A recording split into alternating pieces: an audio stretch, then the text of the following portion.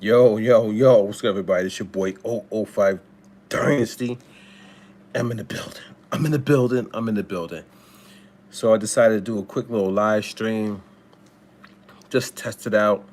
I don't know how it's going to go, but I want to do a quick live stream talking about fake musical producers in the game, especially on YouTube. So I went live on my phone. Let me check my YouTube channel really quick. See if it shows up on there. Then I could pull up the chat. I pull up the chat, yeah. So I'm live on YouTube. All right, let me see.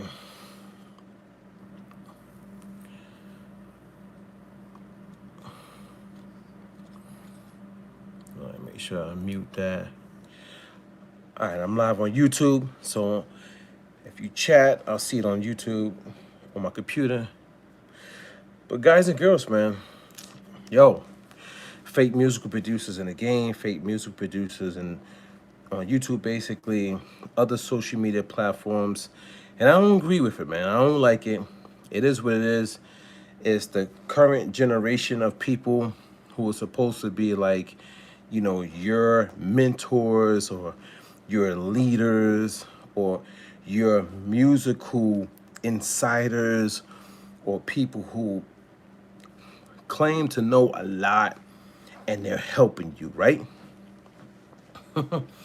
They're helping you on a daily basis with these uploads to all these social media platforms, but mainly YouTube. So I did a couple, I think I did like 3 or 4 videos in the last week talking about this specifically. You know, I had took a little hiatus off of YouTube, you know, just to fall back and to recalibrate. And then so you know, I stopped looking at all the MPC searches. I stopped looking at any gear, you know what I'm saying? Any gear searches. And I never look at this type of stuff for myself. Like I just want to see what the music production community that's controlling the minds of the masses of people are doing. So what I do is I check in, I tap in. So I took a break, I took a hiatus, then I started to tap back in to the search on YouTube. And these people are still doing the same thing, man. Same thing. So take it from a person who literally embarked on a journey in the music production community for some years, man. For some years, around a lot of people, very talented individuals, and I seen music production from its core, right? Street level music production, studios to studios. Now, the digital age takes over, and now everybody's at home. Now everybody's at home doing music production. So take it from a person who literally did it on a street level to now the same person who was me watching music production, but it is coming out in a digital age online. Now, is there a problem with that? Technically, no. As long as you are seeing real music production. But from my eyes and what I'm seeing, there is a problem because you're not seeing real music production in the sense of starting a song to the end of the record. I got the search open right now on YouTube, and the only thing I put in was MPC, right? First thing I see is MPC 3.9, total creative freedom, new features, and then the person is like,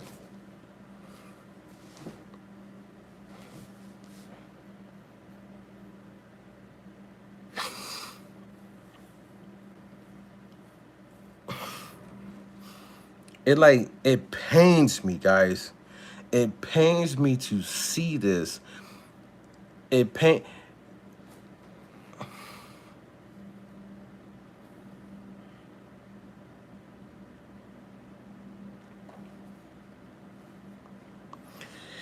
When did music production take a left turn to people talking about updates in gear, product reviews?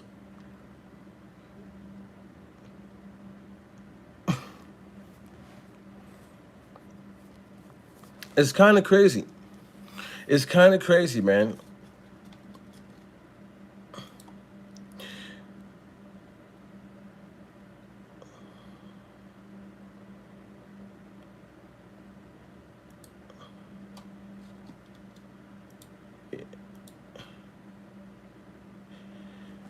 It's kind of crazy, guys.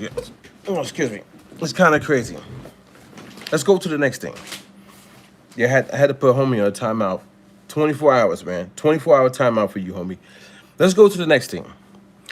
How to import drum samples. How to import drum samples in MPC for beginners.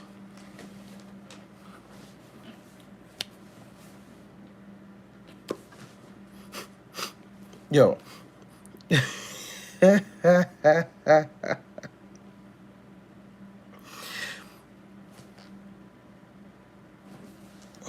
That's real music production? Is that really, are you really telling me that that's real music production?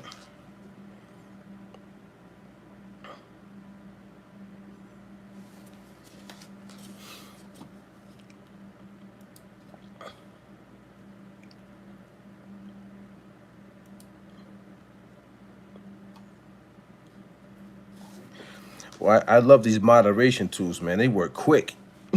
They work quick. As soon as somebody comes in here saying something, I think it's bots. So you just block them.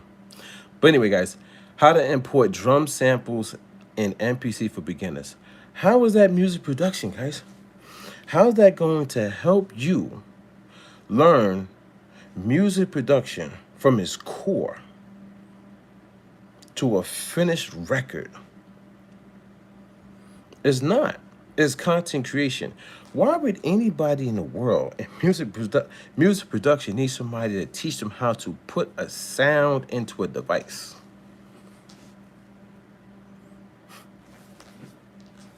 Strange, man. Strange behavior. And the first thing you see is Zounds affiliated link. These niggas is crazy. First method of importing samples. Second method of importing samples. Yo, how do you guys fall for this, man? How do people in the world fall for this?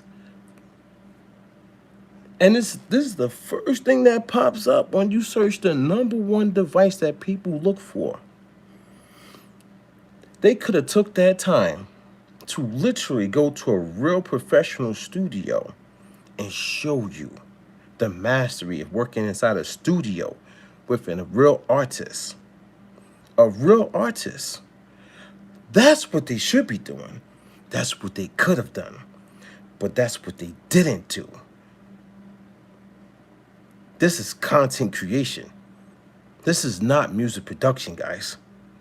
That's why I call these people fake musical producers. Because it's a front, it's a fraud to make the money. They're just trying to fill their pockets. Picture getting into music production, but these people are trying to tell you that you need to watch their video of how to import drum samples into a device. Half these machines come with drum samples to begin with. Your computer comes with samples free. You can download this stuff for free. But that's content. 20-minute video on that too. It takes you 20 minutes to tell somebody how to put a drum sample or audio file into a device.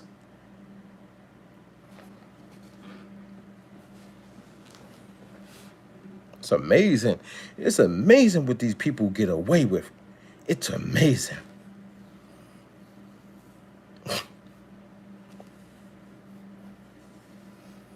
Right? I kind of hate coming to the MPC search because there's some people I can't stomach them.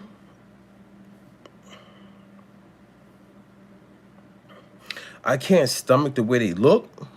And man. But anyway, let's keep going. Don't buy the wrong MPC. MPC 1 versus MPC sample. Which one? And they're holding both devices in the image, in the thumbnail.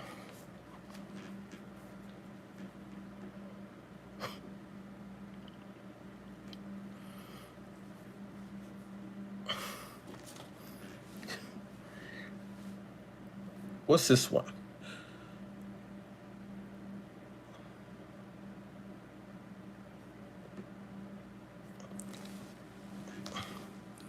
MPC 1 sampling jazz and making boom bap. It's content, guys. You got to think about this. Let me break it down for you guys. Most producers who really did music production back in the days, they weren't online doing this. They weren't online trying to show you their tricks of the trade. They was actually working in the lab trying to make something. They were being creative. They were learning these devices by themselves. Think about it, man. Way before YouTube even came out, music production was a thing. They wasn't online looking for tutorials and watching videos and things of that nature. They were just actually just doing what they had to do.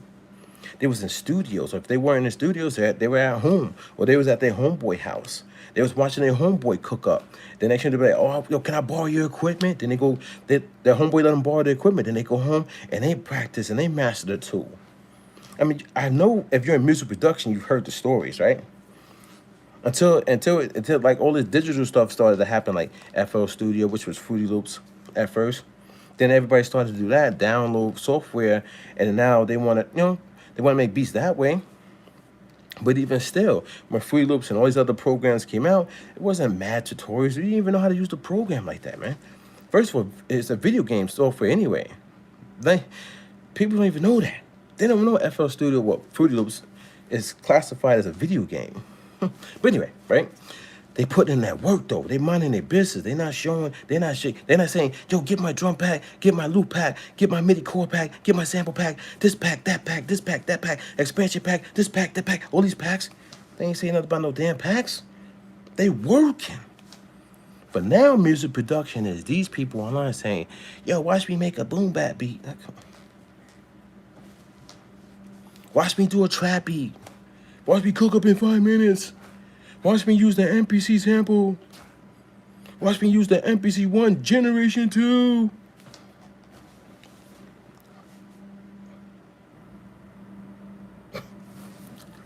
Whatever happened to the title?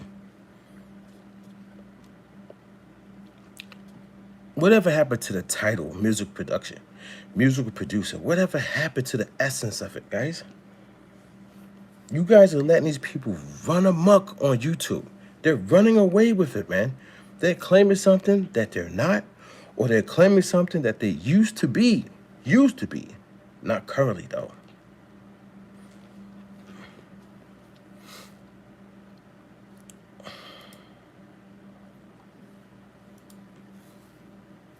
I don't know, guys. Let's continue to go down this search. Let's go down. Right now, I'm on the MPC search on YouTube. Right now. Let's go down. Let's see what they're talking about. MPC keys 37 generation 2. Didn't I just say that?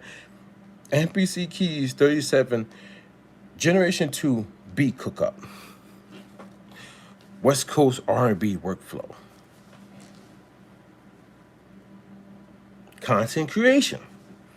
It's just content creation. It's not real music production, guys. I'm sorry. And beat cookup, didn't somebody else create that? Like, see how everybody copy and clone generation. One person comes out with something, then everybody in YouTube just copies it. So now everybody does beat cookups. You know how many people do beat cookups? One person created it, but everybody else copied it. It's sad, man. Instead of doing a beat cook-up, get out your house, go down the block, or go somewhere in your town, find a local artist, and you collaborate, and you work together, and you make music. Beat cook-ups. That's content creation for monetization money on YouTube. But these people will tell you that they're musical producers.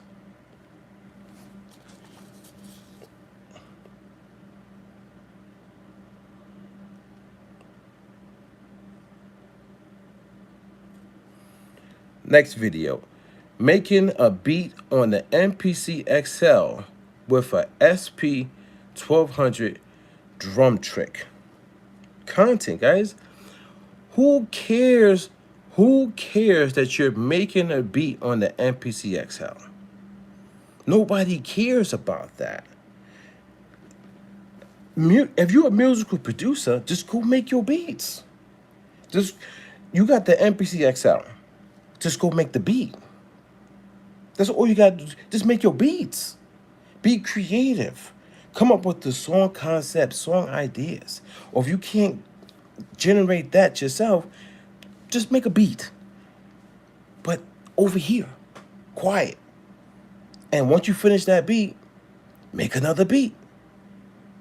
And keep getting creative. Keep building up your catalog. And then do something with the catalog. But they'd rather make a YouTube video. Do you understand now, guys?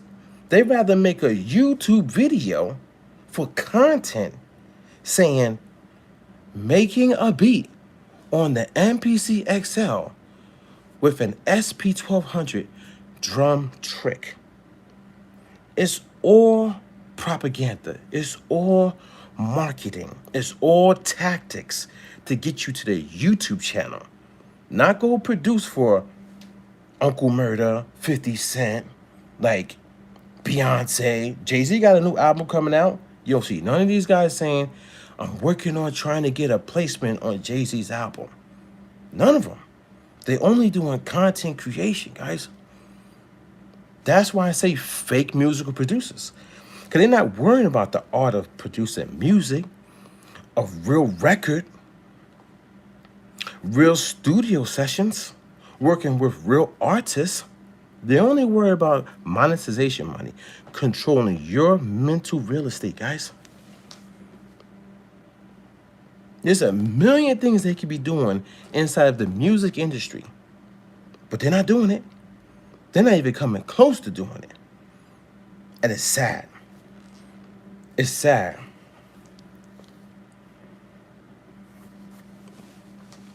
That's the first legit comment. So I'll answer that. Everybody else has been trolling. Well, most of the people have been trolling.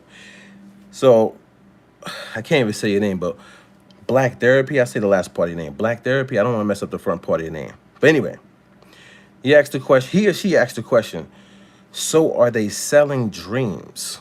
No, they're not selling dreams. They're selling, get my drum pack, get my loop pack, get my MIDI core pack, get my sample pack, get my expansion pack, get my t-shirt, get my masterclass on my website. Yeah, I got a masterclass for the MPC sample. I got a masterclass for the MPC XL. I got a masterclass for the MPC Gen 2.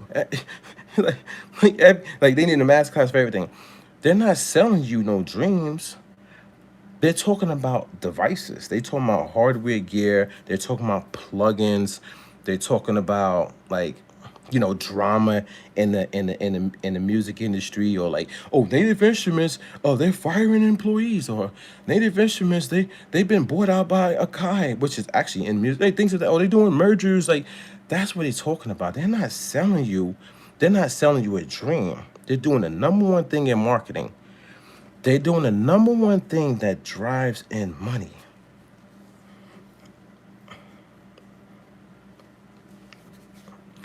That's what they're doing. And it's curiosity. The only thing that they're doing is curiosity. The only thing that they're doing on YouTube is curiosity. Curiosity is the number one seller in the world. Think about it. If you could spark curiosity, you could bring in customers. You could bring in viewers. Think about it. That's what they're doing. They're not selling dreams. They know exactly what they're doing. They're controlling your mental real estate with curiosity and things that you might want to be, you know what I'm saying, be into. And most of the things that people are into nowadays is the hardware devices because everybody promotes it online. So you see a couple famous people using a drum machine. Now everybody thinks the only way to make music is with a drum machine because they see famous people doing it. Famous like a there's a whole psychology thing behind fame too. Ruggish, I spelled it the same way I sounded it out when I was. I hear you. I hear you, man. I hear you.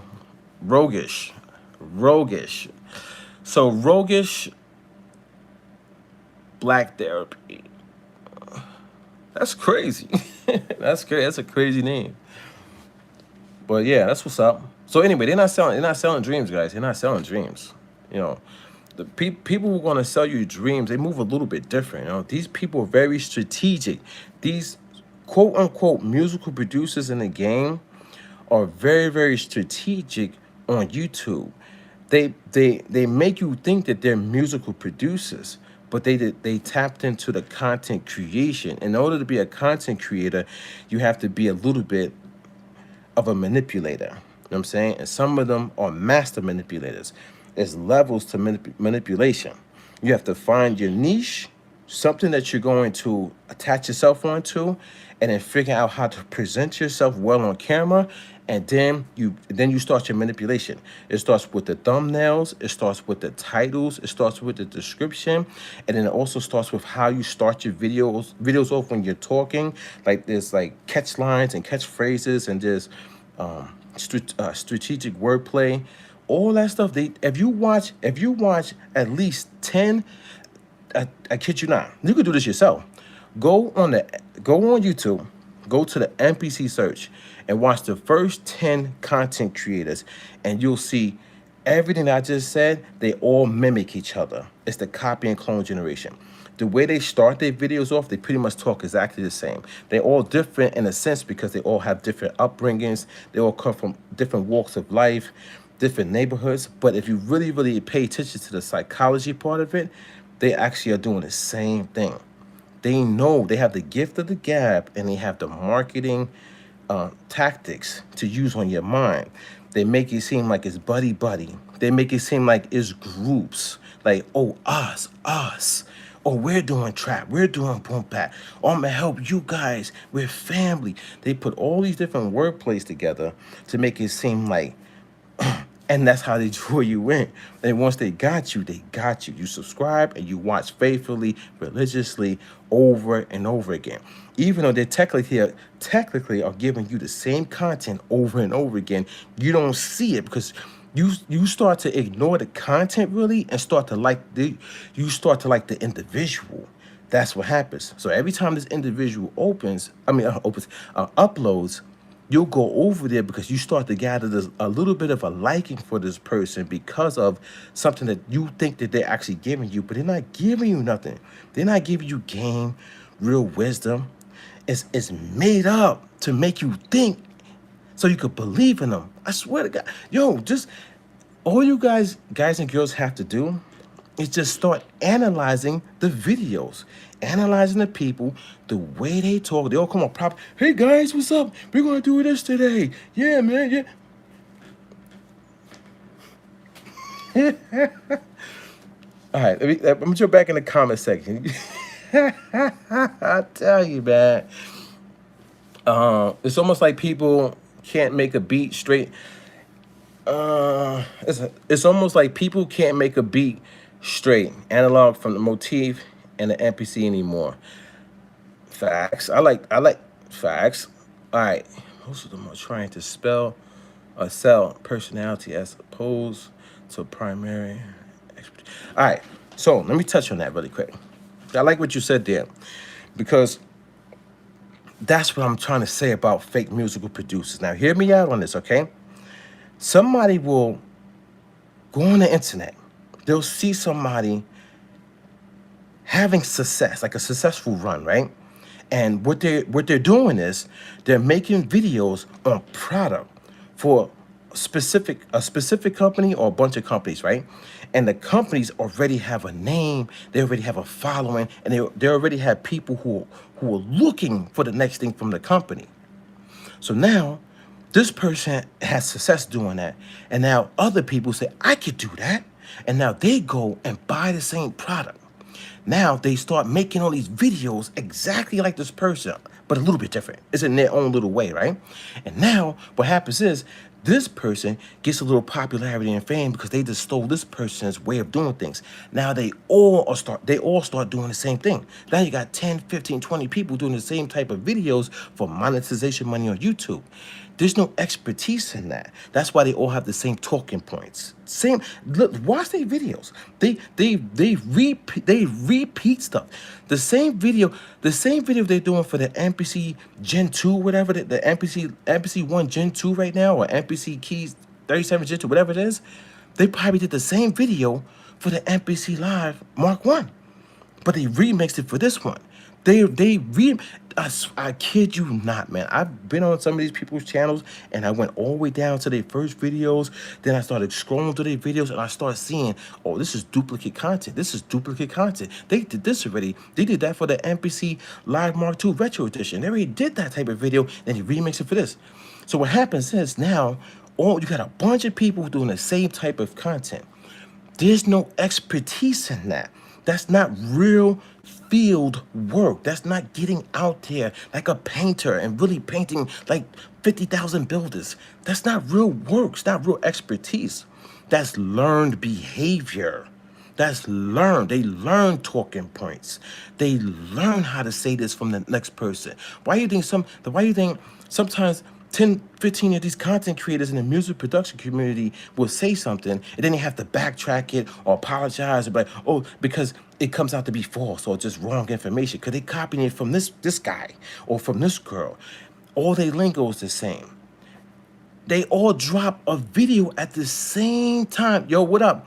Yo, they all drop a video at the same time every time Akai comes out with a new product. And they all got the same talking points. It's to sell that brand, to sell the product for Akai, which is in music. It's not, Akai is not Akai anymore, guys. A lot of people think Akai is Akai. Akai is not Akai. It's in music. And the Akai is owned by In Music. Not the same company, guys.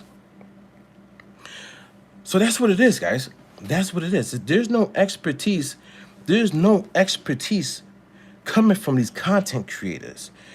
Now, maybe they might have a little bit of knowledge. They might have a little bit of knowledge from this, that.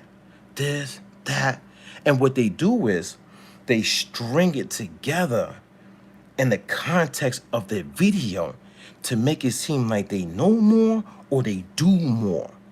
Some of them might have a lot of knowledge though.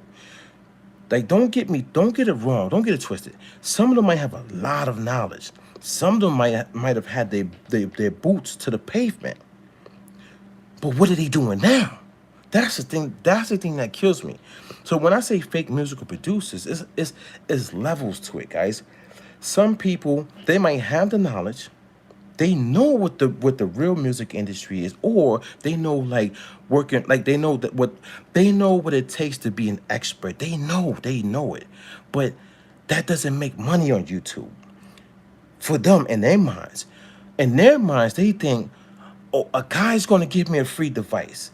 Everybody's looking at Akai because Akai is supposed to be the #1 company with these drum machines. So they already know off the bat they're gonna get views. They already know. So their whole goal is get views because it's money. That's it. So what do? They make it seem like they know a lot, or if they do know a lot, they sprinkle in some of their knowledge, but they don't really show you. They're not showing you music production. That's what I'm trying to tell you. You know what I'm saying? Like, they're not. All right, let me give you an example. Right? I'm gonna give you a real example. When I went to school for music production, it was the year 2009. That the school I went to is called IAR, the Institute of Audio Research, down in Greenwich Village, New York City. When I went there, in my last class, which was amazing by the way, it's a studio session. And you don't know what you're going to get. You might get a rock band. You know what I'm saying? I was lucky. We got a reggae band. This reggae band was awesome, man. They came with the dreads, like, yo, it was so cool. They came in with their own guitars and stuff like that. And one of the things that we had to do was mic up the studio. So you got to mic up the whole drum kit. Which drums do you put on, you know what I'm saying, the snare? Which drums do you put on the hi-hat, the cymbals? Which microphone, let's say drum. Which microphone do you put on the snare? Which microphone do you put on the hi-hats? Which microphone do you put on the cymbals? Which microphone do you put on the bass guitar? Which microphone do you put on the electric guitar? Or which microphone do you put on the acoustic guitar? This is what we had to do in that studio session, or multiple studio sessions, because it's over time. It's your final, okay? And when my teacher pulled out this big ribbon mic, I mean, the mic was old, vintage ribbon mic, and put it on the bass guitar. The bass guitar player lost his mind. He said, "That's the best mic I ever had on this guitar." And when we recorded it into the board, right, into the console, and we played it back, that bass was crazy. People was coming out the other classrooms and coming into our studio session like, yo, that bass is crazy. Now, me seeing that in school, right, literally in school, right, coming on YouTube, watching somebody say, "Hey guys, let's review this plugin today." Or let me show you how to put samples into the MPC, put drum samples in that. That ain't got nothing to do with nothing. These machines come with samples. What are these people talking about on YouTube? This is what I'm trying to tell you guys. You know what I'm saying? So for me, having real world experience like that was just school. That's not. I went to school in 2009, graduated in 2010 for music production, right? Audio engineering. I was already a musical producer. I started in 2003. You know what I'm saying? So in 2003, when I started music production, and I didn't know how to do anything. I was starting out, and over time I got better and better. In 2003, the artists I was working with, they was taking me to the big studios out here in New York City, all over the place, man. I was in so many studios. House studios. I was in bedroom studios. You know, a house studio could be like the basement, right? But a bedroom studio was like you take the mattress and you put the mattress over the window because you don't want RF frequencies coming into the mic while you're recording. And there's towels hanging up on the wall so the reverb doesn't bounce off the wall and go into the mic. Things of that nature, right? So I'm in 2003 to like 2008. I'm all over, seeing everybody work to the point where I started out, I was watching, and then I became the musical producer, right? So me seeing that in my lifetime, and then on top of that, going to school and seeing these professionals, then coming onto YouTube and seeing this, it's fake musical production, guys. It's not real. These people should be showing you the expertise from the ground up, man. Not 10, 15, 20, almost 30-minute videos talking about a plugin.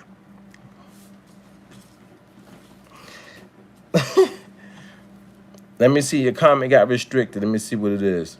1 second. That's crazy work, though, right there, man.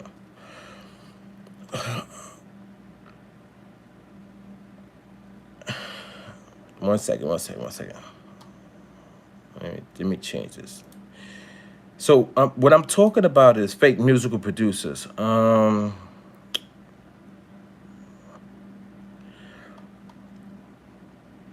Just I guess maybe just watch the speed at.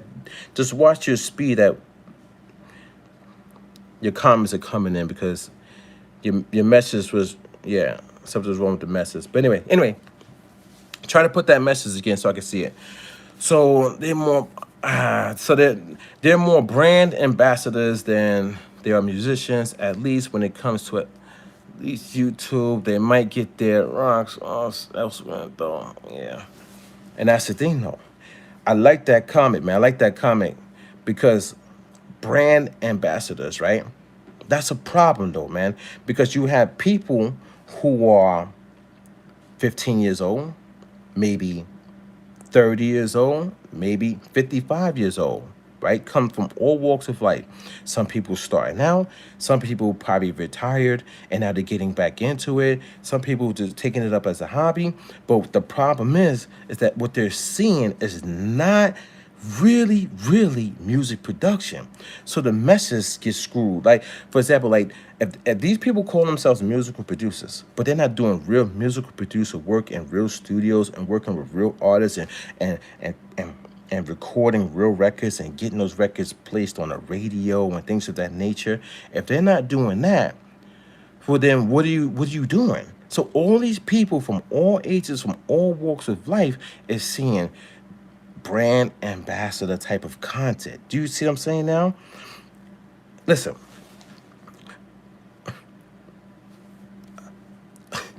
it's funny because I literally take the title musical producer to heart in a sense of like, if you're going to call yourself a musical producer, if you're going to say you're a musical producer, you should be showcasing music production. You shouldn't twist the narrative for the name, the title, musical producer to what you want it to be. And then people who don't know what a real musical producer is and have not seen what a real musical producer does, they will get it twisted and think marketing for companies is real music production. That's a problem. Then now you got 200 people doing the same thing like this guy because they all think that's music production. And it's not. It's not, man. It's content creation.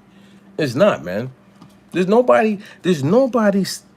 there's nobody in the world that's going to sit here and tell me that this video, let me go back to the title.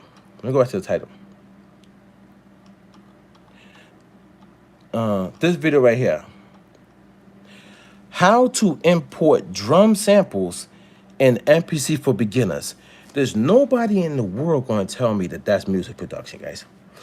Who in their right mind goes into a studio session and they're sitting and telling somebody, let me show you how to put drum samples into, drum samples into the MPC. No, man. That's that.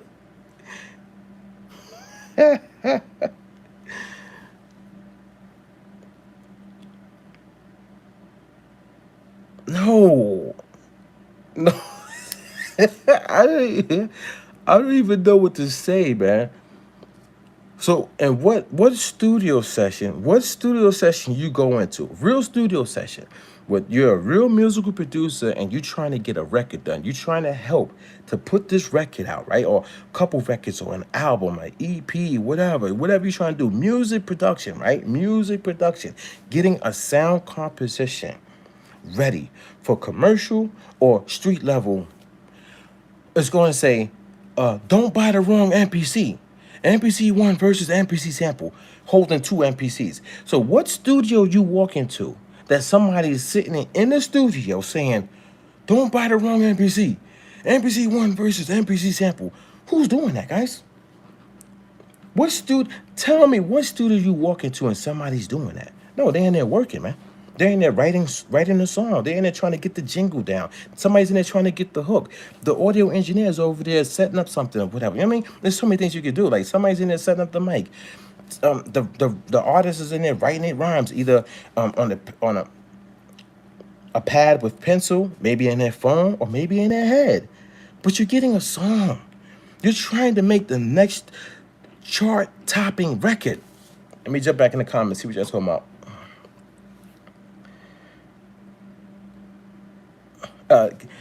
Say, can you show us the channel that have this problem? So well, no.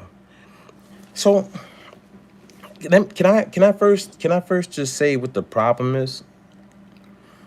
The problem is that 90% of the music production community, especially on YouTube, is following a certain path right now for monetization money. They're doing content every day or every other day or whenever their schedule is, besides when Akai drops a new product and they all launch on that same day to make money. So it's not one channel, it's almost all of them. Just look at it. You could just go search MPC right now, and when you scroll down, look at what they're doing. Nobody's in the studio. I'm not talking about their house, man. This is my spot right here. I'm not talking about this. I'm talking about real musical producers work primarily in studio settings because they're putting the song together. And that's what they're not showing you. Are these guys showing you work for hire? Let me review that message 1 second. Are these guys showing you work for hire? Hire? You know what I'm saying? I forget. It's skipping my mind right now, but like a session band, or like, you know. Let me see. Sorry, man. You got all these rules and regulations on YouTube, man. You know, I don't really live stream that much, so let me see. If I come with that MPC to the studio, I'm gonna wreck you. Nah, it's okay, man. All I need is all the equipment that makes it sound a little bit sharper and cleaner. That's it. Yo, let me tell you something, man. Let me tell you something. With music production, man, a lot of the times, it's not even about that, man. It's not even about, you know, things a little bit cleaner, a little bit more dirtier. That's not what I'm referring to. Because I made beats on Fruity Loops in 2003. I wasn't thinking about whether my sound is clean, dirty. I didn't know about that at the time. I didn't even know how to make beats. Think about it. In 2003, I didn't know how to make beats. Think about this. Think one second. In 2003, I did not know how to make beats. The way I started making beats is in Fruity Loops. So I'm just following what the person showed me. Sampling. They showed me sampling. So I was just sampling off of like YouTube. No, not YouTube. I'm sorry. LimeWire, Napster, program called Aries. So I'm downloading this stuff. I'm just sampling. I'm chopping stuff up. I'm not thinking about that type of stuff. And I was able to make music. I'm not talking about the beat. I made the beat, but took it a step further and made music. It wasn't, when we got to the studio, we wasn't thinking clean, dirty, none of that stuff. You know what I'm saying? We were just thinking about a song. So that's what I'm trying to say. It's the song, not even a beat. You know what I'm saying? Like, you made a comment, say like, yo, you said let me read the comment. I don't wanna mess it up. If I come with that MPC to the studio, I'm gonna wreck you. Now see that, first of all, I like, man, trust me, I like that, man. You know what I'm saying? I like the confidence, that's number one. But in a sense, we weren't thinking like that. Like, a lot of times in the studios in 2003, 2004, 2005, 2006, 2007, right? It could be multiple musical producers in the studio, and we're just talking about the song. You get what I'm saying? We're just talking about the concept. Like, legends and like the rap artists, my number one rap artist, like my main rap artist in that era is the rapper named Legend from Long Island in Brooklyn, New York. Right? You could search him up on Instagram. Just look up Hood Legend 516, right? He in the booth, we listening to him. Soon as he stopped, be like, yo, change this, do this, pop, pop, pop, pop. He come out the booth like, nah, I'm not gonna change that. I meant to say it like this. This is what I'm trying to tell you.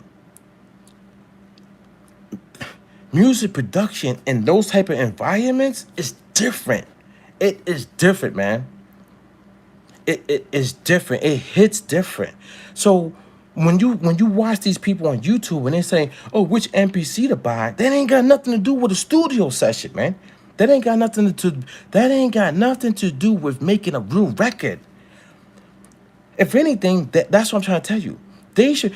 These guys, especially this dude right here, I can't look at this dude, man. I can't, man. The eyeball, this eyeball. Why is this eyeball going like this? I don't know, man. Let me stop. But anyway, this guy he gets all these views, all these people watching him, right? Why is he holding up NPCs talking about which one to get? Why he not in the studio and showing you guys the turmoil, the back and forth, the like, oh, we got it, man, we did it. Oh, that vocal take was dope, man. Try the vocal take on this level, this pitch, like all these different things that a musical producer is going to do in a studio session. Why this person's not doing that and doing it over and over again, multiple studio sessions, showing people how to put a project together, showing people how to put an album together. No, but what this person wants to do is do a beat cookup, or let's review your beats. What does reviewing somebody's beat have to do anything about a hit record? Oh, you just turn down the hi-hats a little bit, man. Yeah, do this. Oh, I like it, man. It was cool, man. Yeah, dope beat, man. Keep going, man. Come on. And taking people's money, $25 here and there, to review somebody's beat. Why is he? Think about this, guys. The person charging you to review your beat, and right? So you send a beat, they review the beat. And then nothing ever happens with you and the beat.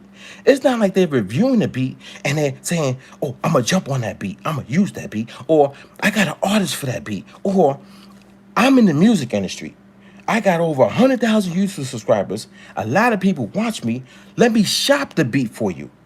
They take your money and don't even shop the beat for you. Think about it, guys. Think about it, man. Because it's all about content creation to fill up their pockets, man. It's kind of crazy, man. Let me see what you said. Let me see. Talking about recording, okay, for sure. Mic up, it's fun times. Yep. Lavaliers for everything. Laugh out loud, magic. Yeah. If I come with that MP, yeah. So that. All I need is the. Okay. Let me see, man. Your stuff is getting removed, so I can't even see it. You know what you gotta do? You know what I'm saying? If you're still here, well, Roy, you gotta put everything into one paragraph, because YouTube is literally retracting all of your messages. It's not even me. You see as I'm talking, I'm moving my hand, so I'm not even touching it. You know what I'm saying? You can even hear my mouse click when I put my hand on the mouse. So you gotta put it all in one paragraph. I'll read the paragraph and then we chop it up from there.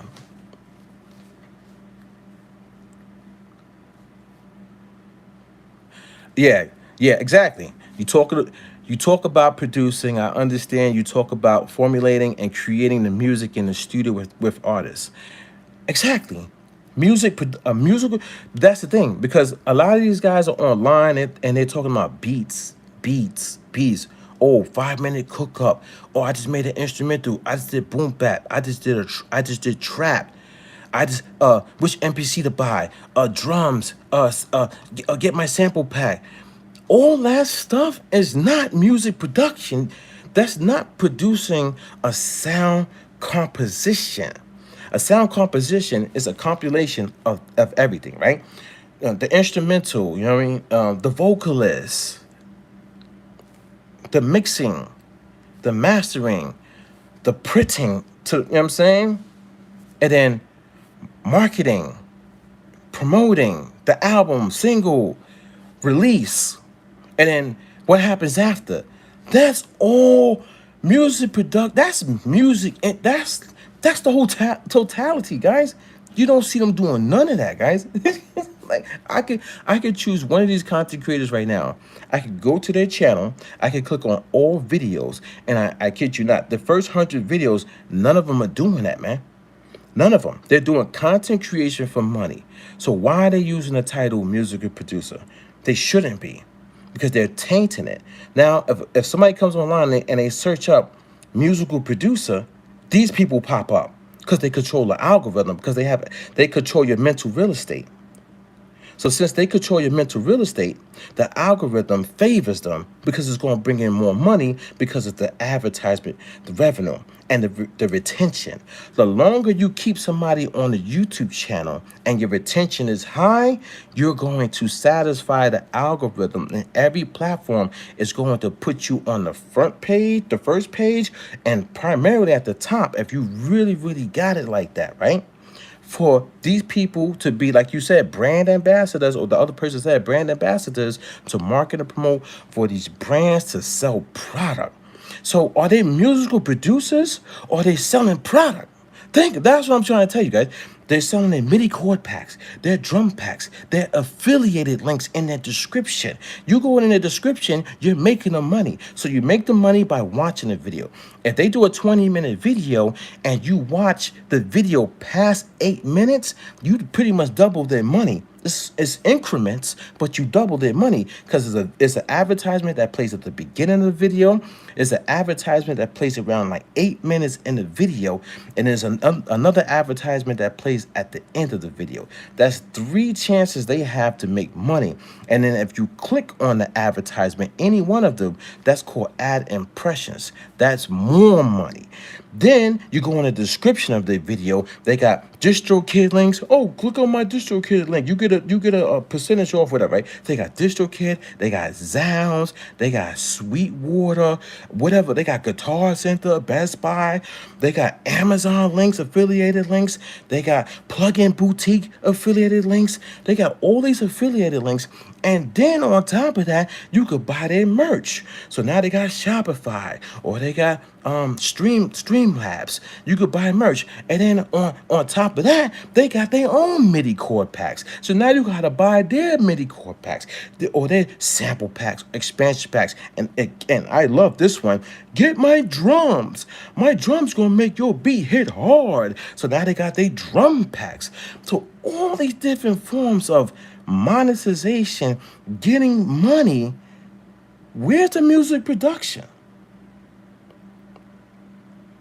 This guy right here on YouTube right now that I'm looking at right now has 200,000 YouTube subscribers. Made records that blew up for him. But he didn't technically make it on his own. The artist made the record. The artist made the record and brought it to him to help. But the song was already done for all these artists. One of the songs that blew up is not even his version. He did the first version. They didn't even use the first version. They used parts of it. The second version is what went skyrocketed. But because the first version, they used parts of it, then his name gets attached to it, right? But think about it. Follow me here. Follow me. So this person has success. So since you got success, then you can maneuver because you got success. You know people in the industry, or you could use your accolade to kick down doors, right? Why is this person who has success that can move the needle, can get famous people on a YouTube channel, right? Can get the famous people on a YouTube channel in the music industry, right? Not doing that. Why they not doing that? Why is this person not bringing famous rap artists onto the YouTube channel, but not in his bedroom or the room that he sits in, or the living room or garage or the attic or the basement? I don't know where the room is at in the house. Why they not at the studio working on real projects, real songs, showing you guys the base, the core, the foundation, how studio sessions are really, really ran. So now people can say, oh, I know what real music production is. How come they're not doing that?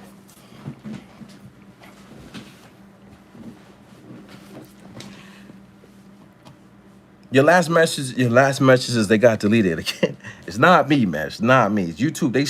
They slow you down with the comments. They have their own system to stop spam. So you gotta put, if you're gonna say a lot, you gotta put it in one paragraph. In one paragraph, I'll read the paragraph. You know what I'm saying? Guys, I want to see real music production. Like, Listen, I told you guys, I come up in the era of music production, right? Like, I mean, I don't want to say that.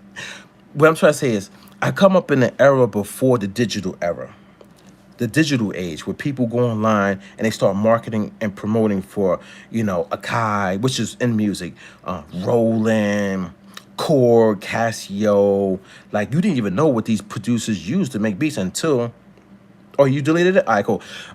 You didn't even know what these producers use until maybe somebody did a article on them in you know Tower Records magazine. I'm just making it up, but some magazine, or like, back in the days it was MySpace or something like that, right? Think about it, guys. Like, think about it from that aspect. Let's see what he said. he said, I could really care less about real music production. We got YouTube. And see, now listen. That's an honest statement. That's an honest comment. And that's the way that you feel. And I can't change that. You know what I'm saying? I can only state the way that I feel. You know what I'm saying? That's it. Like, that's primarily, like, listen, my YouTube channel is about documenting. It's about documenting as I go. If you Google search me, you'll see it. I'm not even making it up. You Google search me, you'll see, like, you see. It's a lot of stuff to see, right? So I'm documenting as I go. And not everybody's going to feel the same way. A lot of people are going to say, I could care less. I don't care. And I'm not here to change that mindset. I'm only here to document. 10 years from now, somebody be like, yo, that's the way Jamel felt. Yo, you know what I'm saying?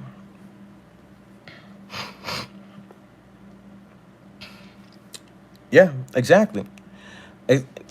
That's the way that I use it. I use YouTube as a tool. I use YouTube as a tool. I use my website as a tool. I use, Google as a tool, search engine optimization. Everything is a tool for me. You know what I'm saying? Even music production, when I was really, really doing it, was a tool. It was a tool to help my twin brother. It was a tool to help, Legendary Team. It was a tool to help all the artists that I worked with at that time. You know what I'm saying? So now, what I'm trying to say is, music production, the tool, right? Now, the title, the tool, however you want to phrase it, is not being represented the right way on YouTube. It's not, man. It's not, dude. I have clips on my phone from, when I went to school, like in studio sessions. I have my twin brother right now. We got, I don't know, maybe like 100, maybe 200 DV tapes. Do you know DV tapes? The digital video tapes, the small tapes that go on the camcorders. We have so many of those for what we were doing in the music industry, recording studio sessions. And my twin brother, in the early 2000s, the DVD era, we were a part of that. It was called Hood Legend DVD. So you had Smack, you had Fendi, the Come Up DVD, you had Craze from All Access DVD, and we all knew each other, you know what I'm saying? Going everywhere, recording everywhere. You had Arliss Michaels from Real Talk TV, you know what I'm saying? So I have footage to back it up too. I have receipts. That's the crazy thing. You know what I'm saying? Like, I'm not just talking. Like, I have receipts. You could go online right now. You could literally go on YouTube right now and look up Hood Legend DVD, and you'll see. Actually, I earlier this year, I put Hood Legend DVD Volume 1 and Volume 2 on my YouTube channel. So you can literally see me in the music industry in the early 2000s. Now, am I trying to say the early 2000s was better than now? No, I'm not trying to say that. I'm not trying to say that this era is better than this era. No, I'm not trying to say that. What I'm trying to say is people are misrepresenting what a real musical producer is. They are, man. They got this different way that they're trying to say, oh, it's the new way. Oh, music production changed. Have you seen these people say that on YouTube? Music production changed. Oh, it's done like this now. No, it's not done like that, man. Because when real records still come out, the records that you hear on the radio, the ones that are really, really mixed and mastered and still pressed up on CD and records that sound pristine, sound great, they sound good, they hit, they knock, the bass rumbles, all that stuff, vocals are clear. That comes from real studios, real processing, even after the fact when you worked in your home studio. So they're not showing that part though, but they're making mad videos online. That's my problem. I want to see real music production. I don't want to see you holding up an MPC talking about, hey, which one's better for you? They don't even switch it up. They don't do real music production and show you the, you know what I'm saying, the stuff that they're marketing for these companies. They don't do both.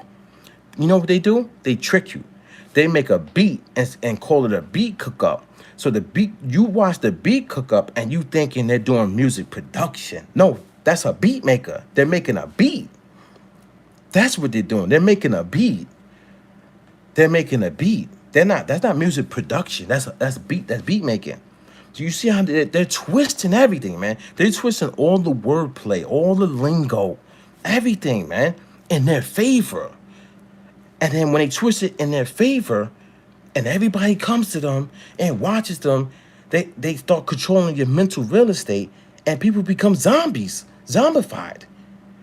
And now nobody can say anything. Like, I can't say nothing about real music production that I did for many, many years that could be backed up and verified by artists, be backed up and verified by video footage, backed up and verified by the songs that are actually on my YouTube channel. I have a playlist that says music produced by 005 Dynasty, different artists. But my voice and my words don't mean nothing because it's not about the truth. It's about who we like. It's about who we like. If you like the person, they could do no wrong. And that's crazy. What do you want to see?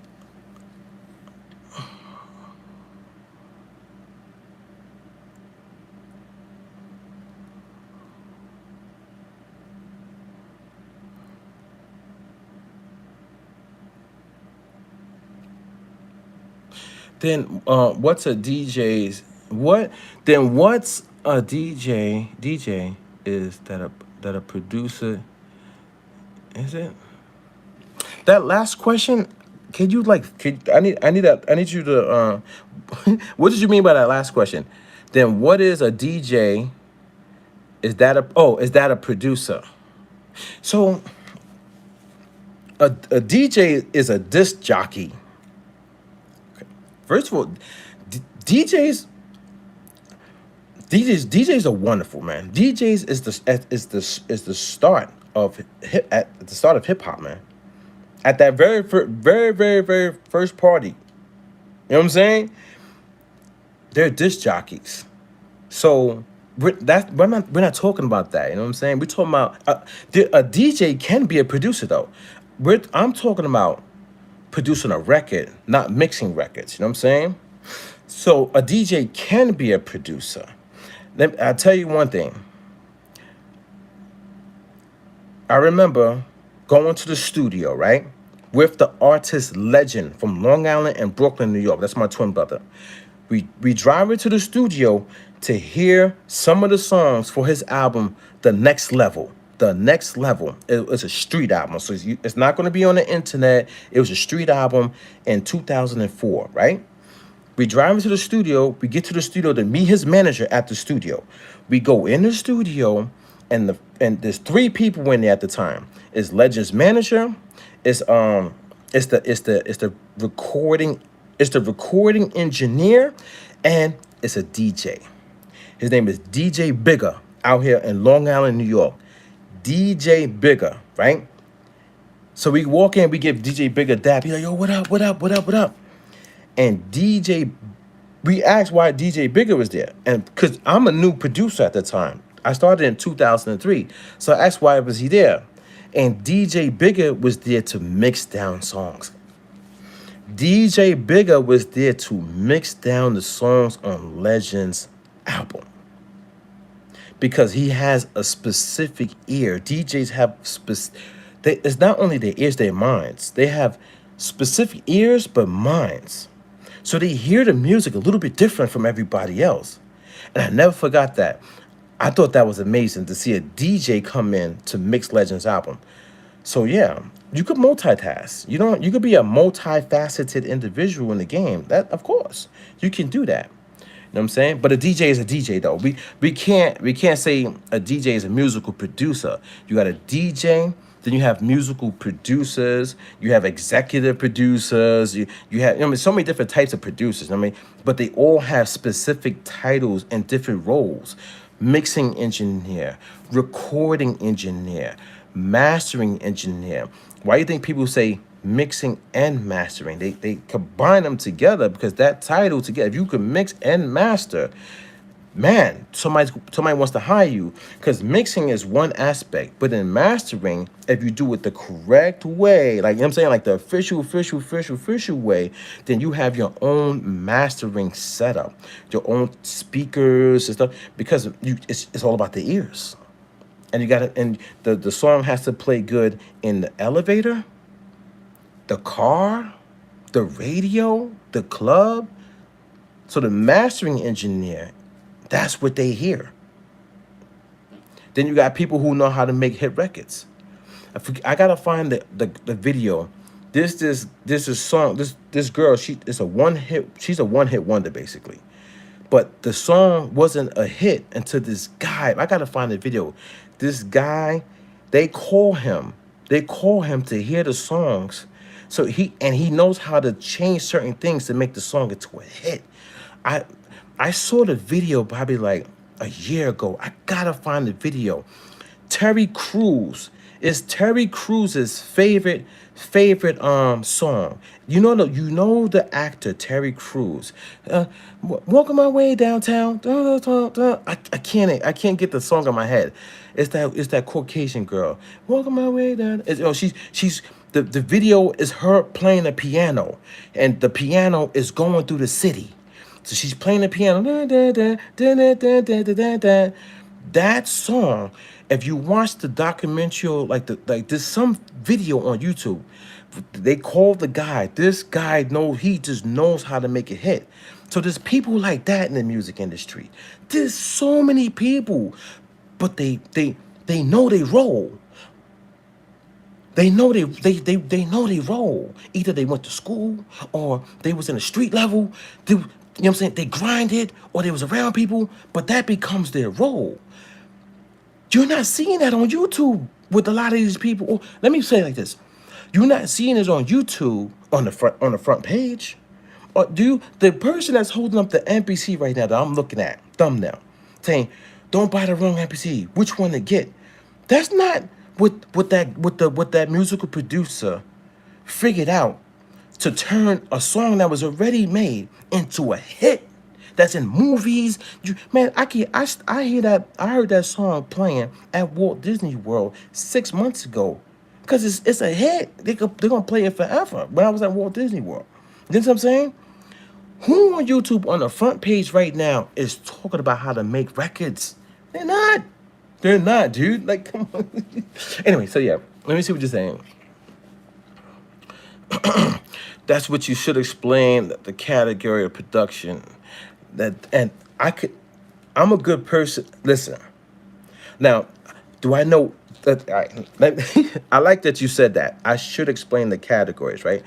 I'm a good person to explain the categories, but I haven't done every single category to that level. So I can't give you expertise advice. And see, that's the cool thing about me. I'm never going to put up a front. I'm never going to make it seem like I know more than I know. I'll tell you, I don't know how to master a record. I don't. Because I don't have that wasn't my path. Now, do I know a mastering engineer? Yeah. His name is Sam. You know how I know him? Because he was one of my professors at school. And when I was at school in 2009, he wasn't a mastering engineer yet. He was a mixing engineer and recording engineer, and he was teaching all of us, right? And he used to tell us about mastering. He was studying it. There's pictures of him literally in like the closets at the school and messing around with all the microphones and stuff like that, speakers. Why was he doing that at that time? Because he was really trying to figure out speakers, microphones. What is it about the frequency response? Flat level frequency response, the types of curves, you know what I'm saying, that the speakers and the mics have. And now he's a full-fledged, I kid you not, mastering engineer, and he's done film work because of that. Film work, man, film work. So that's different from, oh, let me show you how to put drum samples into the MPC. So why would I think these people on YouTube are real musical producers when they're not showing that trajectory of starting from the foundation of music production, learning electricity, going to mastering records and being in films and things of that nature. They showing you, oh, let's sample for a beat cook-up. Oh, watch how fast I can make a beat. I can make a beat in 5 minutes. That's not... Yo, that's shit crazy, son.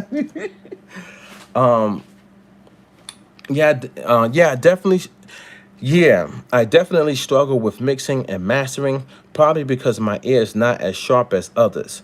All the MPCs are the same. And I don't know if you've seen my videos, but I've been saying, I did my research, okay? Since 2016, 2017, 2018. 2016-ish, 2017 is when the MPC Live came out. Ever since then, every MPC is technically the same. They've only been changing certain things on the device or a couple things inside the device, but nothing when it comes to the sound of the device. That's why the MPC XL can sound like the MPC X. That's why the MPC sample, which is the latest one, no, the MPC Generation 2, let's say that, MPC Gen 2, MPC 1 Gen 2 sounds like the MPC Live Mark 1. Because they haven't changed the fundamentals of the sound. Because they don't need to, because everybody's buying these MPCs. These content creators make you, I don't want to say make, but they trick you into buying. So if the content creators buy it, they say that's music production, then you guys go out and buy it. There's no incentive for in music. It's in music to change the core foundation of the inner structure of the device because they're making money. Why would they go and start changing the inner structure when nobody's really, only a couple people are talking about that? That's why they sound the same. And I want to touch on your point. So you said, yeah, I definitely struggle with mixing and mastering, probably because my ear is not as sharp as others. Now, let me tell you something. Let me tell you something right now.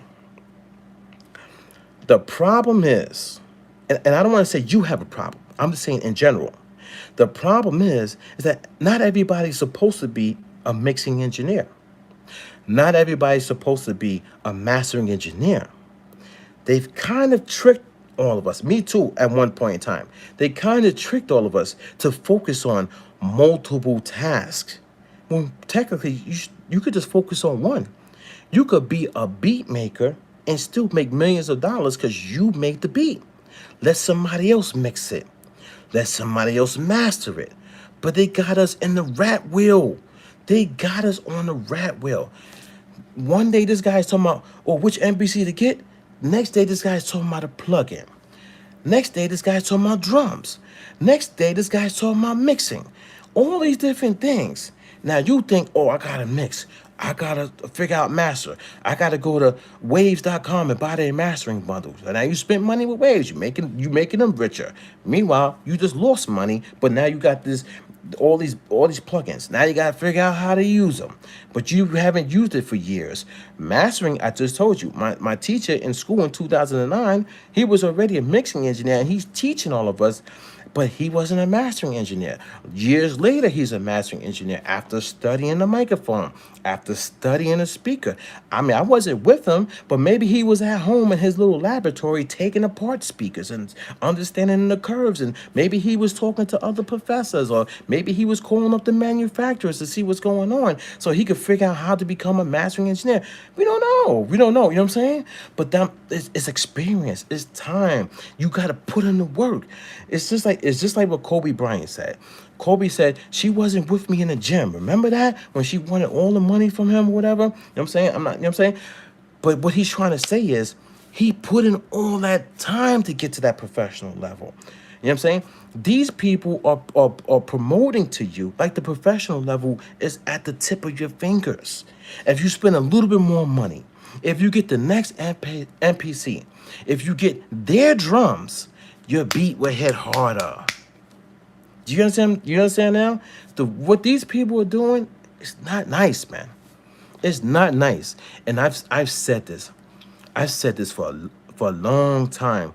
When I woke up from these people on YouTube. These people are not nice. They know what they're doing. And what they'll do to a lot of people's minds, they'll say, that guy, there's a guy on YouTube, he's talking crap about us. There's a guy on YouTube saying fake musical producers. So now they get you to join in with them, or they get you to feel sympathy for them. They play the victim card. They're, oh, he's talking about me. Yo, what about the guy that said, yo, I knew this was going to happen. You know, when you become famous, you get a little bit of fame, that other people want to down you to try to grow off of you. Remember the guy said that? Remember the guy on YouTube said, yo, these people are trying to play me to grow off of me. And nobody cares about this guy at all. We just see fake. And we're saying, that's not real. There's a big difference in what we're saying compared to what this person is claiming. That's craziness. You know what I'm saying? So all the NPCs are the same. And you got to think about it. Think about the NPC. And I did a video on this. And I said NPC musical producers have been tricked. They've been tricked by Akai, but it's not Akai, guys. It's In Music. It's the parent company. They own Akai because you know what I'm saying? Akai went bankrupt. That whole thing. You know? I don't know if you guys have done your research. I've been doing my research. Akai went bankrupt because one of the people in there was stealing the money. So when dude took all the money, you know what I'm saying, took most of the money, they couldn't hold up the company. They went bankrupt. You know what I'm saying? It's theft inside. So they go bankrupt, right? And now, you know what I'm saying, it's two forms of Akai. It's Akai, and then it's Akai Music. A lot of people don't even know that. That's why you can see like some home appliances and it says Akai on it. But you like, yo, they make musical devices. Yeah, because it was two branches, Akai and Akai Music. In Music, they own Akai Professional, Akai Pro. That's what it is, Akai Pro. And Akai Pro is the musical division. So In Music owns Akai Pro. So when they put a product out there under the Akai brand, you don't even think of In Music, you think Akai. And Akai, that company has a big fan base because Akai used to revolutionize the game. So a lot of people don't know this. When they had reel to reel tape, you know, the two tape machine, the tape, music was recorded on tape. The engineers at Akai, and I believe it was the father. I got to go back and look at the story. It's like a marvel. Like they changed the game by enhancing those reel-to-reel tapes. That's why the Akai reel-to-reel tape is pristine, because they made some type of glass, because those reel-to-reel tapes will burn out fast. So all those manufacturers, they made these machines, but these machines were dying very, very quickly. They were burning out fast because of the tape. So Akai, they changed the game. They became revolutionary in that, right? Then here comes, you know, Roger Lynn, and they do the whole 16-pad drum machine. You get what I'm saying? So now they got fan base because they was revolutionary. They was revolutionizing the game, changing the game, and helping enhance machines, make these machines better. Certain machines. Then they create the drum pads, and now they start doing the home professional machines. And these home professional machines, they had a certain characteristics and sound that came with it because of the scientists, like the audio, the engineering, which was a lot of happy mistakes. A lot of happy mistakes, guys. A lot of happy mistakes. Then when it comes to the transistors, the type of transistors they was using in these devices, the latency, the clock speed, the headroom, right? The types of capacitors that they was using, converters, all that stuff played into how those machines sounded. You get what I'm saying? So those machines had a unique sound. So those machines are technically classified as instruments because they had their own unique sound, like the Akai MPC 60 or the Akai MPC 3000. They were very unique in their sound, the way they hit, the way they process drums and so forth, right? Or whatever you put into it, they made it warmer, fatter, right? Now, then when Akai has this big old problem, and then they lose the company basically, and another company comes in, swallow them up because they got all the money. Because you get in music, they had the DJ. Remember, in music, right? They had they were doing the whole thing with the DJ company and stuff like that. So they swallow them up, but now they got to think, how can we make money off of this brand? And then on top of that, the infrastructure change.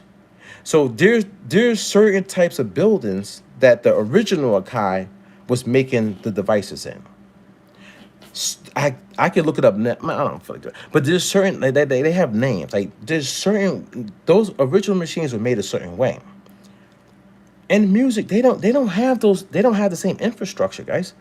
They don't have the same way that those other machines were made, and they don't have the same engineers. Everything is different. So now they switch over to the modern way. But it's not only in music. All the companies switched over to the modern way. All of them. Not only Akai. So all these companies do this digital and all that stuff. It's just a new way. So now everything is digital pretty much. Some devices are hybrid, digital analog. I got guitar pedals sitting in front of me right now that's hybrid. It's digital interface. So you do all those knobs and stuff on the digital interface, but then when you export it out, it goes through an analog signal. So it's like, you know what I'm saying? So it's like a hybrid, you know what I mean? You know what I'm saying? So it's just a crazy game, guys. It's crazy. Like if you gotta do your research. That's why I started doing my research. Man, I started studying a lot of things, a lot of people, man, like transistors. I started looking into electricity, electrons, all that stuff, like how electricity flows, like why does the MPC now sound different from the ones before? And I found out that the transistors that they were using, they were a little bit bigger. Like, you know what I'm saying? The metal or whatever that's inside of it were bigger. So it took the electrons a little bit longer to flow across to pass the signal. And sometimes there would be a little bit of drops and stuff like that. That's now what they have is they have micro transistors, which are they're smaller, which sends the signal through faster. That changes electronics and the way that they function. So when I started, who's really good at that stuff? The producer guru. The producer, how you get back in here? These people, they wild. You guys are wild. The producer for Jay-Z, Guru. I like watching his videos when he talks about electrons, because he gets so animated about it. And he was like, "Don't let me keep talking about electrons, because if I keep talking about it, then we're gonna start talking about the what he said."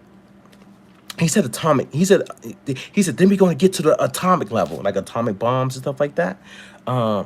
What's the movie? Y'all guys know the movie just came out about the guy who created the atomic bomb. I forget the name. I might look it up. Damn, I need to wipe my face. I'm sweating, guys. I'm sweating. It's hot. It's hot. I turned, look, my eyes might turn red. Yeah, I turned the AC off just to talk to you guys. I got the AC and stuff, but I turned it off. I don't want it in the mic, right? Hold on, let me see what you said really quick.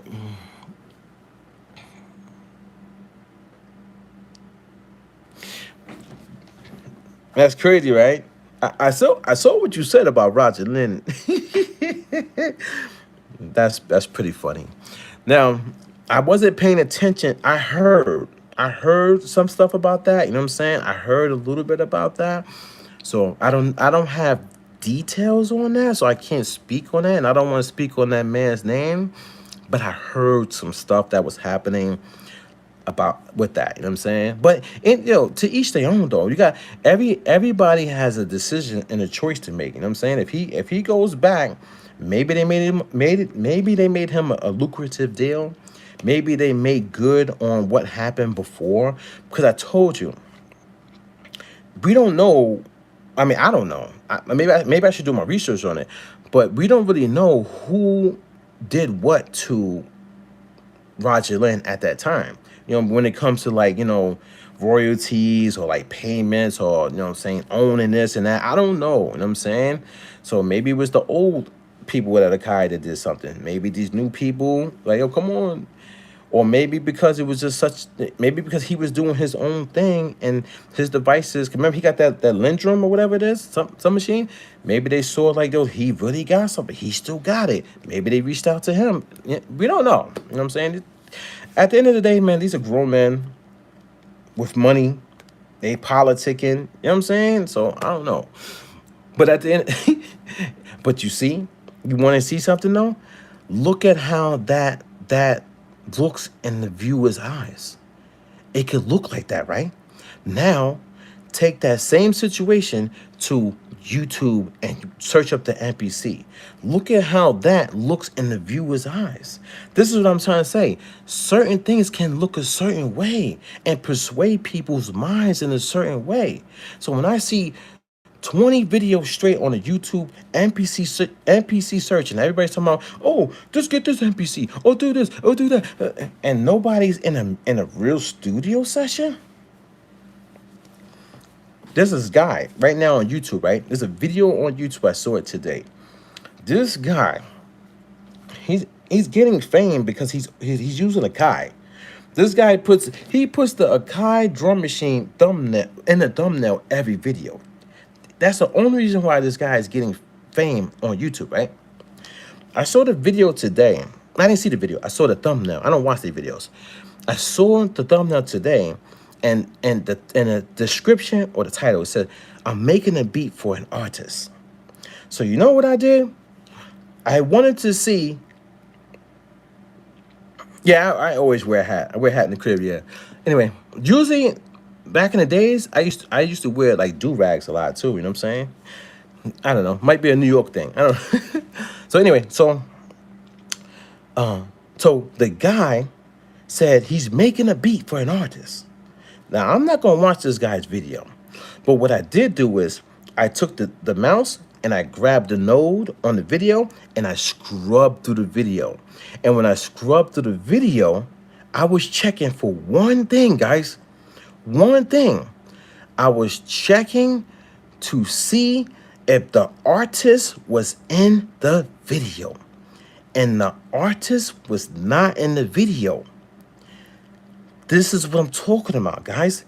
Anybody could put a title saying, "I'm making a beat for an artist." They can even say the artist's name. But what is everybody at this point in time is a beat maker. We all know how to make beats, and we all can make a beat for an artist. I could beatbox right now and make a beat. But where's the real music production in that? He should have had the artist at his studio, literally listening to the beat, critiquing the beat, telling him what he or she wants in the beat, or what he or she would like for him to take out of the beat, writing rhymes to the beat, or writing R&B lyrics, writing a chorus, writing a hook, or just harmonizing, or just simply humming. Just hum to the goddamn beat to figure out something that has some type of substance to make a song. This is what I'm saying. They're not showing you all these different little things that equate to a sound composition, a full record. I want to see musical production. I don't want to see somebody making a beat and saying they're making it for an artist. I want to see the work of a musical producer. I want to see them make the beat. After they make the beat, let the beat play. Let it play. And just sit there while the artist is in the studio. Don't say ish. Don't say nothing. Don't say nothing. Just sit back in your chair and just spin. Just spin. Let the beat play. Let the artist go to work. You don't even have to record a 15, 20 minute video for that. Put your camera on a tripod and let it sit in the studio and record the whole environment. Record the studio session. Let the artist go to work. Then when the artist come up with something, then your musical genius mind starts enhancing the record. That's cool. Try this. All right, go in the booth. Let's try it. Am I wrong? Am I wrong for wanting to see that? Real music production? Am I wrong? Am I wrong for wanting to see this? A person who claims to be a musical producer, hear me out. They claim to be a musical producer. They're in the studio and the beat's playing. It's already done. I don't need to see you making a beat. It's done. It's playing. The artist already heard the beat. They're on their way to the studio. They come to the studio. They open the door. They come in. They sit down. You greet them. Yo, what's good? You good? All right, cool. It's happening all in the studio. The cameras are showing it. We don't need to do special effects. We don't need to have like emojis flying across the camera. We don't need none of that. We don't need information commercials. We don't need you promoting Akai. We don't need you promoting any company, Roland, nothing. It's just you and the artist and maybe their entourage. And then you say, I was just sitting here, I was listening to this joint. This is what I came up with. Maybe you might like it, maybe not. But can I let you hear it? They might say yeah. They might say no. But if they say yeah, you let them hear what you got. The song concept, the idea. Oh, I was thinking this could be a gangster track.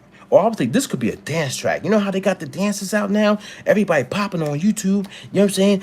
TikTok is mainly for dancing. This is what I was thinking. And you come with your little jingle and see if they vibe with it.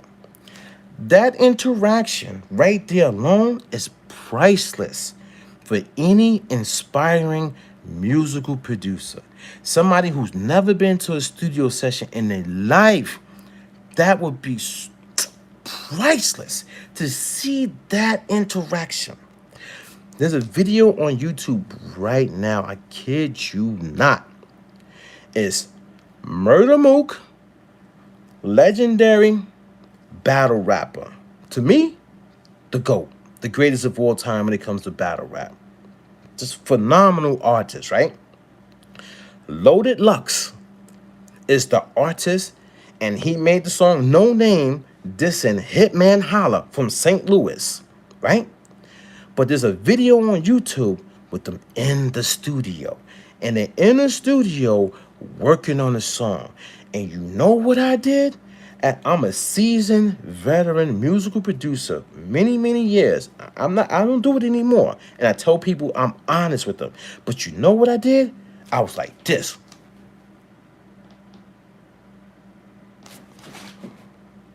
My kids are coming like, Daddy, Dad.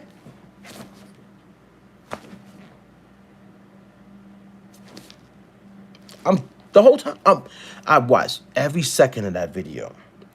Not to steal anything, but to be immersed in a studio environment.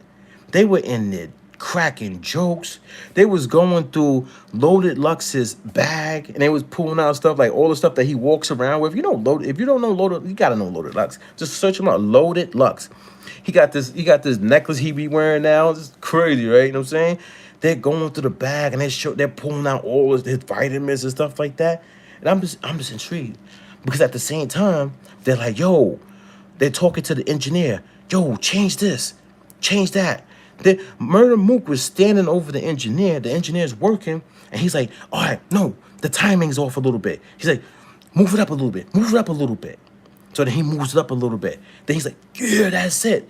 Then all those little dynamics right there teaches you what a musical producer is. Was Loaded Lux, did I see Loaded Lux really orchestrating the studio session and telling the recording and mixing engineer what to do? I saw Murder Mook doing that in the video. So Murder Mook was producing the record. Even though Murder Mook didn't make the beat, the guy who was the audio engineer, Chameleon, I forget his name. I could look it up. He made the beat. So he made the beat and he's recording the studio session. So he's gonna go down as a music producer, but technically, Murder Mook should go down as a musical producer too on that song. Now he probably didn't accept the title. He probably didn't think about it, but he helped produce the record. The proof is in the video on YouTube, so nobody could deny it. The way he was orchestrating that track, he was like, "I'm coming at this point," and then he goes in the booth and he does a little drop on the song, and it was one take he did it, and he came out the booth. So professional, man, so professional. You could even see in the video, he's talking to Loaded Lux about delivery. He's talking to Loaded Lux about what did he say? Timing, and they were talking about like pause, like it's like, because there's a part in the song where when Murder Mook was like, yo, why you playing with this little boy? And then Loaded Lux comes on, he goes, pause. So I started laughing. It's in the record. It's pretty dope, right? But think about that. That is produced. They're talking it through. Oh, you know what they were saying? They were saying like, yeah, because you know, every time, they had a story. They said when they're battling, there's certain things that they say that people might take it as sus, like that you gotta say pause to, right? But they were saying like, but it's a hot line though. So if you say something like balls, and everybody says pause, or like the crowd like, oh man, you can't say that because of the whole pause stigma that's put on the game now, but it was a hot line. So now they're talking about that in a studio session. So I'm hearing that watching the video, and I thought that was a pretty cool dynamic to hear that. They're just talking regular. This is what I'm trying to say. Studio sessions, there's so much involved. You learn culture. You learn why they saying this. You learn about their battles because of, like, you know, what was happening at the battle and the crowd and the audience because of certain wordplay that they're saying. So now when you start writing your song, you might not say something because you might think like, oh, that audience or the hip hop audience might not rock with that line. So I got to say something else. Like, I got there's a record that I did with my twin brother Legend, right? This is the first song that I rhymed on the record with him. And I had to say pause on the record. Let me see if I remember the rhyme. Twin for life with twin Glocks. There you go, spin the block. Squad up like the riot squad from Fort Rock. Legend hit him with the rocket dog, Herbie Hancock. Pause, like the two hands on a dead clock. So you see how I had to say pause right there? Because of hip-hop culture. That changed the dynamic of my rhyme, because I wanted to say the Hancock because of the song. The song, Herbie Hancock made that song. But I had to come back with my next bar, pause. Now I had to rhyme off pause. What am I going to Hancock and the word pause? Pause. like the two hands on a dead clock. And the dead clock, it stops spinning. It doesn't move anymore. Those hands are paused. The big hand and the small hands pause. So I had to figure out a creative way to put those bars together. But you don't think about that. If I'm in a studio session and I'm doing that and I'm talking about that, now people watching that on YouTube, they start to understand and they learn from that. This is what I'm saying. Somebody on YouTube holding up a thumbnail with two NPCs saying which NPC to buy ain't got nothing to do with no real studio session. Real people talking, dialogue, real people directing the mixing engineer. It's let me see if I remember the rhyme though. I might not remember it. Just give me a second. Twin for life with twin Glocks. There he go, spin the block. Squad up like the riot squad from Far Rock. Legend hit him with the rocket dog. Herbie Hancock. Pause like the two hands on the dead clock. We been hot. Coming out the oven like garlic knots. Piss me off, son. Transform like an Autobot. I'm like a rude boy screaming with the blood clot. They all gonna fry dogs similar to tater tots. Make it rain. What I said, make it rain. Like, make it rain. I got. Oh wait, I said I gotta do. It's crazy.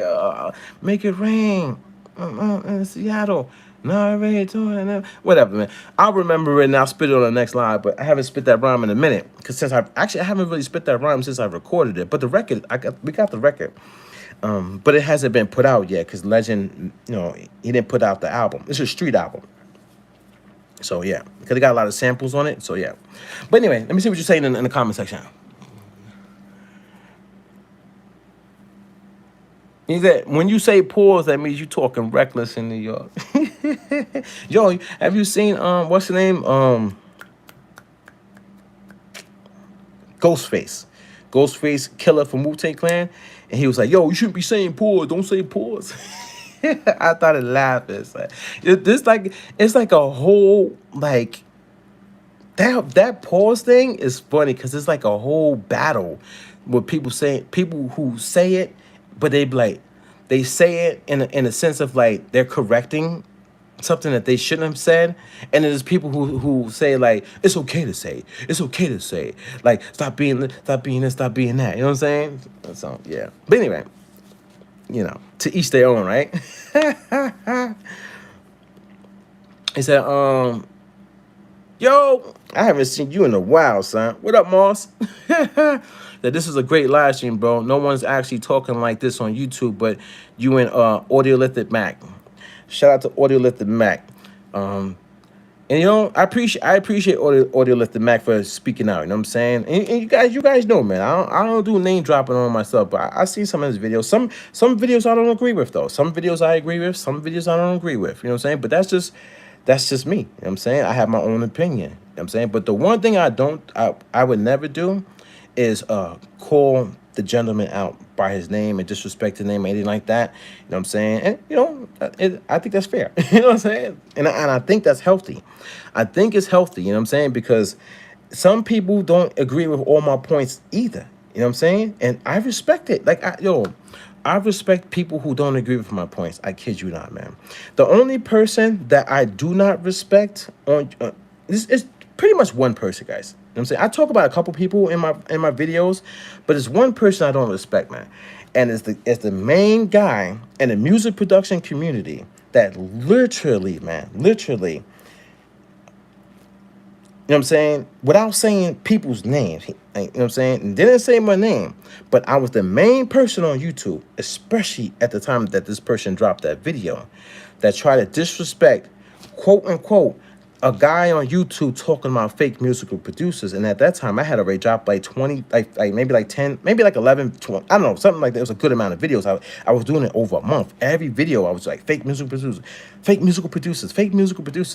And then this person comes out on their bigger platform and try to disrespect that, oh, this person's music is also bad. They haven't made anything good in a long time, and all this and that stuff, right? And then in the next video, contradict themselves, talking about something else. Like, I'm not gonna say it. I remember all the stuff this person was doing, right?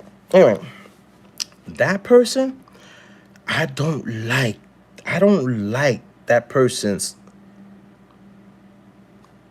character. I don't like that person's character, man. That person, you gotta watch people like that. Very, very, very strategic.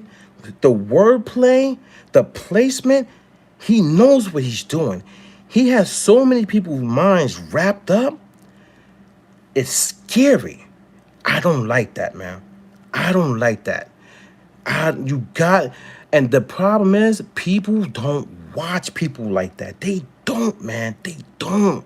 They get caught up in the entertainment, you know what I'm saying? The curiosity, the hype. Oh, he gets machines before everybody else, reviews them, and it comes out with the video before anybody can even purchase it. So now they all go watch. Oh, what does the machine do? Then they all gain a liking for this person. Then the person plays victim a lot of times. And I mean victim. Oh, they talking about me. Oh, they trying to come up off me. They trying to live off of me. Nobody even cares about you, bro. You know what I'm saying? That person to go to somebody's channel and disrespect and try to send over 100,000 people to go and attack somebody is crazy work right there, son. It's crazy. I don't respect people like that. And a lot of it, the guy, he got it. He got it. Way more than me. He's been at this YouTube stuff for a long time. He got it. I wasn't at this YouTube stuff for a long time. And especially not doing the stuff that this person has been doing, using companies to grow. Come on, man. That guy? Yeah, that guy. Let me see what you said. Yeah, I definitely had to say pause on that. Laugh out loud. Stop it, man. Chill. I can't, man. I can't. But yeah. Anyway, brother.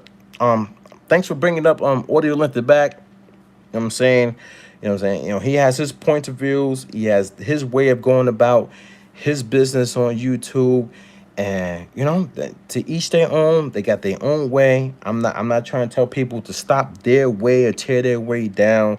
I like some videos I don't 100% agree with, and that's just life. You know what I'm saying? So, but I respect it, man. Let him do what he gotta do, man. I mean, you got that crazy little series going on over there too, man. and the funny thing is too, man. Like I unsubscribe from like almost everybody, guys. Almost everybody I unsubscribe from. I don't because I don't want people's points of view to change my perspective. The most valuable thing you have is your mental real estate. And once people get into your head, you start thinking other things.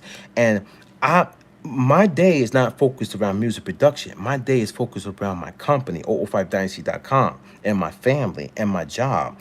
So so I can't have everybody in my head. Once I got everybody out of my head, now I think clearer. My coding for my website is much better. JavaScript, HTML, CSS, all that stuff, the markup language, SEO, and all that stuff. It takes, man, and my website is crazy, right? So I'm not even subscribed to Audio Lifted. I was, but I unsubscribed, not out of disrespect, just because I didn't want everybody in my brain. Pause. And I didn't want other people's thoughts in my mind. But anyway, but even with that being said, the algorithm, you know what I'm saying? So, music production, he shows up, so then I watch the videos, you know what I'm saying? So anyway, it's pretty cool. It's pretty cool to see. And to be all honesty, I actually wish we all got along. I ain't gonna hold you on that, man. I ain't gonna hold you. Pause. Another one. Anyway, I wish we all got along. But it's never gonna happen. It's never gonna happen. It's never gonna happen, guys. It's never gonna happen. Too many things have been said already. Too many things have been said. But it's all good. It's all good. Anyway, so listen, guys. I'm gonna do something right now. I'm gonna go down on the MPC search right now, and I'm gonna see another video. And what I want to see is if things change. And I'll let you know. Let me check it out really quick. Let me check it out. All right. So MPC 1 Gen 2 versus MPC 1 Plus. The button layout. That's a video. The button layout. Now do you guys see what I'm saying about music production?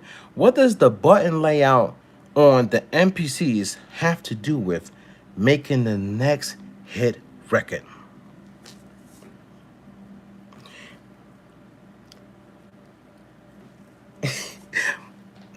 FL Studio, Fruity Loops, they don't even have buttons. Reasons doesn't have buttons. Logic doesn't have buttons. Pro Tools doesn't have buttons. I know producers who make beats in Pro Tools, guys. Pro Tools. GarageBand doesn't have buttons. So MPC 1 Gen 2 versus MPC 1 Plus, the button layout.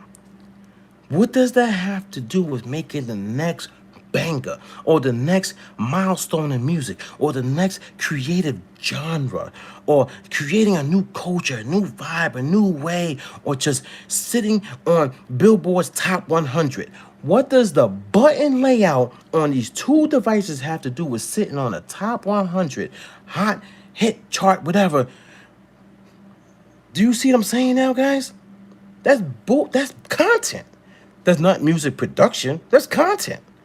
And then it has 27,000 views. 27,000 views for somebody to say this has one more button than the other?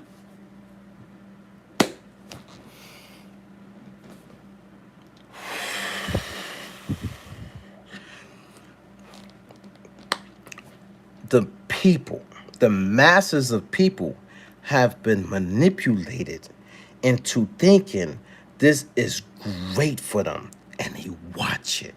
They watch it.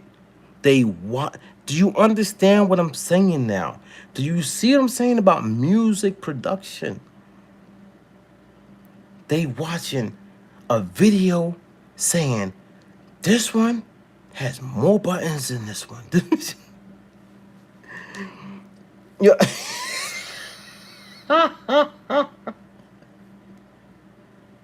Yo, you stupid for that.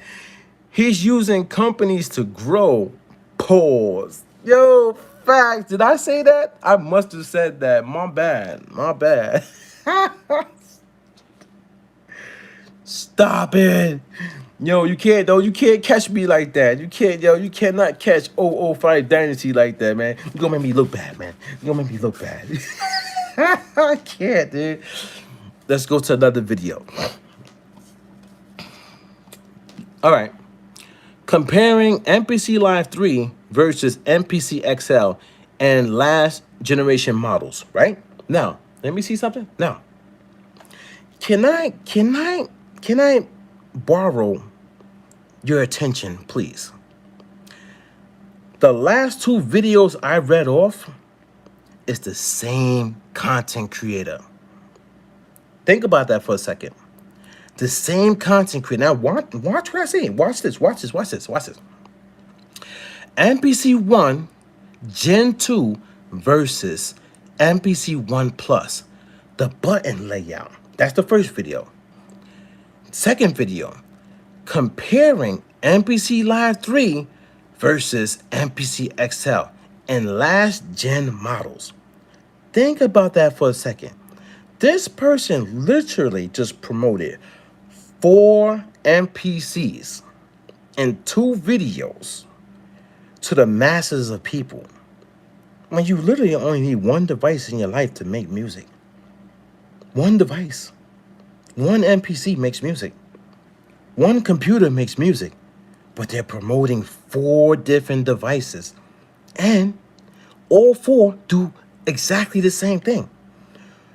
The only difference is the form factor. Form factor. Like, for example, the form factor.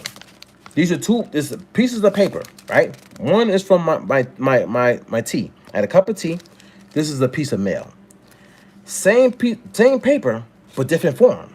That's the only difference. This one is bigger, more buttons. And maybe more ins and outs. So you can put more ins and outs. But the difference between ins and outs on a small device is you have to take a little bit more time. They're not saying that you can't get the same in and outs out of a device. They're saying you get the MPC XL, you get more outs, you just move a little bit faster. You can still get the same tracks out of the MPC on the MPC Live Mark 1 as the MPC XL. You just got to export only 2 out at a time, right? Is it 2 or 4? Let me see. One second, guys. That's 2. It's just 2, right? That's it. So, but I can still get, if I got multiple tracks in my MPC Live 1, which is sitting right here, I can still get every last track out into whatever software that I'm going to use in my DAW. So why buy something that costs like almost $3,000-$4,000 just for more outs when it's just workflow? Just, if you understand the workflow, then you can still get the sounds out of a smaller device. These people didn't have, the companies, you still got the MPC Lives. I got this. I only got one. I've only purchased one in my life. One. I got the MPC Live 1. The original MPC Live. I have it. It works flawless. I don't even, see, the problem is that people don't know how to use these devices either. I don't use any plugins in the device. I don't use up any of the RAM, the memory. My sounds don't come from the MPC. My sounds come from my Roland FA06 keyboard workstation. So I do all my sound design in the workstation, and I only record the audio into the MPC because I like the speed of chopping up and doing the samples and stuff like that. My samples coming from the keyboard, not just some sample pack, none of that. So when I play my strings into the MPC, now I can maneuver. If I got vocal chops, I can hit the pads. This is a little bit more simple like that in the MPC. But I don't use no plugins in the MPC. I never run out of memory. I never come close to running out of memory. So I don't have any lagging issues. All these issues people talk about online, they're using the device wrong. Why you think it's a little bit of memory? Because you're only supposed to be using the device like the specific way it's designed for. People are trying to turn the MPCs into FL Studio in a box. That's what they're trying to make it a whole musical workstation. It's not this. They were never really designed like that. It was a sequencer sampler, MIDI production center. Like, you know what I mean? Like, it's MIDI. It's MIDI data. That's what it is. You transfer it. You're doing MIDI, man. It's MIDI. That's what it is. But now they want to call it music production center. They want to change the branding, but it's really a MIDI device, man. it's crazy, yo. So let's go back to this guy though. Workflow is everything. Workflow is everything. It is everything because it's working. It's work. You know what I'm saying?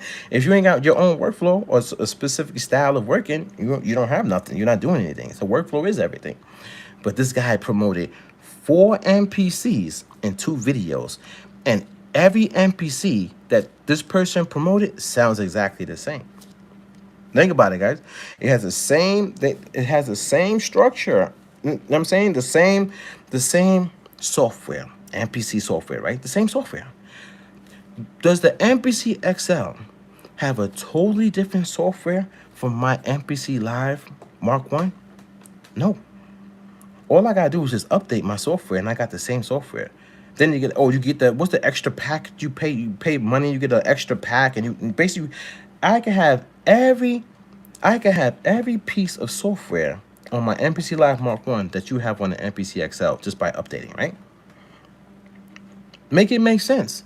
So what's the difference between the MPC XL, the MPC Live Mark 1, the MPC Live Mark 2, the MPC Live Mark 3, the MPC Live Mark 2 Retro Edition, the MPC 1, the MPC 1 Plus, the MPC 1 Gen 2, the MPC Keys 37, the MPC Keys 37 Gen 2, like the MPC X, the MPC X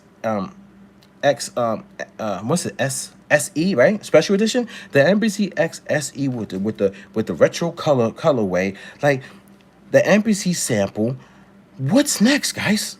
They're gonna do MPC Mini that just goes in your pocket, that has the same software, the same in and outs, gives you the same digital sound. Now, I'm not saying digital sound is bad, it's flat. Digital sound is a flat, clean sound. We get this, right? Digital is binary code, ones and zeros.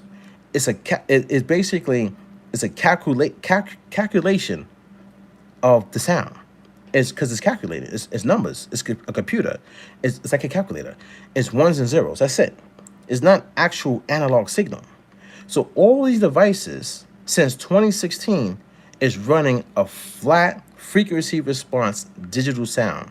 Unless you're clipping and messing things up and you start getting pops and stuff like that, right? When you clip on analog, you don't get the pops. You get that warmth, that saturation. You click on digital, kind of kills your ears, right? Messes up your audio track, right?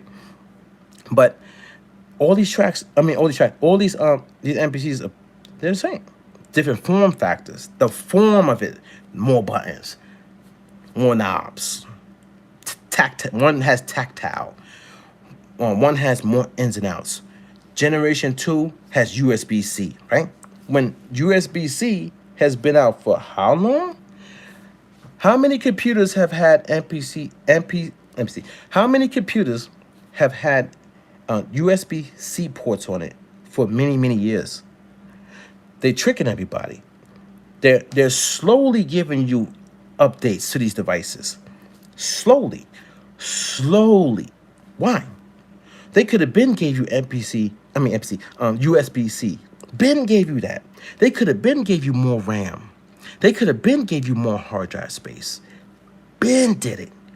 I got two computers right here. One I'm using, which is my powerhouse computer. It costs like $5,000-$6,000, right? But I have another computer under my table right now. That was like the first computer I purchased when I moved in this area, right? Right, that computer right now is still way more powerful than all these MPCs. I think I got 64 gigabytes of RAM in the computer, mad hard drive space, and I don't even use it. It just sits there. And I have like all sorts of software on that computer. But that computer is old. But it's still better than all these MPCs that they're charging you $1,600, $2,600. They charge you as much as a computer. Think about it. They're charging you as much as a powerhouse computer, but you're only getting a dedicated piece of hardware. And what is a dedicated piece of hardware? It's a hardware that's dedicated to one function. The MPC is dedicated to music. My computer is a multitasking. That's why it has a multitasking processor. The MPC only has an ARAM chip, which actually functions like the chips that's in your phone, that's in like an iPad. Make it make sense. Why are you paying $2,600 for a device that functions like your phone? Just use your damn phone. Use a computer. You putting all that money into a dedicated device because of the marketing, because the aura that Akai has, because famous musical producers produce on MPCs. So now the content creators, they could piggyback off of that. They could piggyback off the fact that famous musical producers that are way more famous than the content creators use the MPC. They could piggyback off the original Akai owners and their aura and the fan base they grew, that they grew for themselves. They could also piggyback off of the marketing tactics by In Music. All the videos that come out with the guy who does the finger drumming. So all those videos that come out where he's at the arena and he works for some basketball team and he's doing all the finger drumming and he's using the Akai device, everybody sees that. Now that's trickery. That's marketing 101. That's drawing all musical producers in. And now everybody wants to do finger drumming. Everybody wants to be like that guy. Everybody wants to make beats. You see the game now? So they didn't, with the devices, it's a dedicated hardware device, man. It's not what people think it is. It's definitely not an instrument that has its own tonal characteristics. It's kind of crazy, man. Let me read the comments. They got 4 MPCs and they didn't produce. That's what I'm saying. They got 4 MPCs, but they're not sitting on top Billboard 100. I think that's a problem. Now, do I think every producer in the world is going to be on top 100. No, I'm not saying that, but I'm saying you don't see them. You don't see them showcasing that. They're showcasing comparison between hardware devices. What real does Ron Browse do that? Shout out to Ron Browse. Does Ron Browse sit in his house and say, "Hey guys, which MPC? Don't get the wrong MPC. Let me show you which one to get. Or let's debate or let's review which MPC." Like, is Ron Browse doing that? Is Arsonist from the Heatmakers sitting there on YouTube holding two NPCs in a thumbnail saying, "Hey guys," or do you see Arsonist from the Heatmakers on Instagram posting beats almost daily? Almost daily he's posting beats, guys. And people are buying. People are like, "I need that." Do you see? Let me tell you something. So, and I don't do this. Subscribe or follow Arsonist of the Heatmakers or from the Heatmakers on Instagram and just watch him. Watch the videos that he posts and look at the comments. There's so many famous people in the comment section with fire emojis. I'm talking about names, like people with real names, fire emojis for his music production. He's not sitting talking, "Hey guys, MPC sample." So yeah, I learned my way around clipping, and it changed my whole style. So I kind of like it. It makes me switch it up. So if you learn how to utilize clipping, you're good to go. And clipping, if you use clipping the right way, technically it's distortion. It's distortion or it's like fuzz. You know what I'm saying? So, have you ever put fuzz on like strings? Oh my God, it's crazy. But you only can get to that point if you are investing into music, making beats, trial and error, messing up. Oh man, distortion. But then you figure out a way to fix. You know what I'm saying? Now with us saying that, you said that and me, you know what I'm saying? Do you see that on YouTube though? Do you see somebody figuring that out? That's what I'm saying. Some young producer needs to see that. Or some older producer needs to see that. But you don't see that. This guy says MPC 1 Gen 2 versus MPC 1, the button layout. I don't know, man. I really want to tell you this, but they really making it for finger drummers. I see, because there's a lot of performance and DJs are using it. Now I think facts, and the company in music, they specialize in that DJ and stuff. I forget which company it is. Let me go and see in music. Let's see.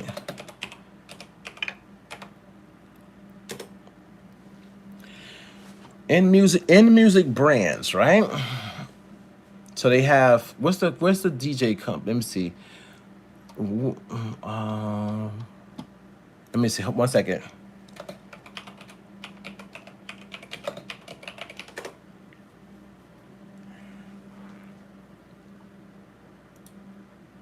Alexis, right? That's the company, Alexis. Damn, they own a lot. Yo, have you looked this up? The company in music, they own a lot, yo. Oh, so Newmark, but isn't it Newmark? Newmark wasn't Newmark the name? I think Newmark was their name.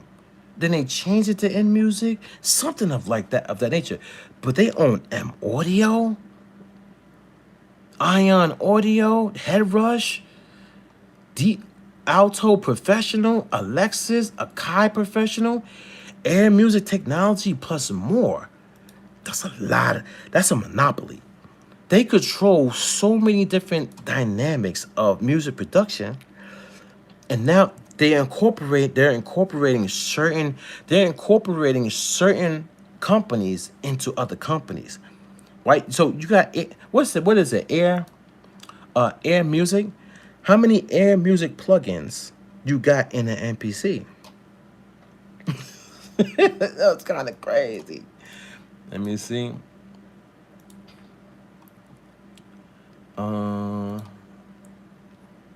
Which one is the? Which one is the? Is it Alexis? That's a DJ. Hold on. DJ. Oh wait, hold on. Let me do this.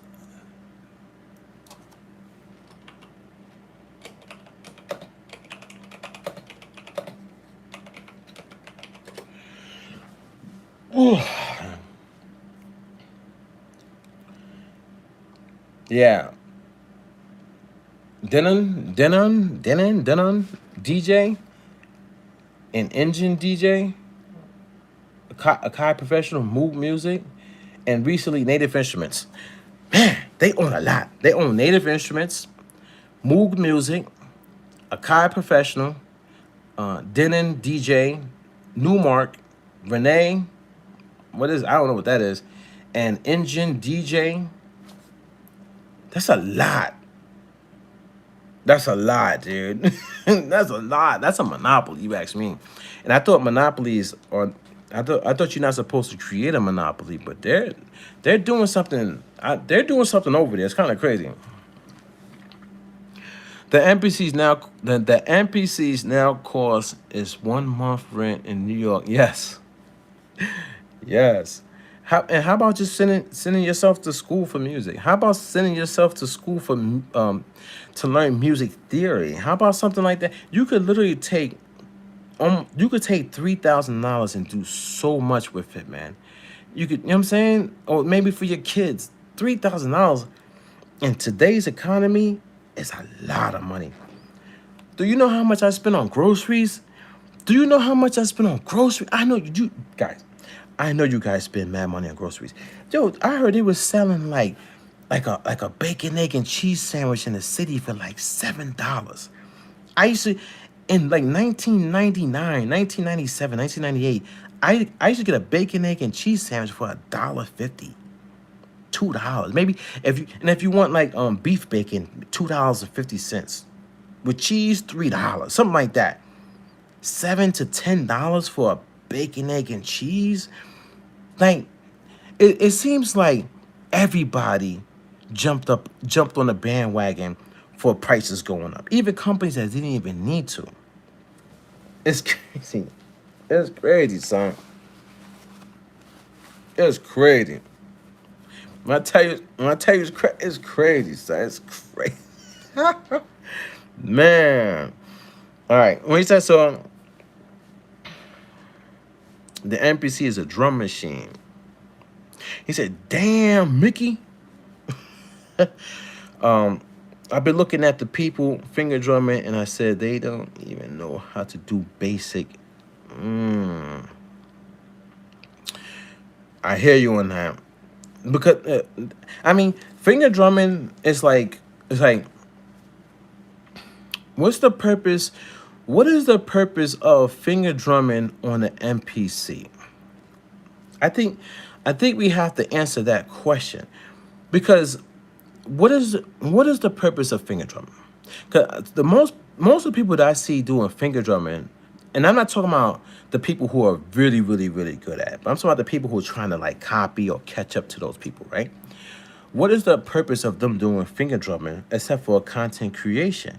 And what does the finger drumming have to do with making a hit record? What does the finger drumming have to do for doing a song for Nas or like, you know what I'm saying? All these people. What does you know what I'm saying? Like, somebody who doesn't finger drum can still have groove. Somebody who doesn't finger drum can still take an MPC or any software and take their sounds off the grid and slide it over. It will give you that groove. So what is the point of finger drumming? Because there's multiple ways to get your sound to have that nostalgic sound. Most people still sample off of records and take drum breaks from old school drummers off of records. Because those guys were nasty with it, right? So what's the point of finger drumming? If you really want to be honest, you don't really need the finger drum. And most of these people finger drumming, they're not showcasing it in a song. So there's this girl that does finger drumming on YouTube. But I have yet to see this girl go into the studio and do finger drumming for an artist. Because, first of all, who's going to go into the studio and do finger drumming for an artist when time is money? The song got to be done. You know You know what I'm saying? Like the engineer's charging you by the hour, maybe, or the studio session. So you're gonna sit there and waste time doing finger drumming? I don't, you know, what are these people doing? They're doing content creation. Fake musical producers. They're not real musical producers, man. They shouldn't have the title next to their name. They should say beatmaker. That's it. Or they should say, I'm a finger drummer. That's what I do for content creation. Just be honest.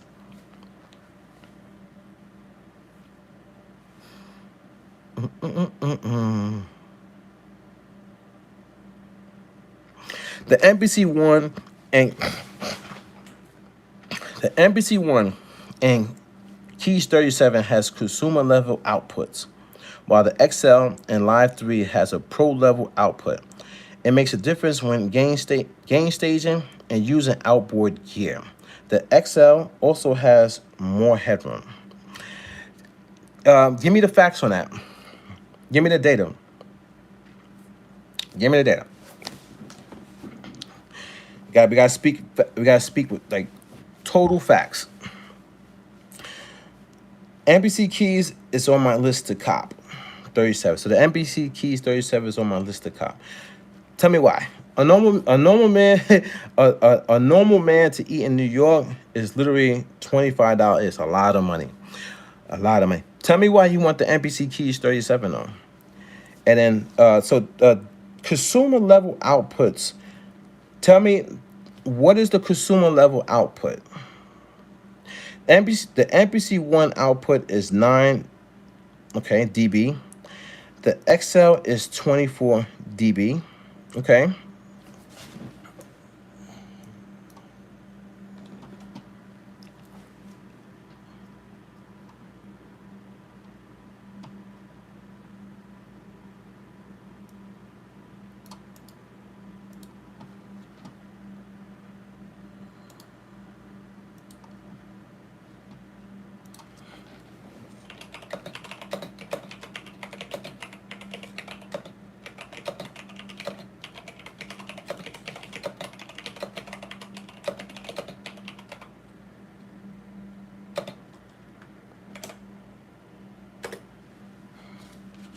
Give me 1 second. Give me 1 second.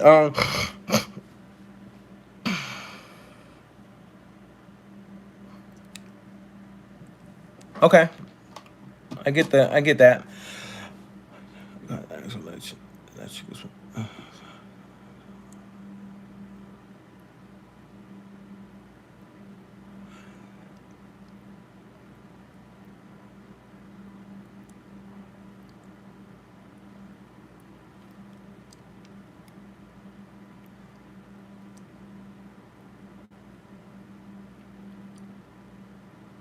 Sorry, guys. I'm reading up on this information. Give me a second, all right?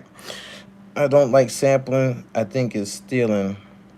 Yeah, I got a lot of videos on it on my YouTube channel when I was talking about that because of the aspect of you didn't come up with the original song idea. So since you didn't come up with the original song idea, you don't know what actually went into the real original composition. So you wasn't there to put any input. You didn't play any instruments. So you wasn't the original composer. You wasn't the artist. You didn't sing the song. You wasn't the background vocalist. You didn't pay for any of the equipment that music was made on. Some of those studios cost over $100,000 that those songs were made on. And people were sampling from back in the days off a record. You didn't put no money into that, but you could go and just take from somebody else and then make a record.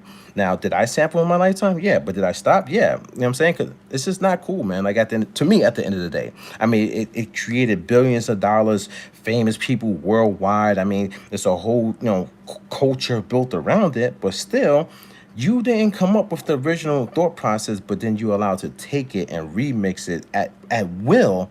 And the only thing you have to do is make sure you get the clearance, because other people, they'll be greedy enough to give you the clearance because they just want the money. Yeah. You know what I'm saying? So let me read this. Hold on. As Akai specs the MPC line output impedance balance TRS with a maximum output level of 12 dB. Output impedance and okay. So, but like I said, main outputs. That's a whopping, okay, more maximum. Okay. 1 second, guys. I'm reading up on this information.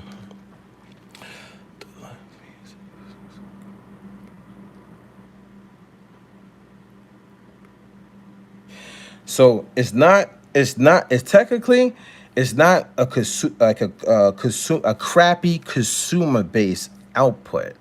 So on the MPC Live Mark III, it's not some RCA, just regular jacks. So we can't basically, you gotta watch the wording. It's not, you know what I'm saying? Yeah, because it gives impedance balance of the 1/4 TRS jack outputs. Yeah, and that's going to give you the noise rejection and things of that nature, right?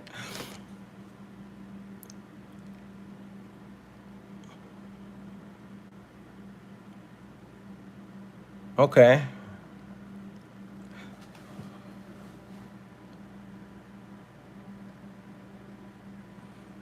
Mm.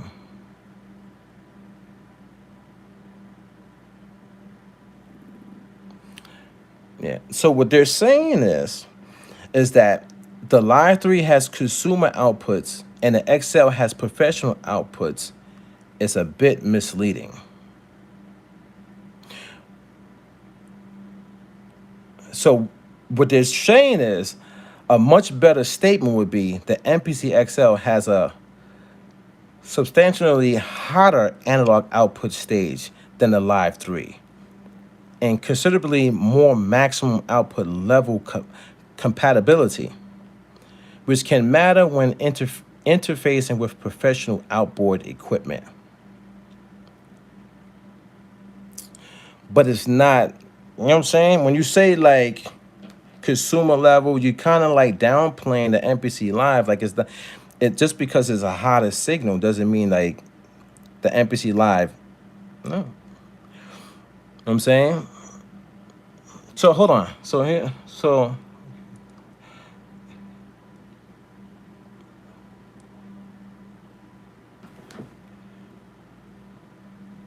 okay.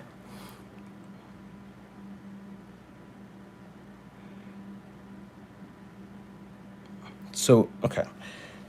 Well, you going crazy, man. You going crazy. You gotta hold up, man. You going too fast with the comments. You going too fast, right?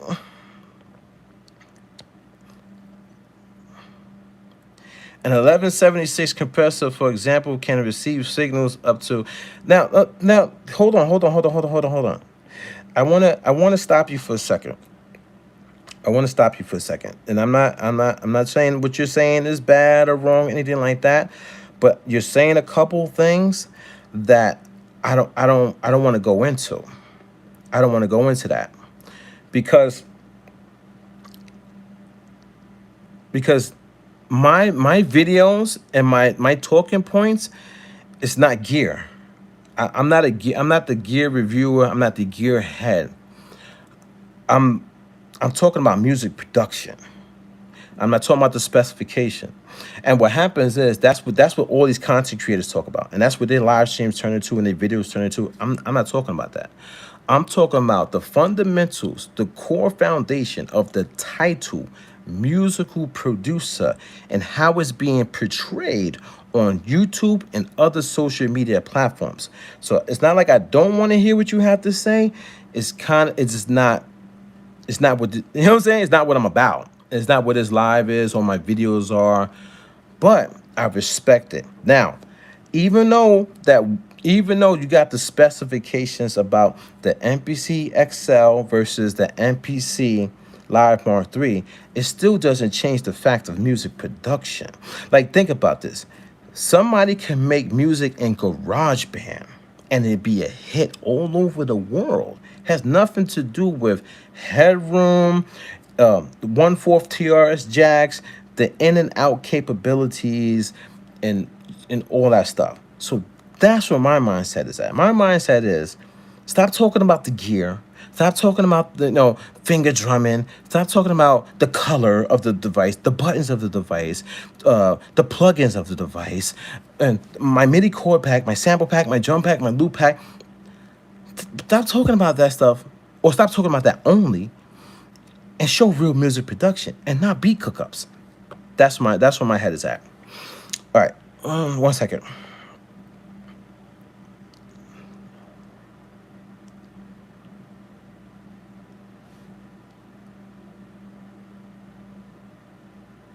No need for the whole band. He said that's like telling a person that knows how to play instruments in the studio, why do we need you? That's why the drum machine is there. No need for a whole band. Pete would. Uh-huh.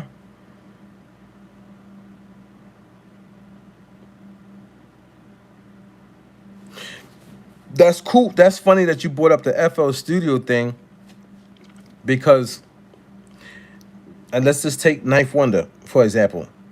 He started out on FL Studio, right? Fruity Loops, not FL Studio, Fruity Loops, and he made Threats, right? That's one of the first songs that took off for him. Jay-Z shouted him out, said Knife Wonder, and remember Knife Wonder eyeballs in the studio. He was like, he turned his head. He was like, because he knew. As soon as Jay-Z said Knife Wonder on that song Threats, he knew that his career, that was his career. He knew, he understood that. You know what I'm saying? And that was on Fruity Loops. And he didn't play any instruments, he just chopped up samples. So that really goes to the point, not my point, just the point in general. Is how you do it, man. First of all, not even what you use some of the time. It's how. Is the creativity inside you. The dude made mad hits, son. Knife Wonder made mad hits. Even though I don't like the fact that he was talking about Katink. I don't know if you guys saw that, man. He was talking about like, people talking about people. Remember, there was a whole battle between FL Studio producers and MPC producers, and he was going on radio. Like, I don't know if he's going on radio station or he was on radio stations, and they would interview him, asking him questions, and he tried to disrespect people who play original, saying, and he said, because they press one key at a time, that's the ka-tink, and everybody in the studio started laughing. I felt some type of way about that. I made mad videos on that. It's on my YouTube channel because I didn't think a person of his caliber should be saying that. You shouldn't disrespect. You shouldn't disrespect the people who try to play original, especially when you're sampling and you're technically taking something that you can't create. So he was trying to say, like, if I take a piano, he said, my Knife Wonder said, if I take a piano from a sample, that's the same thing as you pressing your piano that you have sitting in front of you. And I said that's not true, because the sampled record has gone through so much processing gear that he didn't have at the time. Probably went through a $6,000 compressor, maybe a tube compressor. You know what I'm saying? Maybe the gear in that studio was probably over $100,000 that processed that song. And then you got to think about the people who actually made the song, the people who played those piano riffs. The original piano that he sampled, somebody played that, and they got their own swing to that, their own way of playing.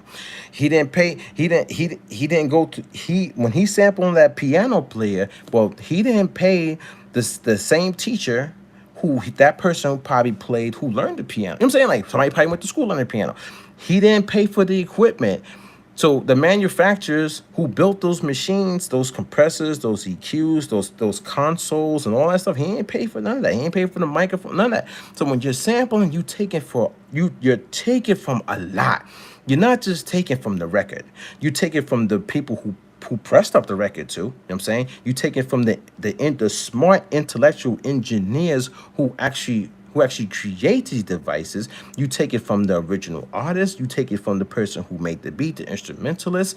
You take it from everybody, man. You take it from so many levels when you sample, but nobody thinks like that. They just think they're sampling off a record. But and then when you sample off a record, it comes with grit, texture, warmth, because you're playing the record through a needle and that vinyl. So that sample that you take sounds good already. You don't have to mix it.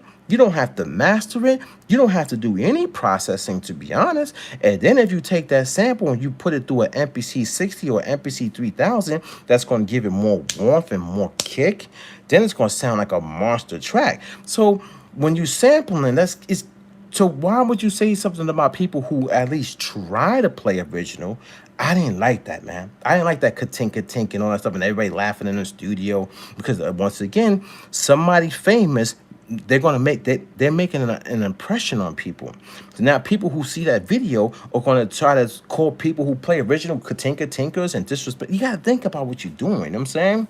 So I didn't like that, man. I didn't like that whole thing. But in a sense, though, you can still use any GarageBand, FL Studio, Reasons, all these different softwares, programs. You could use, or you could use these drum machines to make. It doesn't matter, just as long as you make a hit. I made a street banger. You can look it up on YouTube right now. I'm from NY. The artist is Legend. It was a street banger out here in New York. I mean, banger, man. The video played on Video Music Box. It also played on Bobby, what's his name, Bobby Simmons. Yeah, he had a video show that he would do also. He's crazy. He's so funny, man. Right? So like it was all over. The album, Legends album, sold out, man. It was in everybody's car. It was a banger. It was a banger, straight banger. You know what I'm saying? That track was crazy. You know what I'm saying? I'm from NY, but his album, The Next Level, sold out. But the street banger wasn't on the album. But the street banger was a single that we released, and it was crazy, right? Anyway, I remember I think it was DJ Ralph McDaniel when he played the song stations, and I remember him saying, was it DJ Ralph McDaniel or was it Cool Red Alert? One of I can't remember. Such a long time ago. DJ Cool Red Alert, and they was like, "Thank you for representing New York." That was one of the cool parts about that record because like I'm from NY, you know what I'm saying? But that track was made in it was made in Fruity Loops version 3.5. And it was able to play on TV and a radio. So it doesn't really matter about what you use. It's your creativity. And then after the creativity, then it's the mixing and then the other processing. You know what I'm saying? And then you get that thing. Yeah. You get it sounding good and you just go. You go with it. So, but you see how excited I got just now about that? This is what I'm trying to tell you guys. If these guys on YouTube start showing that, I won't say fake musical producer. I'll be mad, excited, and happy. I'm like, go. I'll be cheering them on. Show music production. Stop showing Akai MPCs. It doesn't matter. I don't care which one you get. I don't care which one you think is better, which one has more buttons. I don't care. Take the damn MPC to the studio and produce a hot fucking song. Produce a record. I don't care if it's a dance song. You know what I'm saying? I'm not a dance song type of producer, but I don't care. Produce your dance songs, or produce a gangster track, or produce something that's more about knowledge. You know what I'm saying? Call Talib Kweli or somebody. I don't know. You know what I'm saying? Do something like, but show the work in the studio somewhere. Like, come on. Yo, come on. Yo, think about it. They got the MPC sample, but nobody's going and producing bangers with the thing fit in your backpack. Why are they not at studios showing the work with artists and making songs?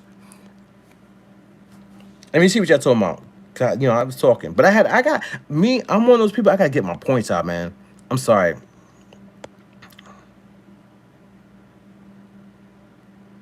All right.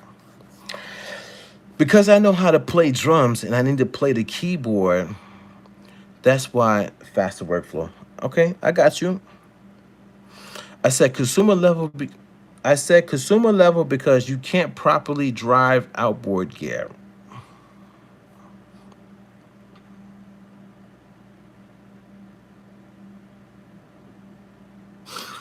Okay, but so I think what you're talking about is for somebody else's channel, because that's not what I'm talking about. Even though I say all these machines are the same, because you could get this. you could get the same stuff done. Like when you say it's 4 or 5 or 6 MPCs are the same since 2016, right? Because I think that's what you're trying to talk about. It is the same because you could get a song done. It's not about the machine and the output. I think you guys are thinking too much about that. I think the industry now got you thinking about that. I'm thinking about a song and a record, a real song, not the fake stuff that a lot of people are just doing really, really quick and they putting albums out on DistroKid. I'm not talking about that, man. Even the stuff that I got out on DistroKid right now hasn't even gone through the proper processing. But somebody told me, yo, just put it on DistroKid. Yo, just put it on DistroKid. And I at that time, I was just like, all right, cool. And I did it. But now when I think about it, I will never do that again. Because I could literally pull out a CD now with my brother's album. But when we went to those studios, man, and the signal flow from this point to that point, and then pressing it up on CD, the sound of that album is crazy, man. Do you guys know that I listened to my brother's music and it came out in 2004? I listened to it every day driving back and forth to work. I don't listen to the YouTube crap. I don't listen to this modern day, even though some of the songs might be cool, but they don't, the vibrations don't resonate with my ears like that because of the sound quality. CD, vinyl, records, analog tape and all that stuff. You know what I'm saying? But that's not what my video's about anyway, either. My videos and this live stream is not about that either. It's about music production, showing the work. I don't care if your device doesn't have the best output. It's not about the output or the input. It's literally about the production,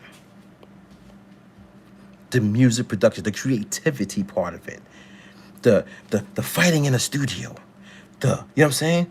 The solving of problems coming up. Like, oh man, something happened. Now you got to solve the problem.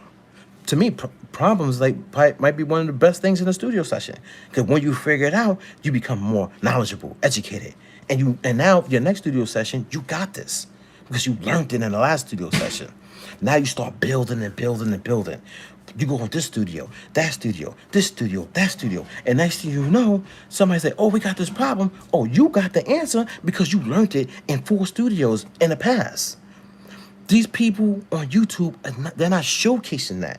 Even though a kid that at 15 doesn't have the money to go to a professional studio, but if they see the studio work, they can get it. Even with their hand, they're not touching it physically, they're not in the environment. They could kind of immerse themselves there by just analyzing and watching the videos or the live streams. That's what I'm saying. So I don't care what device you use. When I was making beats in 2003, 2004, 2005, Ron Browns was making beats at that time too. I think even before then, he was working with Big L, right? Big L was his first act, I believe, if I'm not mistaken. I don't know. You know what I'm saying? Don't quote me on that. I think he was working with multiple artists, but I think Big L was like one of the big names, right? And he was using outboard gear at the time, right? But I was still able to make music using FL Studio Fruity Loops when they came out. You know what I'm saying? So it's not about the tool. It's about the whole process. That's what I'm trying to get people to understand. Not you. I'm not saying you. I'm saying in general. All right, let me read some of the comments because I'll be missing it. Anyway, I like that comment though. I appreciate that. I appreciate it. I used FL back in 1999 to 2000. Yeah, you see what I'm saying, right? And what version did you have? I think you probably had version like 2, maybe 2 at that time. I started in 2003, and I had version like 3.5, I believe, around that time. So let me know what version you had. I think that's pretty cool. I didn't like it because it was had less feeling.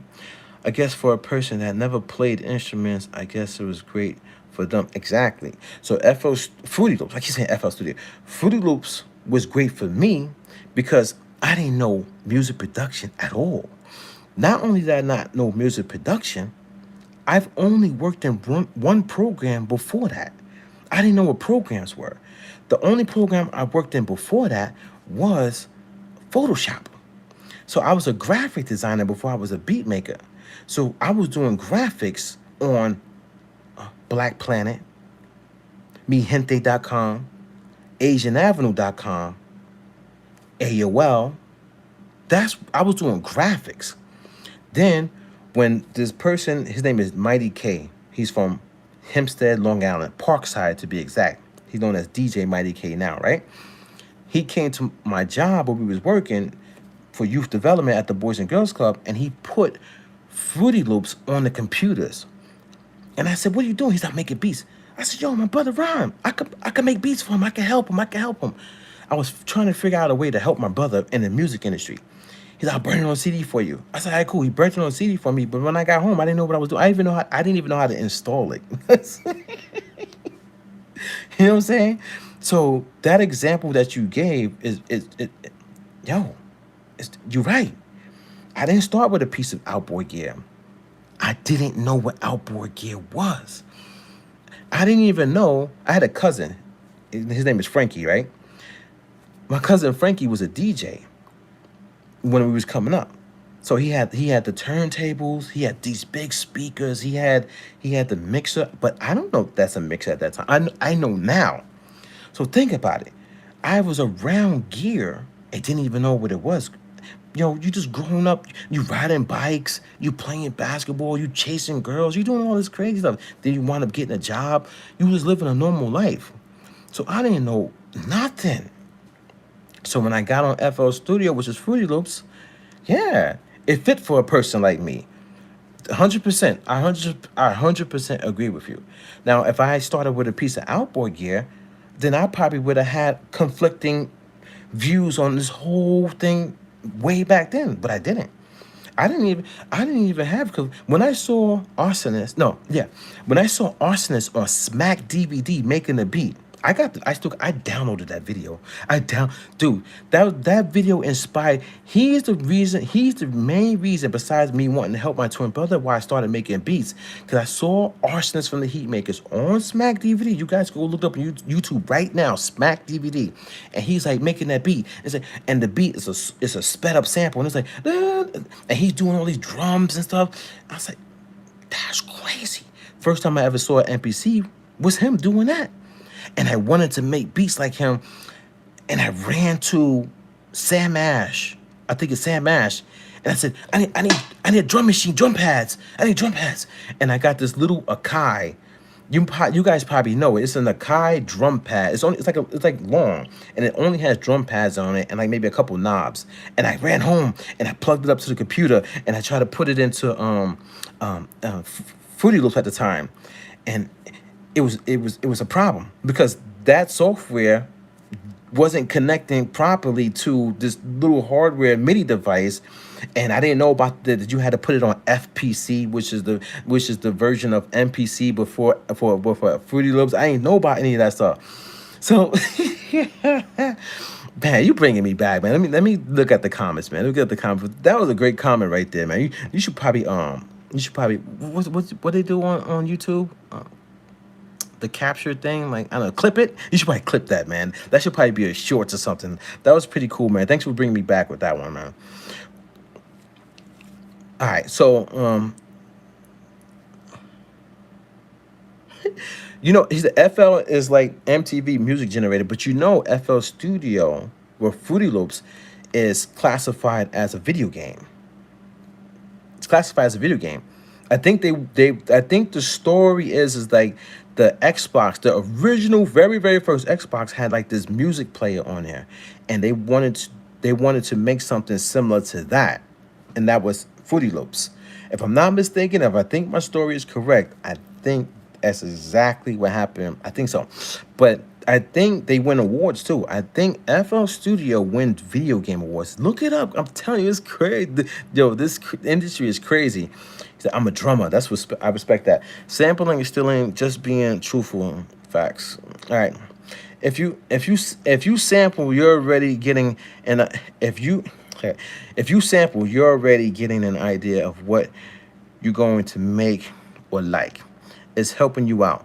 I like that.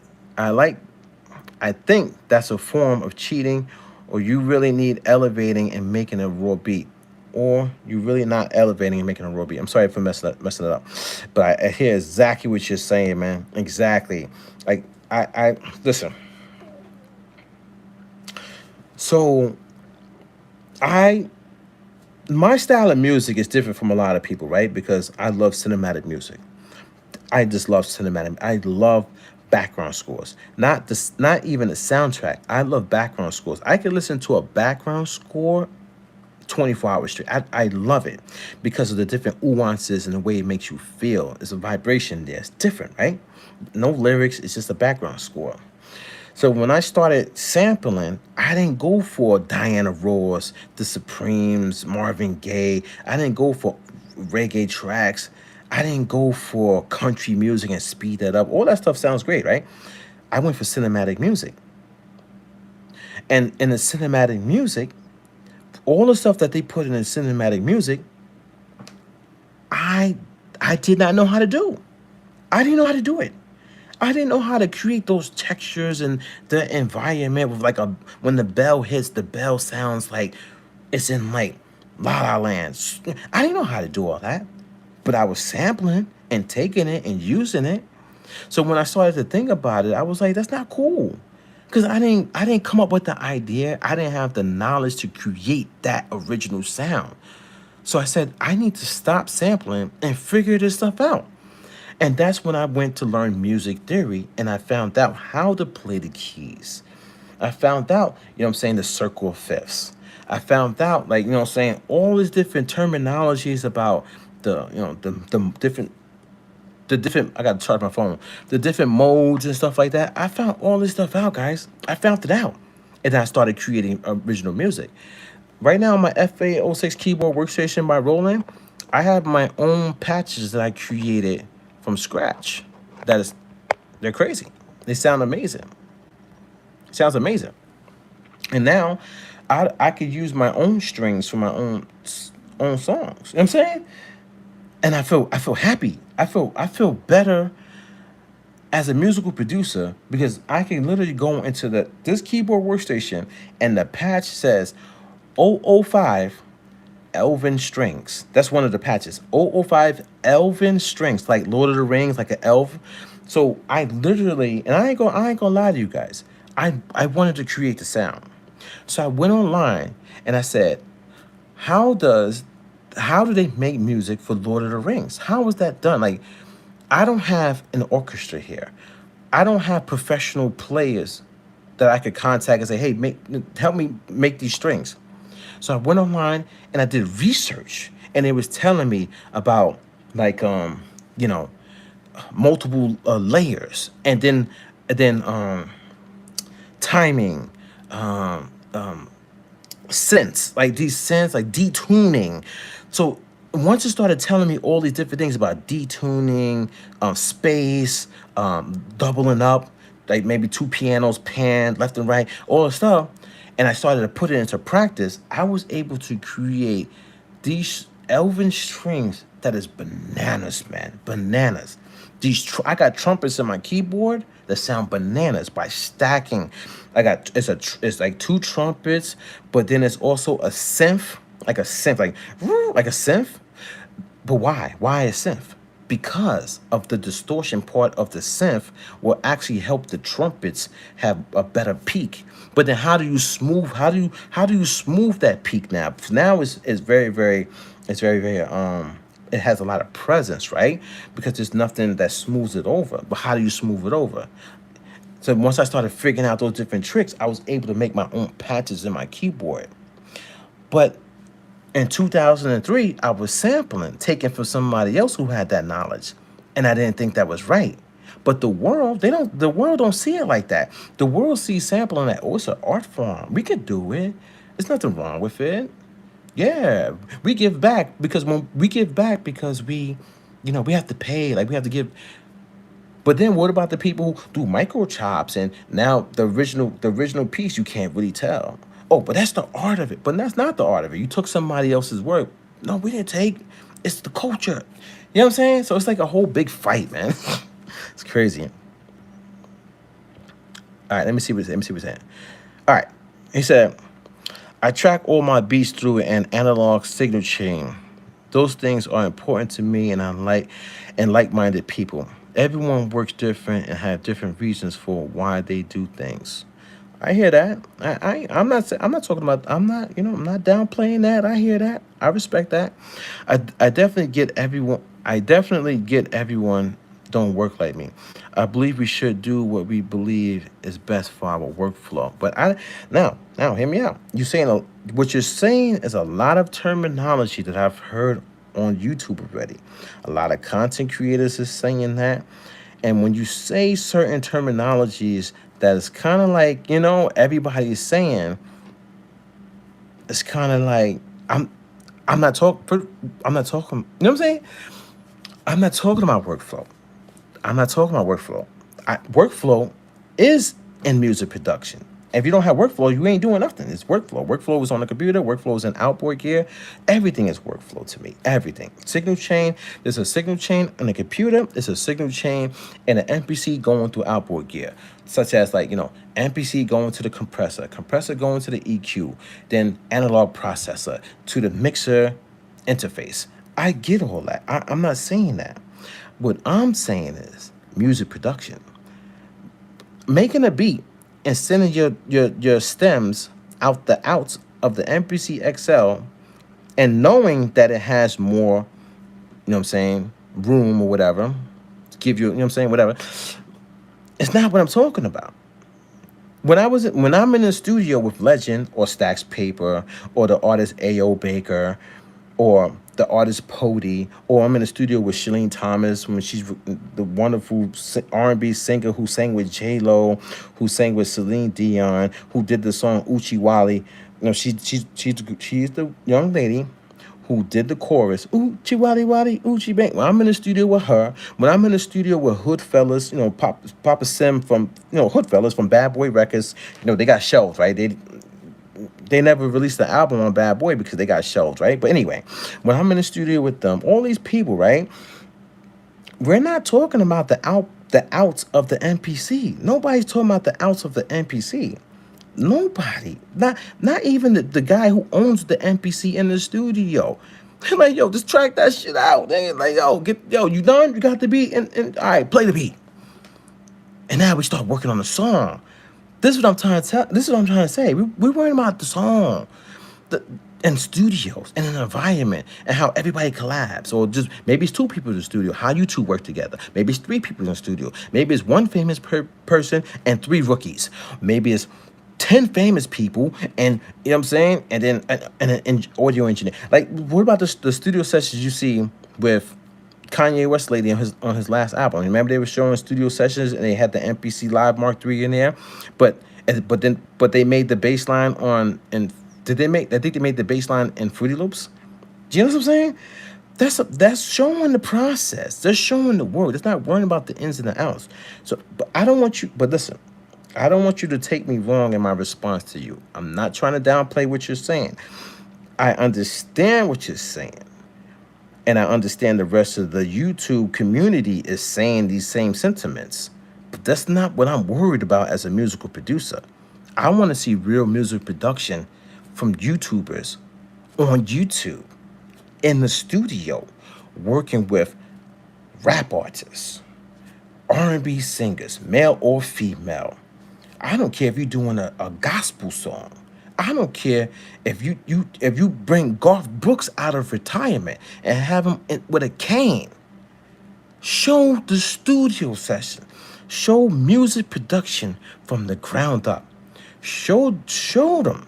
Show the whole process. I don't care about the MPC or which MPC or what the MPC has or doesn't have, or your signal chain when you're making a beat at home. I don't care about that. I care about the songs. All right, let's keep going. Let's keep going. I heard your music before. It's pretty decent, bro. I like it, and I heard it on other YouTube channels. I appreciate that. And listen, man, I never said my music is the best thing in the world. I just try. And on top of that, my music, okay, in the early 2000s, I made it for my twin, so I was trying to help him. The music started in the year 2020 is when I started making music for myself. And that music was me trying to create the genre ghost wave. So that music that you hear like right now on DistroKid and stuff like that is actually not even polished music. It's me rushing music out there and while I'm trying to create a genre. So I'm trying. You know what I'm saying? And it's not even in a sense of me saying that I'm claiming to be a musical producer in a sense right now. I'm not. That's another thing that I think people are getting twisted too. I have musical producer in my title, right? From what I did in the past. But on Google it says American rapper because the latest stuff that I did was rhyming.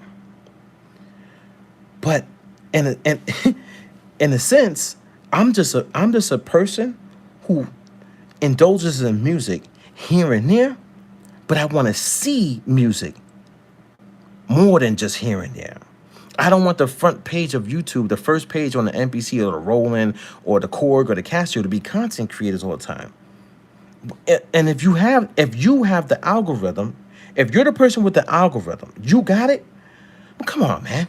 Show some real music production, not beat cook up, not reviewing somebody's beat. Real music production. Everybody can make a beat now. The people in this live stream can make a beat. We can all make a beat.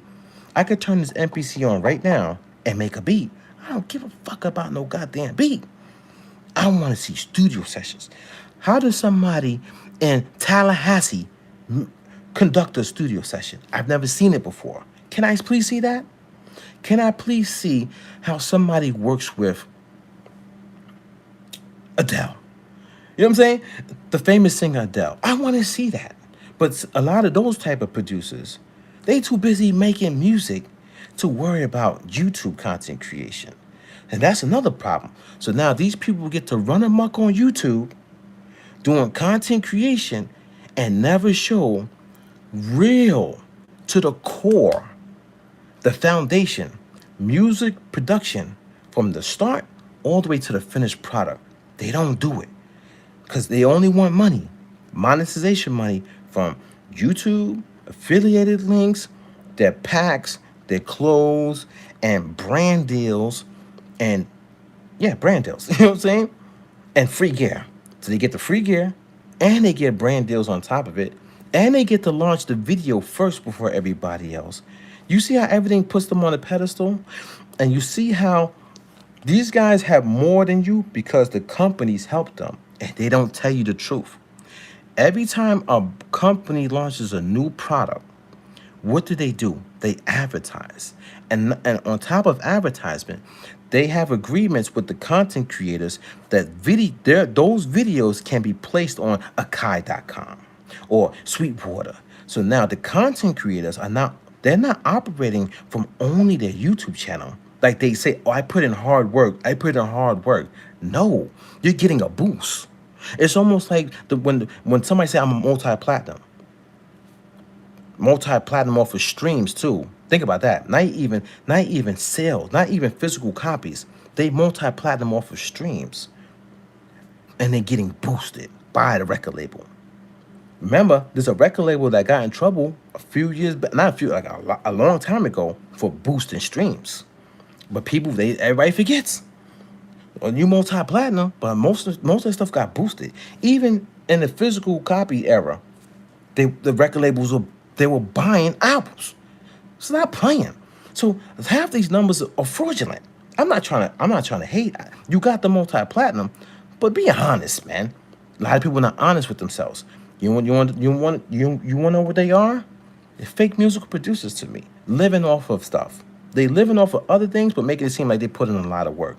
If a company puts my video on their .com, I automatically can get 20,000 views because the website got like 20,000 clicks as soon as a product dropped. Make it make sense, guys. These people get boosts and they get help because they're supporting other infrastructures. They don't even support their own infrastructure. How many of these people, if you Google search them right now, MPC is what comes up. You Google search these content creators. They say, oh, this person is an MPC reviewer. Where's their brand? They don't even have a brand. Think about it. You search 005 Dynasty, 005 Dynasty comes up. You search Jamel Pearson, that's my name, right? You search Jamel Pearson, 005 Dynasty comes up. You search Jamel Marshall Pearson, that's my middle name. Jamel Marshall Pearson. Guess who comes up? I come up. My philosophies, my coin terms, my website, what I do, my past. It talks about my twin brother. It talks about my cousin Reek the Villain on my Google search. It shows the pictures of me, not me, but it shows the pictures of me, Legend, Busta Rhymes, all that. Yet, because it's talking about me. It's not talking about the NPC. But these guys, they live off the NPC.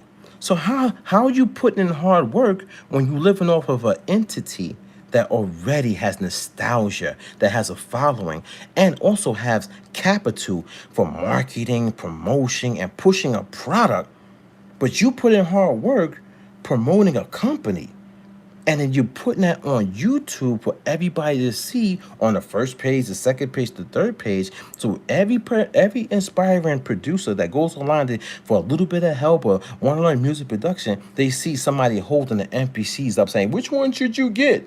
How does that have, what does that have to do with, vocals in the studio? Oh, yo, son, say it like this. Oh, try it, or take that word out. You know how many times I'm in the studio and I was like, yo, Legend, just take this word out, man. You saying that word, but it's stretching it.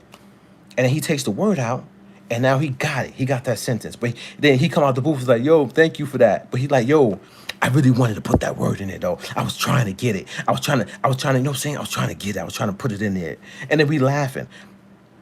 That's a studio session that somebody can really get knowledge from that you don't see on YouTube, the dynamic. How do you conduct a studio session? How do you work with artists? Some artists are crazy. Some artists are nice. Some artists are shy. Some artists don't know what the fuck they doing in the studio. So how do you, as a musical producer, conduct, because you're a conductor of the studio session?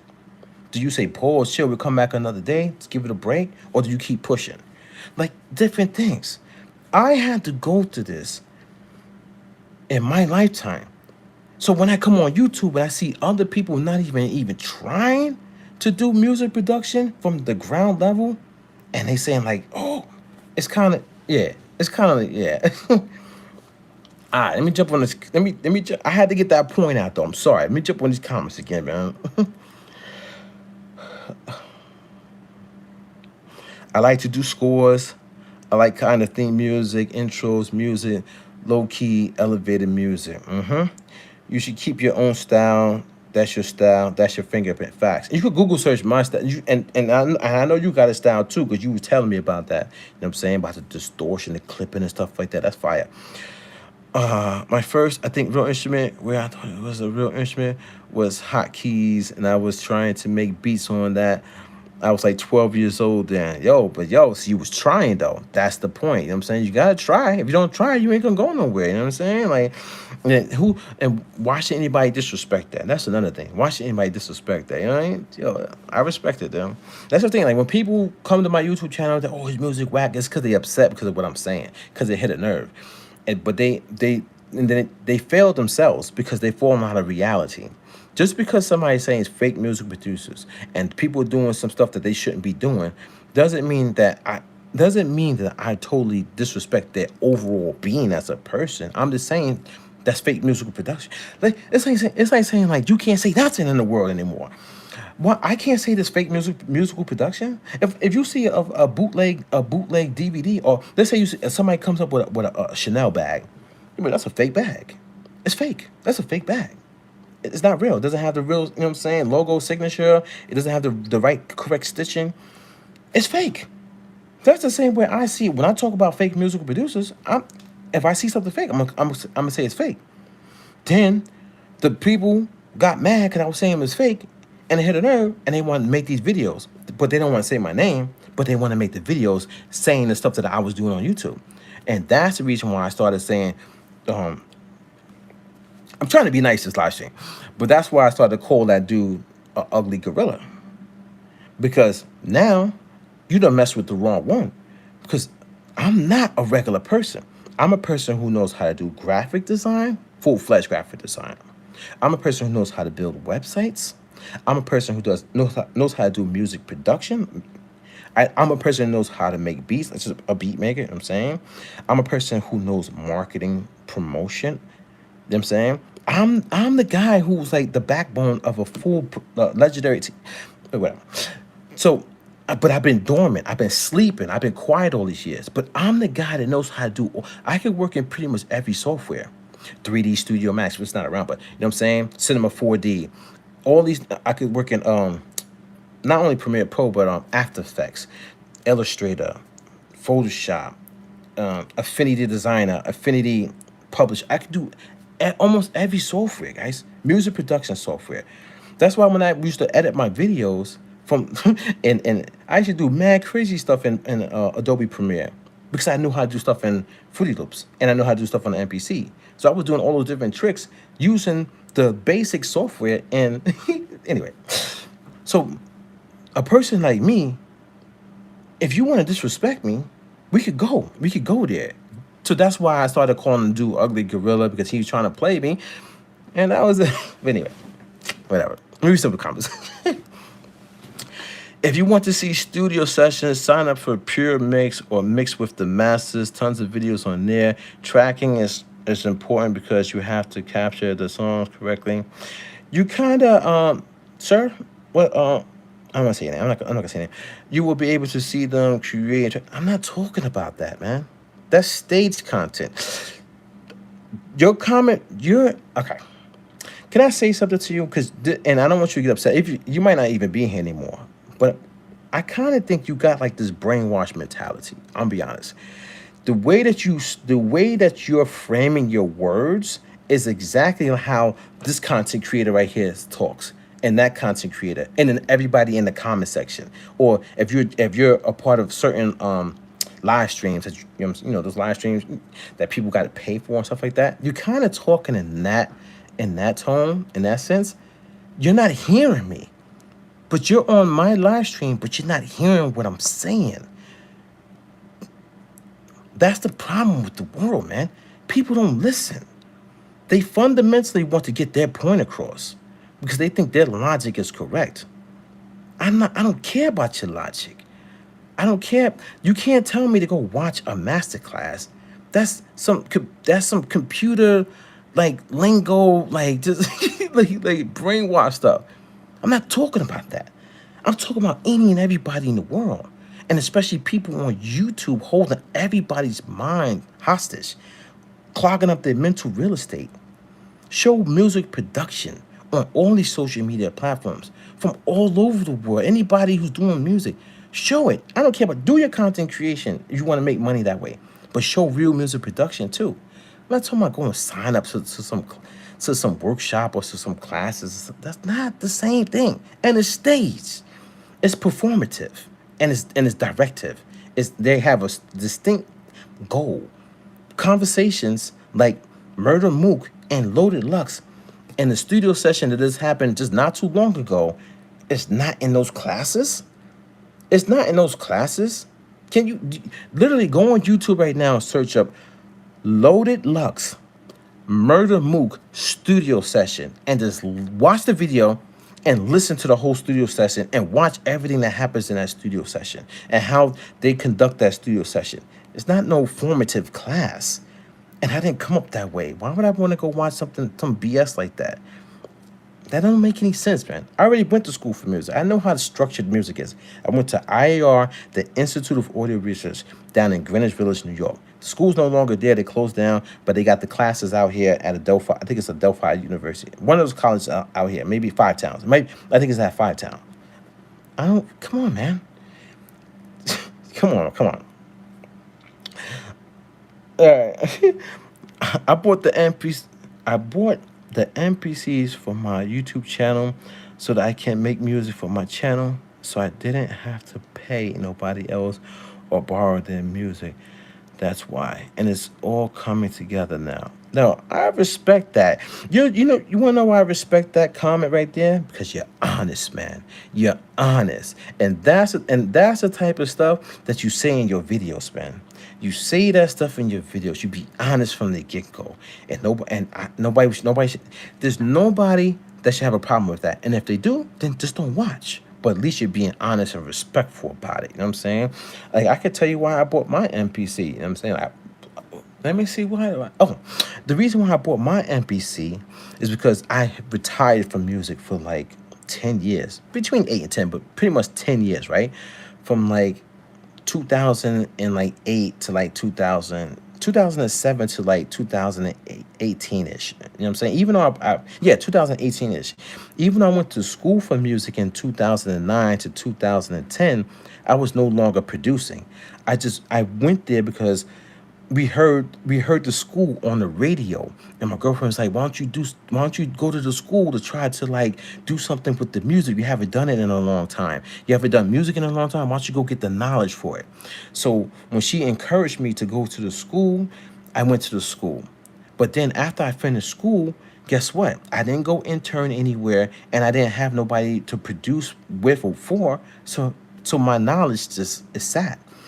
And then around like 2018-ish, I saw the advertisements for the new MPC Live. And I was like, yo, that shit got a screen and it's touchscreen. So I got mad hype.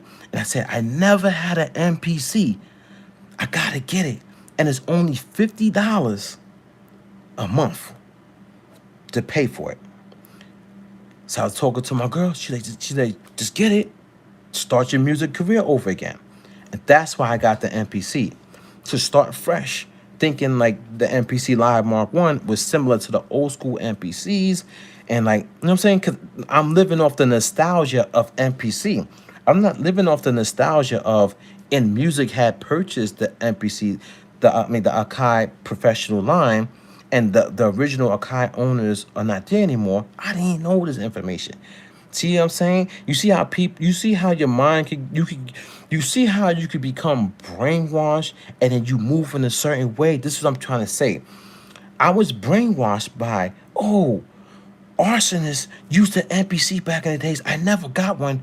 Let me try to get one. And you know what I'm saying? And the whole Akai line. And I bought an MPC. But technically, I don't even need this MPC. I can make beats right now on my computer. Same beats. I don't need the MPC. I could literally make beats right now on my computer. I pay for FL Studio. I bought the FL Studio and I don't even use it.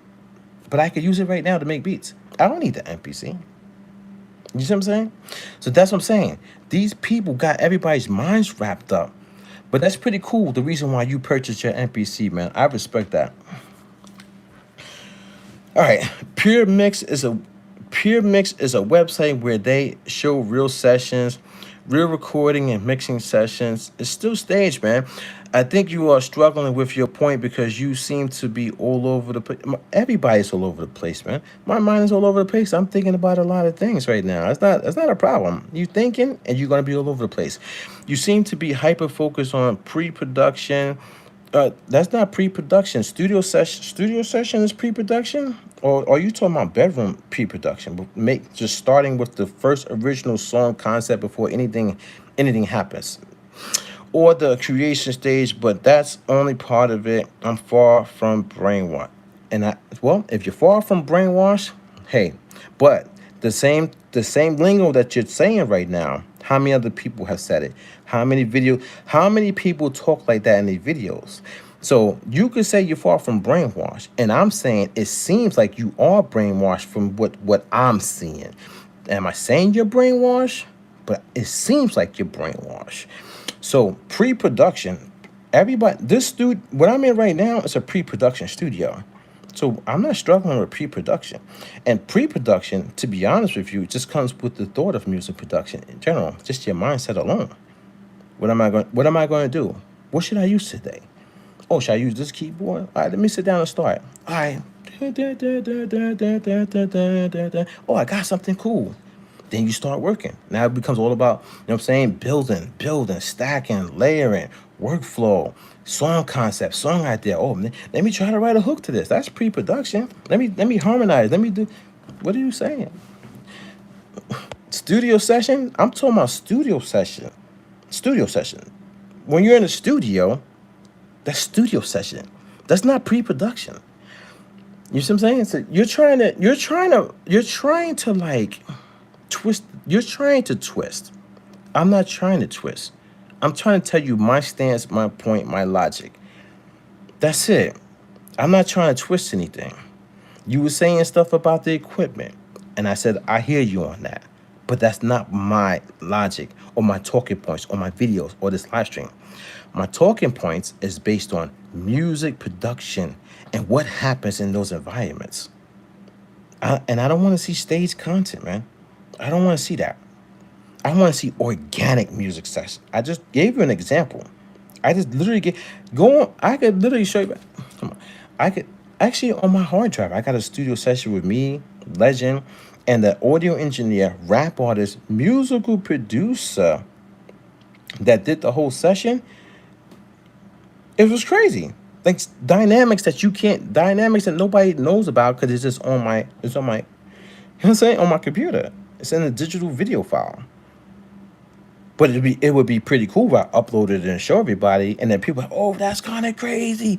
Oh, that's pretty cool. Oh, I didn't know that. Do you get it? You're not gonna get it. You're not gonna say what I say.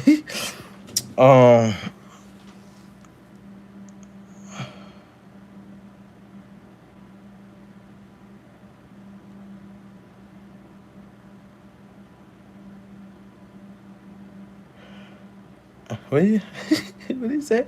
He said, bro, I've been trying to ascend by breaking my jaw bones, but I'm not getting the desired results. The only change is people now call me an idiot. What would you do in my situation? Steroids. What are you talking? Hold on. I'm sorry, man. You have to clarify that. What do you do in the studio if you aren't creating? You are recording or mixing. I talk about recording. You said you didn't want to hear that. No, don't twist my words. I didn't say that. I didn't say that. All right, let's read this. You said, what do you do in the studio? That's a question, right? If you aren't creating, you are recording or mixing. I talk about recording. You said you didn't want to hear that. When did you talk about recording? And I said I didn't want to hear that. Talking about that school, that's not what I'm talking about when I'm talking about millions of households on YouTube that's hogging up the algorithm, showing real musical production if they have the title and they're claiming they're real musical producers. Not holding up the MPC saying, which one has more buttons? That's what I'm talking about. Real music production. Tracking and recording is the same thing. I think, wait, you know how I think you're doing? Is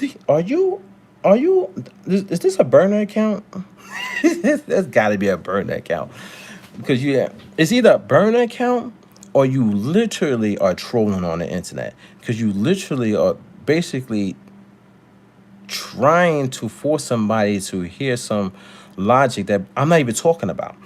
And you just said, what do you do in a studio session? If you aren't creating, you are recording or mixing. Well, who never said you don't record in a studio? Who never said you don't mix in a studio? And who said you don't create in a studio? I talk about recording. You said you didn't want to hear that. You gotta come with facts, man. Come with facts. I didn't say that. I never said I never. When did you talk about recording? What are you talking about? Your session? You talking about you recorded your session? That's what you're talking about. The way that you're tracking it. Oh, so are you saying? But you talking about the MPC XL and you tracking out the back of the MPC XL is recording, and that's what you're talking about? Is that what you're talking about? Or you were talking about recording on the microphone, recording artists, vocalists? Explain, please. I'm ready. I'm ready for this.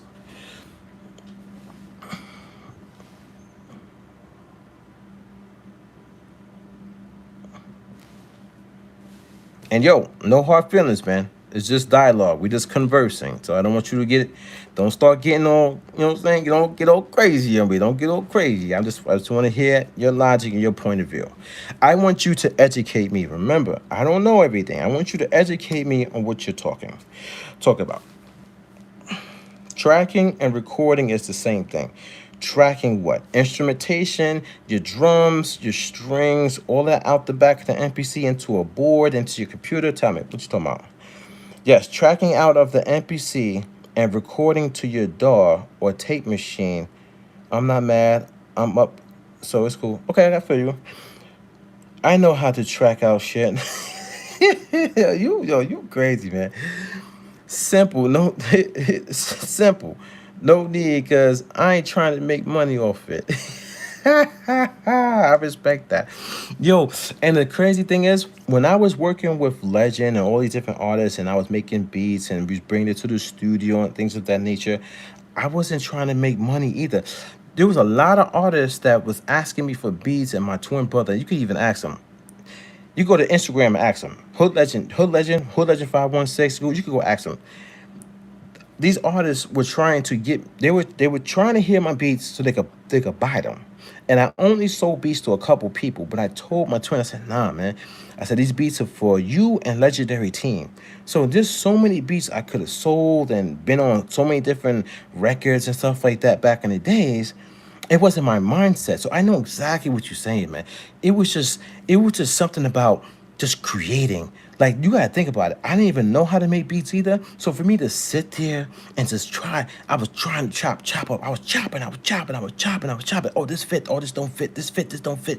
And I kept every day. It was every day. Someday I might take a day off. Or we gotta go to the studio session. Or I gotta go to work. Or I gotta chill with my girl. But for the most part, I'm trying. You're so immersed in just trying to like create. Man. So I know exactly what you're saying. It's like it's magic with it, dude. It's magical, dude. So much fun. So much fun. He said, yo, let's connect. He said, yo, let's connect. That's all you gotta do. Let's get money. You crazy. No, you a funny individual, man. I like that. I like that, man. All those people that make hits, they didn't make it singular by themselves. It was a whole group. That's why they're making hits. Unless you Beethoven, good luck. Facts. And I agree, because you have to think about it. I I ultimately became a musical producer, right? I'm not it anymore. I'm not full-fledged in the music industry. I am not producing records anymore. But when I did produce records, at the first stages, I had so much help. And later on, I still had help, but I didn't have help creating ideas. I ultimately became the producer that can create an idea for a song. Even if I'm not on it, it was direction. That was like the ultimate like musical production for me. That I was like, all right, yo, Les, I got an idea for a song. He said, what's the idea? I said, let me play the beat for you. Play the beat for him. He was like, oh, that's crazy. All right, what's the idea? I got a song and I wanted to be about Hitman. Like a Hitman, like, you know what I'm saying? Like the video game Hitman. And I said, yo, but I want you on it. I want Stacks Paper on it. And I want Arliss Michaels on it. Google search Arliss Michaels. I'm telling you, Google search Arliss Michaels, Real Talk TV. It's a DVD. Come on. Right? And I said, yo, we're going to call Arliss later. But first, let me finish telling you the idea. He said, all right, cool. And I was like, yo, I said, I got this intro, and it's from the movie The Professional. And it's Leon. No, it's Leon and the guy talking. And right? So I said, I'm gonna play the intro, and then when it comes on, I said, what I want you to do is I want somebody, when we get to the studio, somebody to say like, what's your name? What's your name? What's your name? And you be like, Legend. And like, what's your age? And you say your age, you make your age up. And I say, weapon of choice. And then you say your weapon of choice. This, I conjured all this up in my head.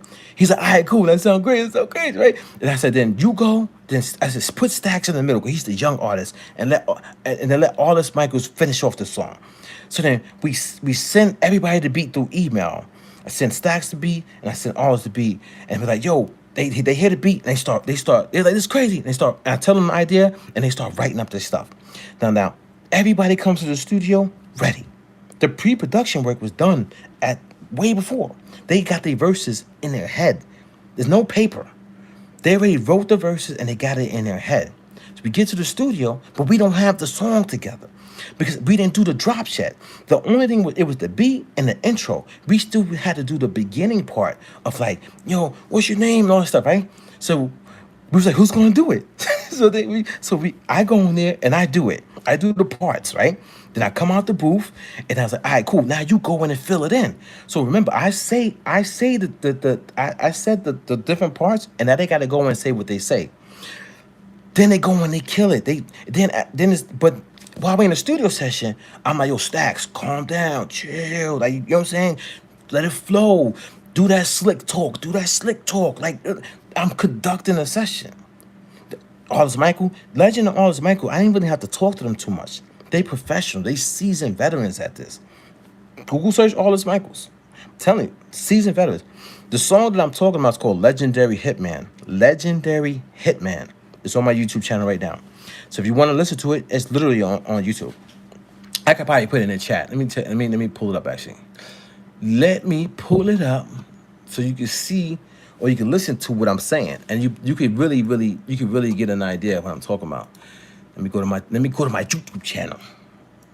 Let me go to my YouTube channel where I'm holding up the MPC saying, yeah, guys. Let me stop it. Did you guys know that these people, they hate me, son. They hate my guts, man. They hate. All right. Here we go. Oh, that's not it. Legend. Let me see. I got it. Yep. All right, I'm gonna send it to you guys in the chat. Give me 1 second. Let's save, share, save. Wait, that's one. Okay, share, copy. Let's put it in the chat, guys. On your spare time, I'm not forcing anybody to. But if you want to like put together my story that I just told you, listen to that track. So when I finally got to that point of like being a producer that could come with a song concept and a song idea and then actually put the plan in motion, get the artists together, get to the studio and work on it. But then also had people help me. I had the audio engineer. He did the session. I'm just there conducting everything. I did the beat. I'm conducting, but the audio engineer is handling what he needs to handle. He did all the mixing. I didn't mix anything. It's a team effort. It's a total team effort, dude. So, early on, I needed a lot of help. Legend was helping me. Then when I became like a seasoned veteran, I did a lot of songs. Then I was the conductor, but still needed help. The help never stops. Let me try to pin this thing. Let's pin that. Pin the message. All right, the link is pinned. Legendary Hitman. That's the record. That's one of the records, at least. Let's go. All right.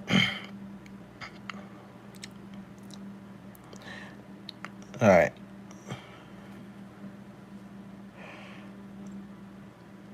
Oh, how did you come up with the concept of Ghost Wave? All right, I'll tell you. All right, so after I tell you this concept of Ghost Wave, I think I want to get off. I'm a little I need something to drink.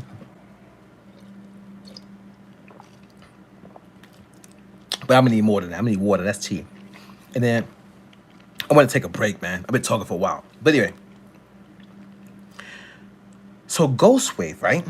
The musical genre Ghost Wave, which is also known as cinematic air hop. Cinematic air hop.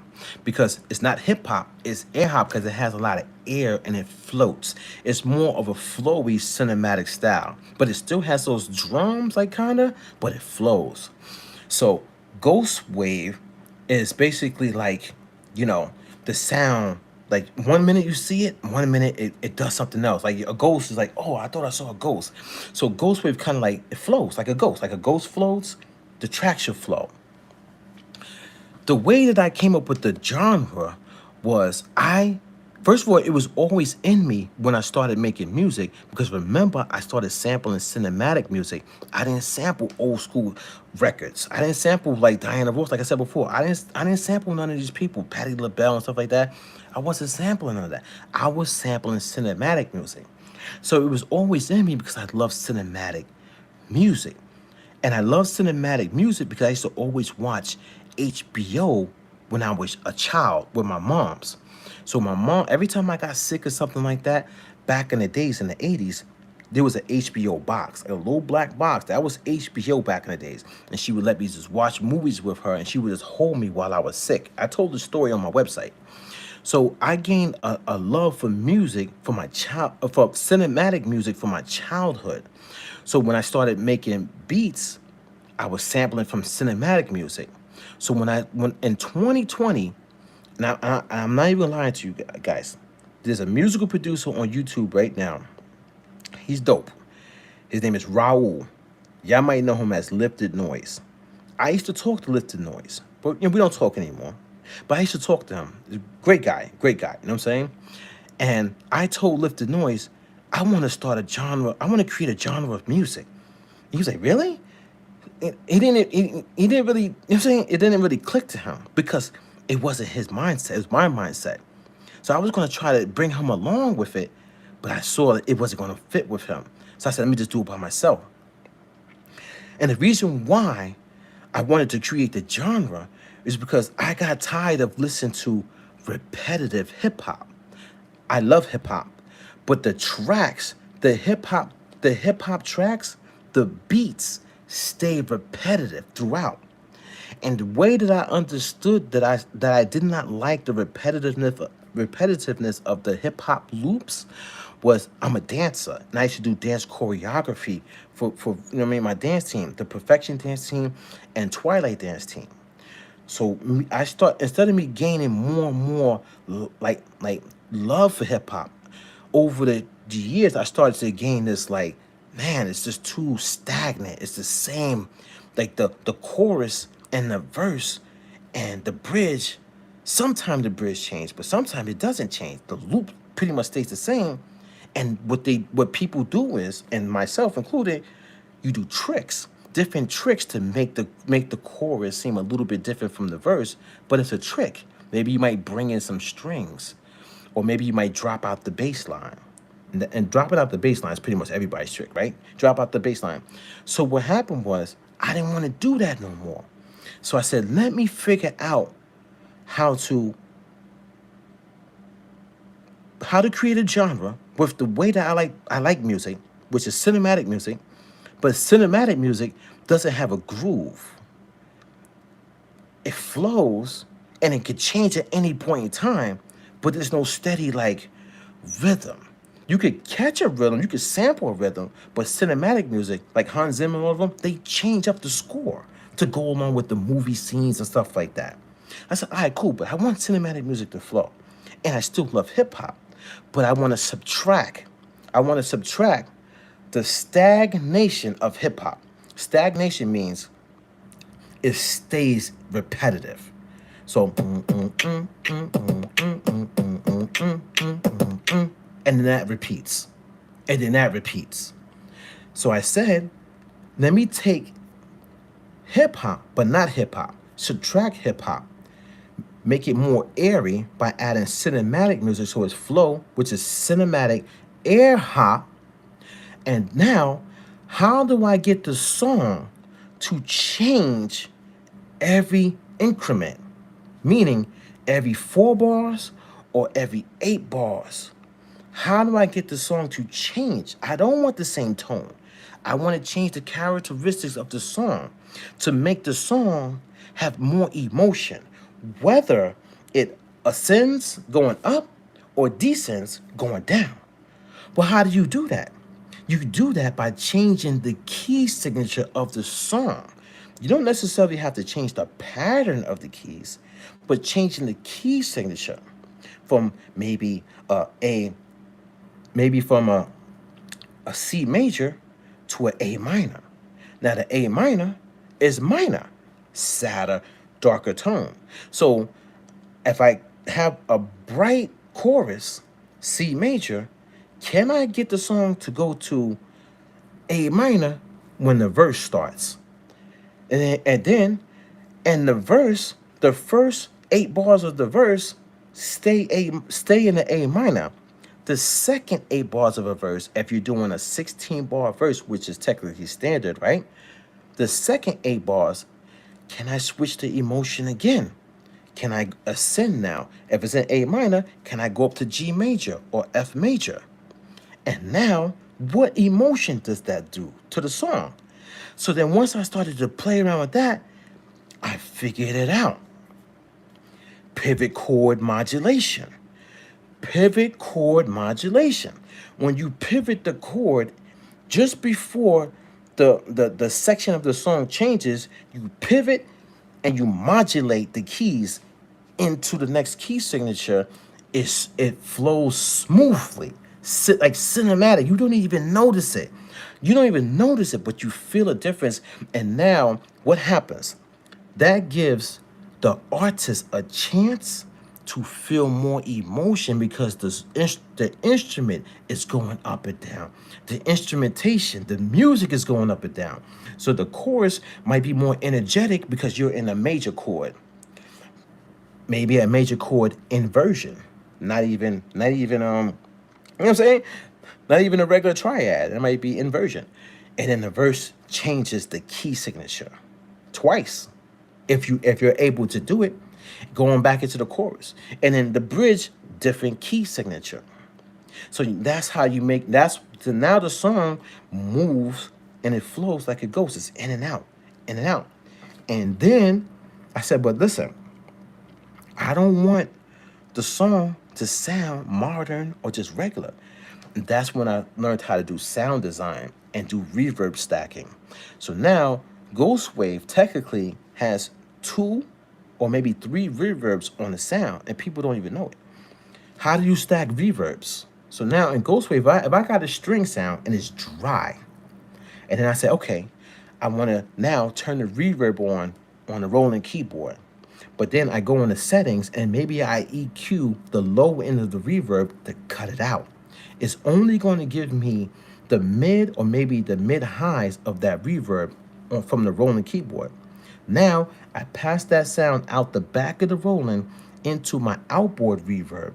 And when it goes in there, that reverb has so much stuff on it that now I could change the sound again and I could record that into the MPC. Or I could record the sound out the Roland into the MPC and then have another signal chain that comes out the back of the MPC into a reverb stack. I have 4 reverb units specifically for Ghost Wave. And why am I doing that?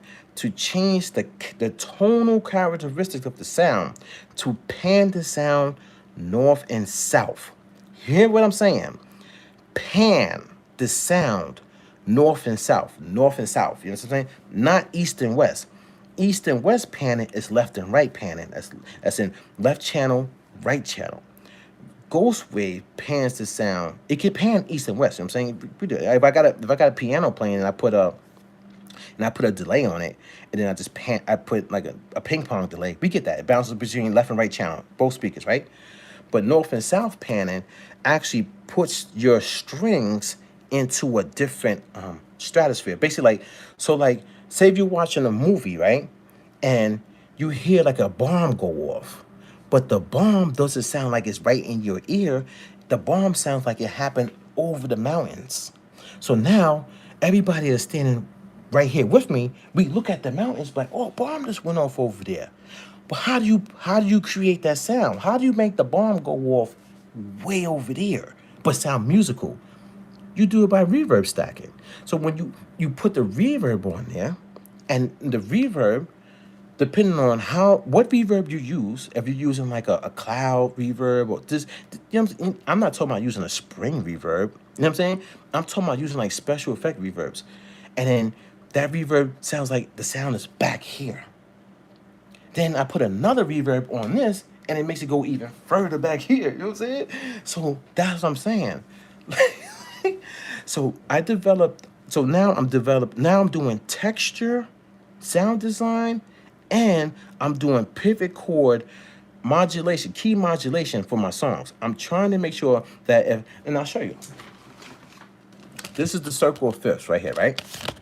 So if I got my song is in the key of F, right? The relative key that works, it's dusty because I haven't used it. The relative key of F, right, is D minor. So F and D minor goes flawlessly together.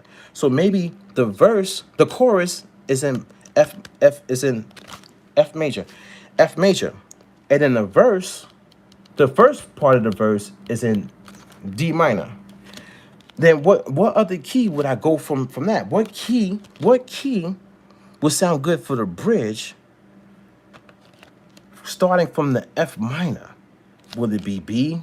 Will it be C?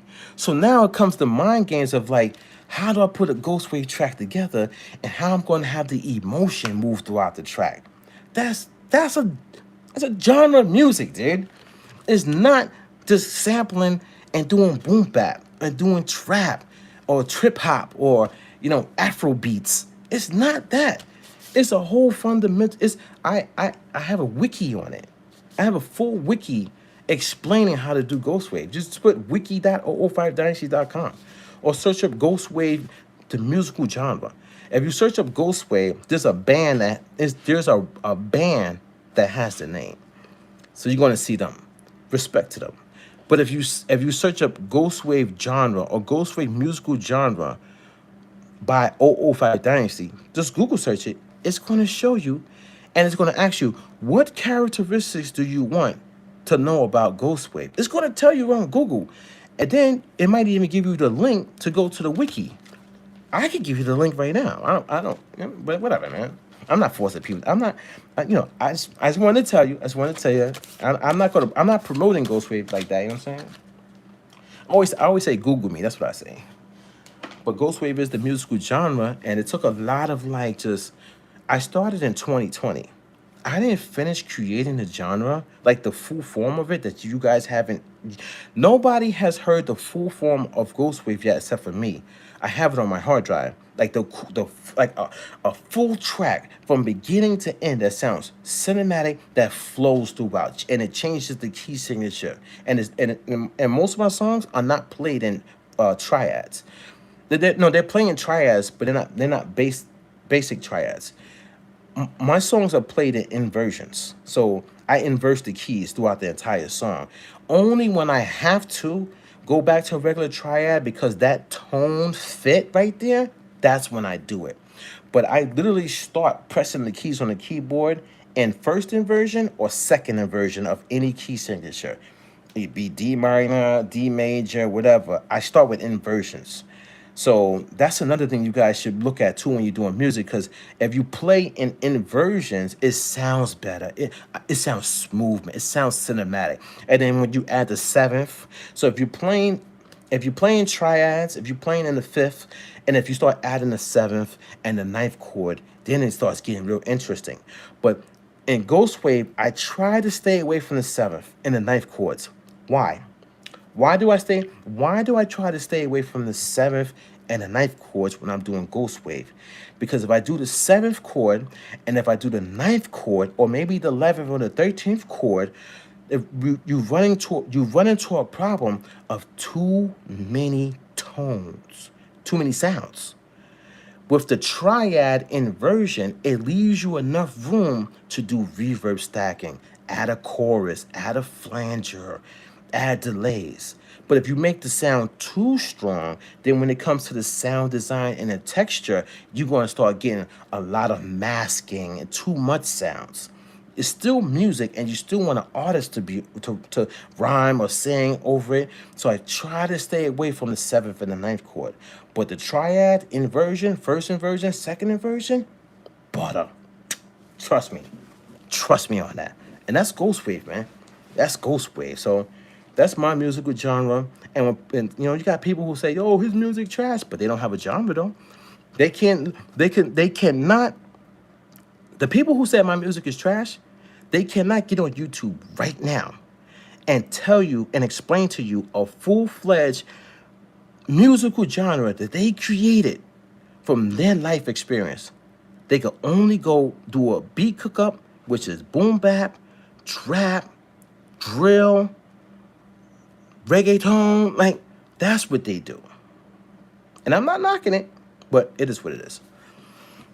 I hope that helped you, man. I'm not helped you, but I hope that gave you more of an insight on me and my genre. And hopefully the genre comes out full-fledged this year. But the year's almost over. But I have it, though. I have, like, it's out there, but when you hear Ghost Wave out there right now, it's not the full thing. Because when I was creating Ghost Wave, I didn't have pivot chord modulation yet. I didn't. So my Ghost Wave tracks, if you listen to them now, like, I don't, like the song, I don't even wanna wake up tomorrow. I don't even wanna wake up. Ooh, that song, that's Ghost Wave, but it doesn't have pivot chord modulation in it because I didn't know it then. You see what I'm saying? I perfected pivot chord modulation and changing the key signature of the song this year. Not in 2020, not in 2021, not in 2022, not in 2025. This year, 2026. And that's when I was like, this is the genre. And I haven't shown it yet fully. Crazy, right? It's crazy. All right, let me go back to the comments. I do gotta hydrate, man. I gotta hydrate.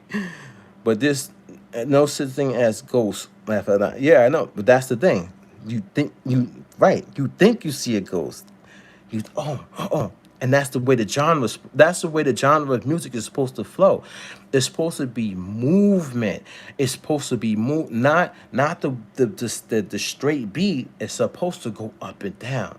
Oh, did I hear a change? If you get really good at Ghost Wave, you don't even hear the change, you feel the change. Same way with cinematic music. Because it's like you go from inversion, like you go from, like, let's say inversion. So like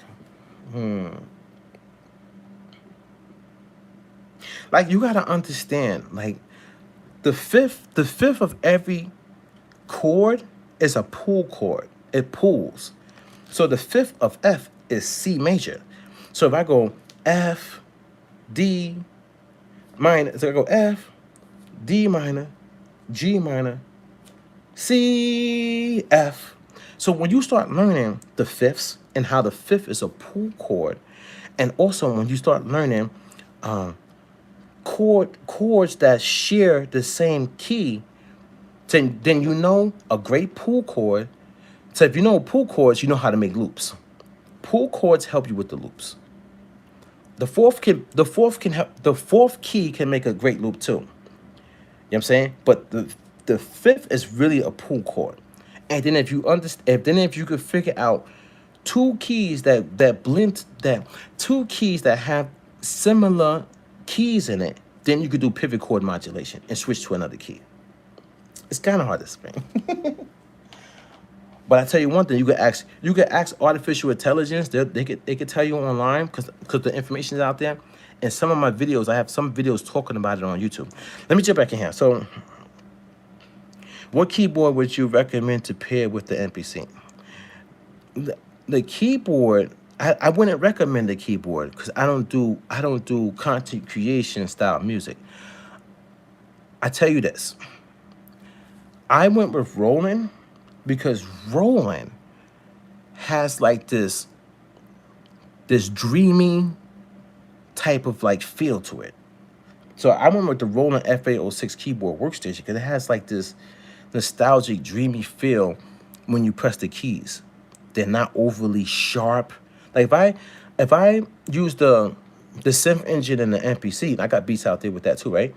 Those sounds they're very sharp. They're very clean. They're very. The Roland has like this little like it feels like it has like a roll off. It's a little smoother. I don't know if it's warm. Might be warm, but also Roland has it pretty good where you get like they have websites where you could download expansions. So some of my beats, no, not beats, some of my patches on the Roland keyboard that I made, like by, you know what I'm saying, detuning and all that stuff, the sounds that I stack together, some of them don't come with the Roland keyboard itself. I got them off of the download from the website. Some of the sounds are like from the Integra engine. Well, you know what I'm saying, because the Integra engine is the same model, or they model it like some modeling thing with this Roland FA06, so you can actually take the sounds that was in the Integra and all that stuff and put it in here. So now when I'm creating my own patches and stuff like that, it's different. It's not the base of this keyboard.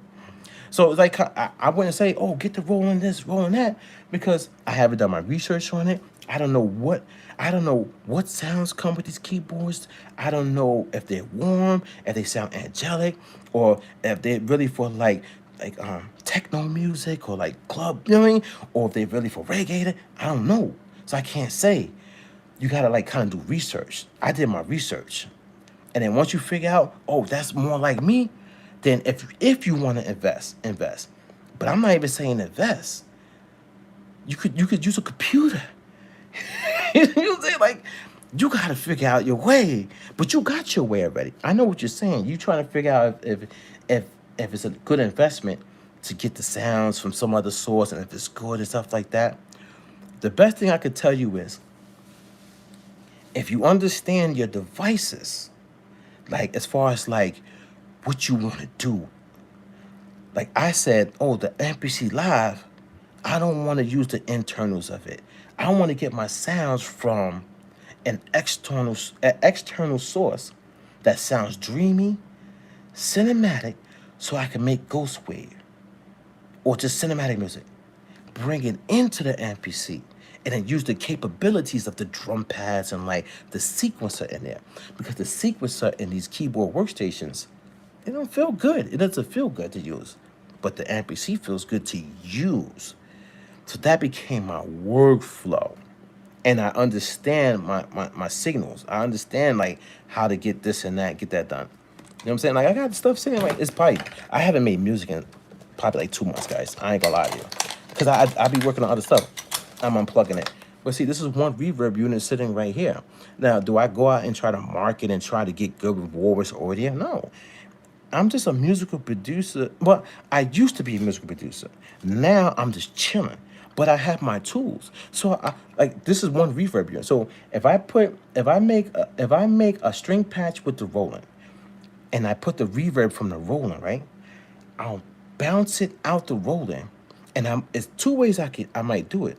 I might go out the Roland into a preamp, from the preamp into an analog compressor, or either or. I might go to the compressor to the preamp, whatever, you know what I'm saying? And then from there, I'll go into the analog. How's the battery down? How much was it? I'll go into the analog heat, and then I'll go into the MPC. And now I got my sound in the MPC, but it did all the processing. Then after that, I'll go out the back of the MPC and start adding reverb stacking. And remember, it already has one reverb on it from the Roland keyboard. So now when I go out the MPC, I go into the reverb. Now I start stacking the reverb. So now, how big is this reverb? Am I going to cut the lows and stuff like that? Now, and then I bring that back into the MPC. Now I have that sound with 2 reverbs on it, and now I'm listening to it. Does it sound cinematic? Does it sound like it's way back? Whatever, you know what I'm saying? Then once I get that sound sounding good, you gotta remember, I gotta process that sound multiple times, because the chorus is in C major, but the verse is in A minor and possibly D minor. You know what I'm saying? So now I gotta do this over and over. So now it becomes a process for Ghostfaker. Now you gotta do reverb stacking for multiple levels. See what I'm saying?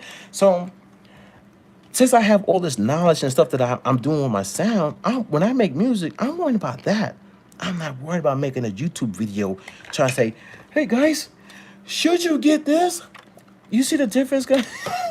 Now, do I show that type of stuff? No. I don't show the beat making process. I used to live stream it, but I'm talking about now. I don't do that. But in 2003, did I show beat making? No. 2004, 2005, 2006, 2008. Did I show beat making on YouTube? No. And YouTube started in 2005, right? So think about it. and when you producing, you're in a zone. Oh, let me do this, let me do that.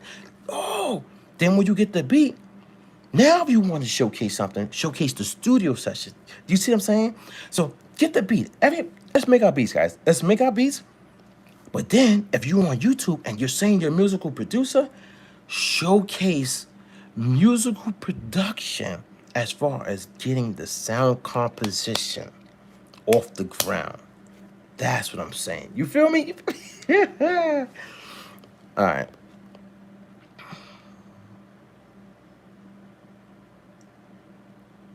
Oh, let me answer this for you. So he's like, laugh out loud. I don't try to pan left or right because people might have one headphone on them. They miss the sound. Now, you want to hear something funny? That's how our studio monitors work, right? Studio monitors, they're literally mono. So if you pan something to the left, you're not going to hear it in the right channel. I get that, right? But the trick is pan left and right because it's on you, the musical producer, to create the stereo field. And I'll tell you how to do it right now. You don't have to use a stereo widener. Everybody, let me charge my phone. Somebody's not charged, motherfucker. I don't want the battery to die while I'm in a live stream. Anyway, you pan left and right to left and right channel. You do it. Let me tell you how to do it. Hold on. Let me get this charger working. Hold on. I got more than one charger. Hold on.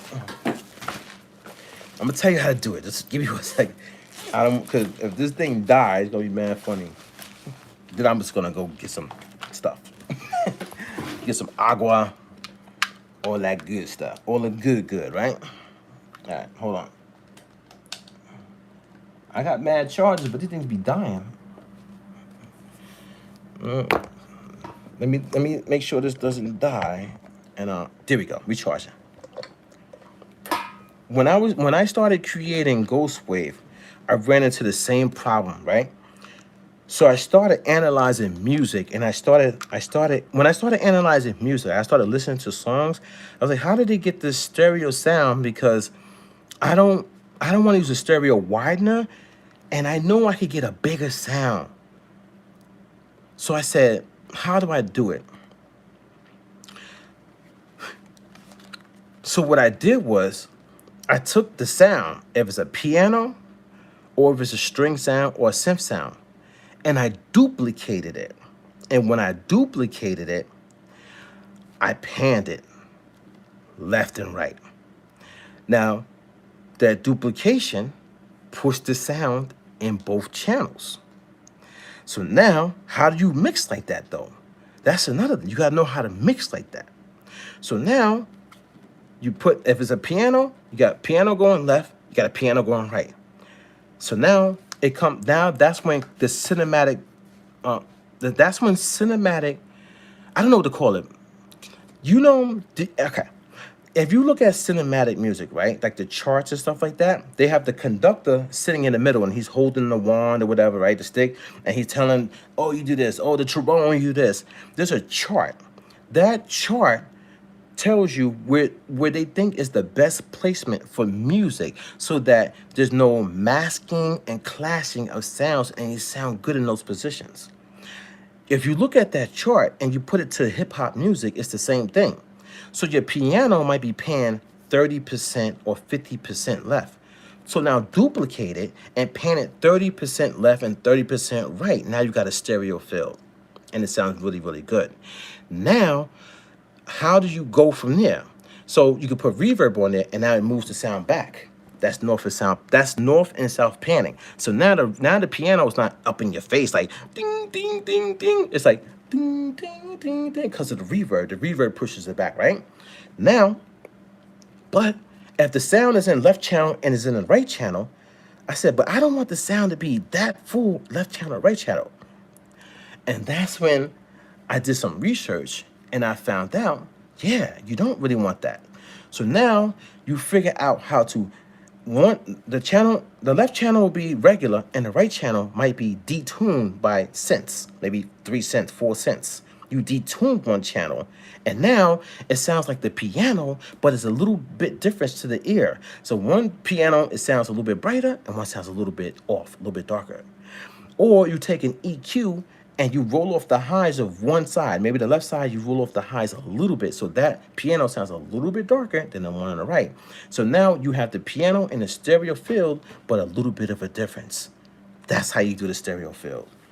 That's how you do it. So now in Ghost Wave, when I do that trick, I do it for everything. So if my pianos is paying 30% both ways, 30% left, 30% right, and maybe detuned a little bit, when I add the strings up under it, maybe the strings might act as like a pad or like a drone, something like that, right?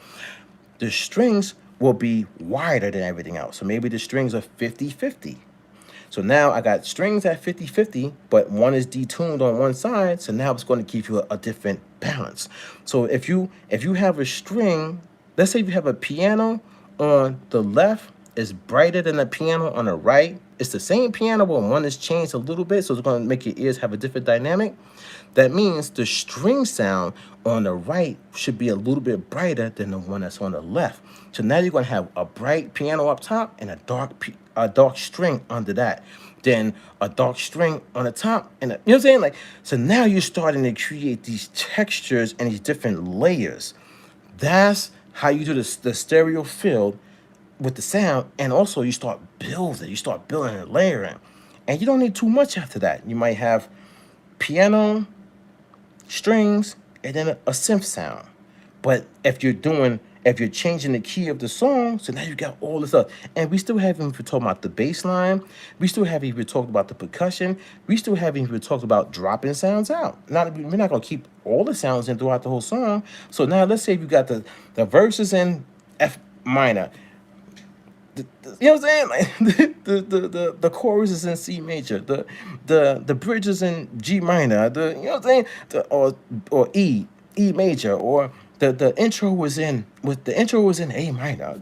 So the intro comes in sad. Like, you understand what I'm saying? So that man, you guys got me. I get hyped about creating, because when I start doing that type of stuff, I be in the zone. But I boom, I duplicate the strings, I pan them, I start doing all this stuff. I put reverb stacking, maybe a chord. But all right, what's the next thing? That's different from sampling and boom bap. And I'm not knocking it, but I'm saying, man, you in a different world then, y'all. All right, let's do this. All right. You got cheat codes. Nice. Let me tell you something, brother. I got cheat codes. I do. Because you have to think about it. I started music in 2003 as a musical producer, learning. I wasn't the producer yet. I was learning. So I had so many problems that I had to overcome that gave me a lot of tricks. You know what I'm saying? Like, even 2003, using FL Studio, you was running out of RAM. The FL Studio, it would kill your computer, running hot. It was crazy. So you had to learn how to, bounce the sounds out, bring them back in. That's the same thing like working with an MPC, but I didn't know that. So you learn these different tricks, and think about it. My twin brother started music around like 1995, 1996. And I was at the studios with him. So I was watching them. So what do you think I learned? If you in a bedroom, you put a mattress over your windows. Usually I got 2 windows back here, right? You take the mattress out your bedroom and put it over the windows. That's gonna stop so much from getting into the audio path. I learned that in the bedroom studio. I didn't learn that when I went to school. They didn't say that in school. They didn't say nothing like that. But those tracks that they did in the bedroom sound crazy.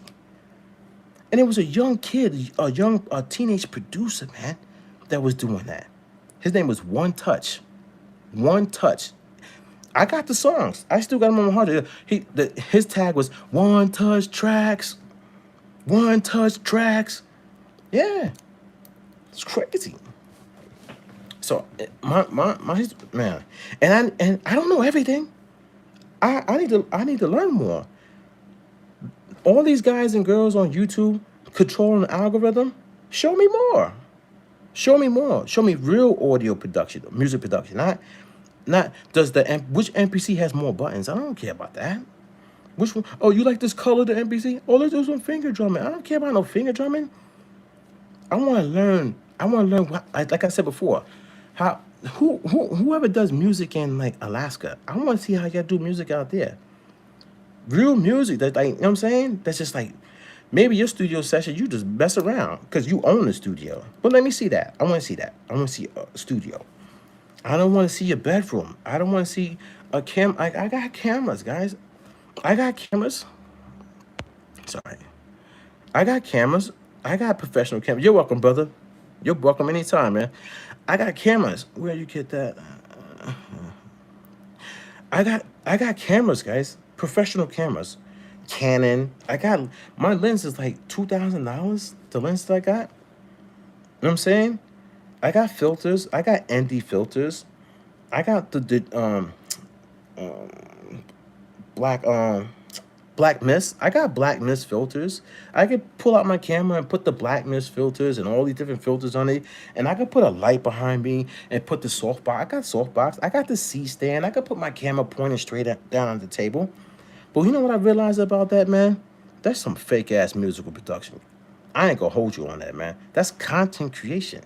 That's not what I'm accustomed to, man. It's not, man. So I stopped.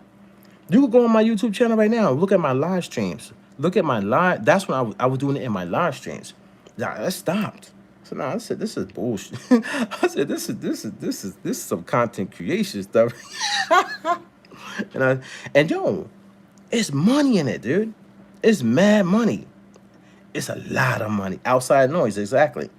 You kill that out. You kill the RF frequencies, the radio frequencies, and you kill the outside noise. Cars going by, trucks, kids laughing.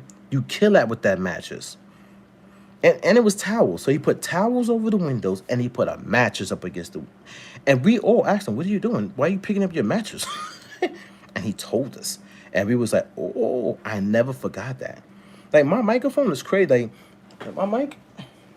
Let me show you my mic really quick. This is what I record my songs on. I record my songs right here. I don't go to professional studios. But if they say, "Hey, we need you to record it over at the professional studio," then I go. But this is my mic right here.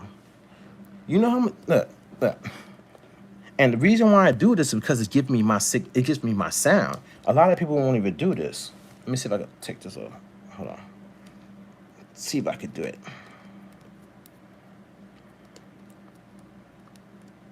So, all right. This is my mic. Then it has a pop filter in there and a rabbit, the rabbit's foot. Can you see that? See the rabbit's foot? So I got the rabbit's foot for the popping and the plosives, that, and I have a pop filter inside of the cage. See all the padding? And this is a pop filter. So that's my mic setup to block out all the noise. My computer's making noise right now because there's electricity going through it. It's fans. It's low noise, but it's noise. I'm not going to put a mattress over those windows because I got kids running around my house. They're going to look at me like I'm crazy. You know what I'm saying? I'm not going to do that.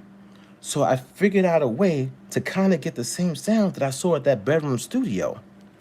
And it's this. And I'll give a shout out to Ghetto Styles, the musical producer, the audio engineer on YouTube. Check him out, Ghetto Styles. He was the guy who recorded my song.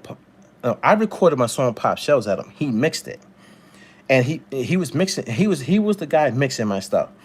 And he said, "Yo, those vocals are clean. Those vocals are clean." I remember clear as day. Those vocals are clean.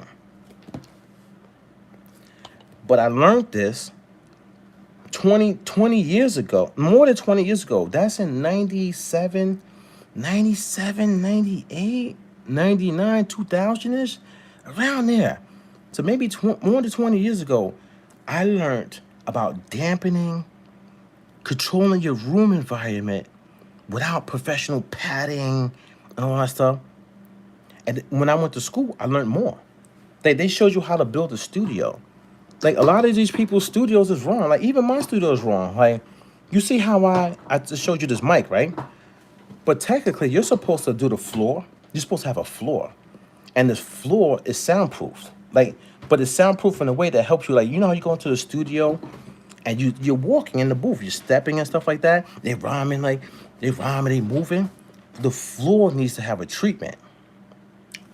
I kid you not. The floor is supposed to be set up a certain way, and then the walls, the padding. You know what I'm saying? And the studio, because most of the time those studios had got a screen, right? Got a window. But you know, some noise could get through that window. So the computer and stuff needs to be technically supposed to be away, like a certain distance away. Otherwise, noise is going to get into the mic. Especially because some studios they record with an open mic. It's just a microphone and a pop filter in front of it. So how are you doing all this stuff? What's different? This is what I'm trying to tell you guys. You see how I just said all that, and I tell you I don't even know everything. That's the reason why I want to see on. I want to see that on YouTube. They should be all these guys are making money talking about their musical producers, but they're not showing that. That's that's what I want to see. I want to see that shit. You know what I'm saying? I want to see that. I want to see people like I want to see that, man. I think that is cool, man. I think that is epic. I think that is like amazing to see that, yo. Yo, crazy.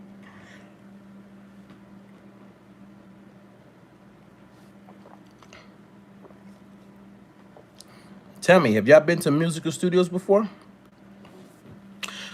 This is what I've been saying all night, laugh aloud. The pedal takes instrument level signals, so you have to be careful out the signal feeding into it. Facts. Yeah, facts.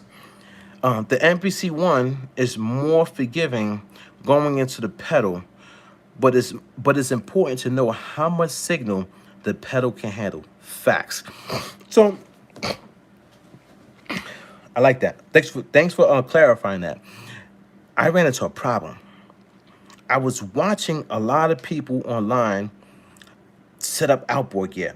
Mind you, I told you I don't know everything. So I'm trying to learn outboard gear as I go.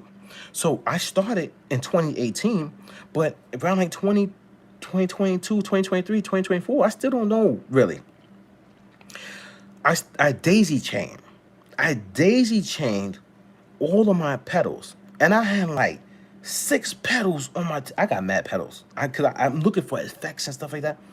So I ran into a problem. There was a serious hum, and I couldn't figure out how to stop this hum. I'm checking my wall outlets. I'm like, man, it's because I live in a house. It's because my studio is in a house. I'm coming up with all these different things. And it was literally my signal path. And it was not understanding the impedance and the ohms. And it was not understanding digital and analog and those things clashing. And I didn't know about digital noise. I'm like, it's just a computer. I'm like, just digital. Like, it shouldn't have I'm thinking it's only analog noise. I'm thinking only the analog signal produces its own noise and characteristic because of the capacitors and the transistors and all that stuff. I'm not even thinking that my digital pedals make noise. So I'm like, I was trying to figure out this problem for so long because, mind you, I'm trying to create ghost wave, so I'm trying to do reverb stacking. So I got three reverb pedals and a compressor and an analog EQ, and it was so much problems I didn't even know. And then I was like, I gave up. I stripped all this shit away and I gave up. And I ain't doing this. I ain't doing music, man. I can't do this outboard gear. It's too much, man. Too much. I spent all this money. I was tight. Then one day I was like, I ain't giving up. So I said, let me think about this ish, man. Let me just do one pedal at a time. And then that's when I discovered that there was noise in digital pedals. And one of my digital pedals actually had a defect. And it was too late to like get a credit from like Sweetwater, anything like that. So then I was like, all right, cool. Let me understand signal flow and when it's important to utilize it. And that's when I figured out that it's very important to know every instance of your signal flow because it gives you a distinct sound at every level. So once I understood that, I said, okay, if I use the Roland keyboard and I go out the back of the Roland keyboard, it now turns that sound from a digital signal into an analog signal. Now, the analog signal can only be passed through TRS or TS cables. Those cables carry an analog signal. They do not carry a digital signal. So I go out the back of that, and if I go into specific analog gear before I hit the MPC, I can enhance the original sound a little bit, and then once it hits the converters on the MPC, it's imprinted like that.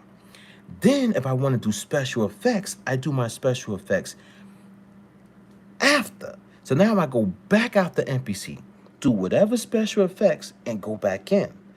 Once I put that together, that was it. So I understand exactly what you're saying, brother. And when I went to school, they taught me that. But remember, I went to school in 2009. 2010, I graduated.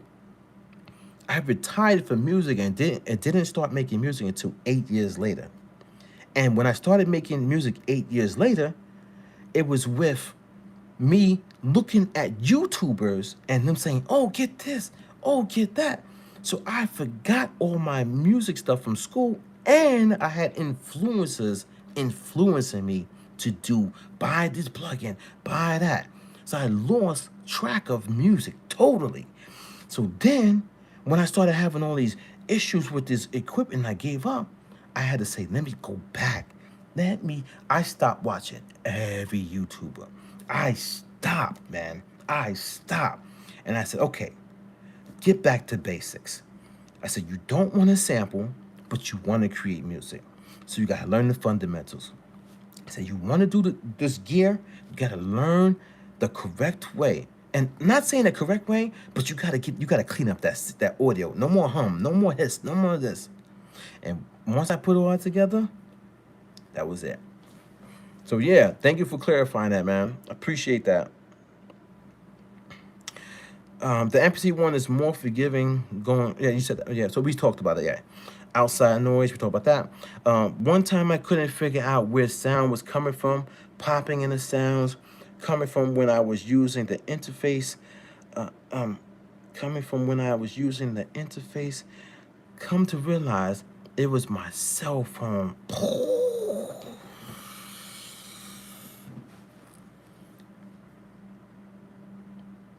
Damn. That's good. That was the frequency from this. Now, do you see? You just taught me something. I ain't know that. Now think about it. Think about that. Think about what you just did, man. You just taught me something. Imagine if all these YouTubers was in studio sessions running into all these different types of problems. We could be helping so many people with music production on a real level, on things that they would never even think about. Or their cell phone is sitting too close and it's causing it. That's crazy, son. I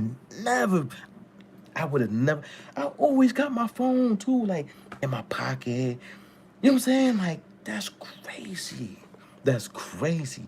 I can only imagine, like, because I haven't been in the studio in a while, but I can only imagine, like, having, like, an iPhone, like, 17, 18, and you go into the booth, and it's like, oh. I remember Legend used to take everything out of his pockets now. I never asked him. That's crazy. I never asked him why he did that. I thought he was just like playing around, because he would take everything out of his pockets. Like it was like he would be going into the booth, and then he'll be like, oh wait, hold on, and he'll come out, oh, I forgot to take this out of my pockets. And he would take like his keys and all that stuff out of his pocket, his phone and all that stuff, and put it like on the couch or whatever, and then go in the booth. And I thought he was playing. I didn't even know. I'm gonna call him. That's just crazy, son.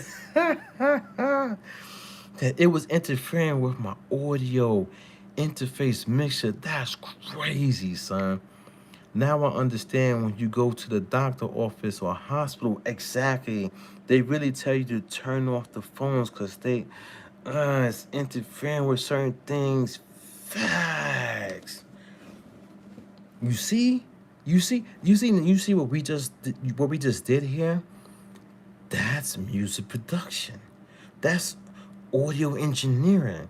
That's electric. That's electric engineering. That's science.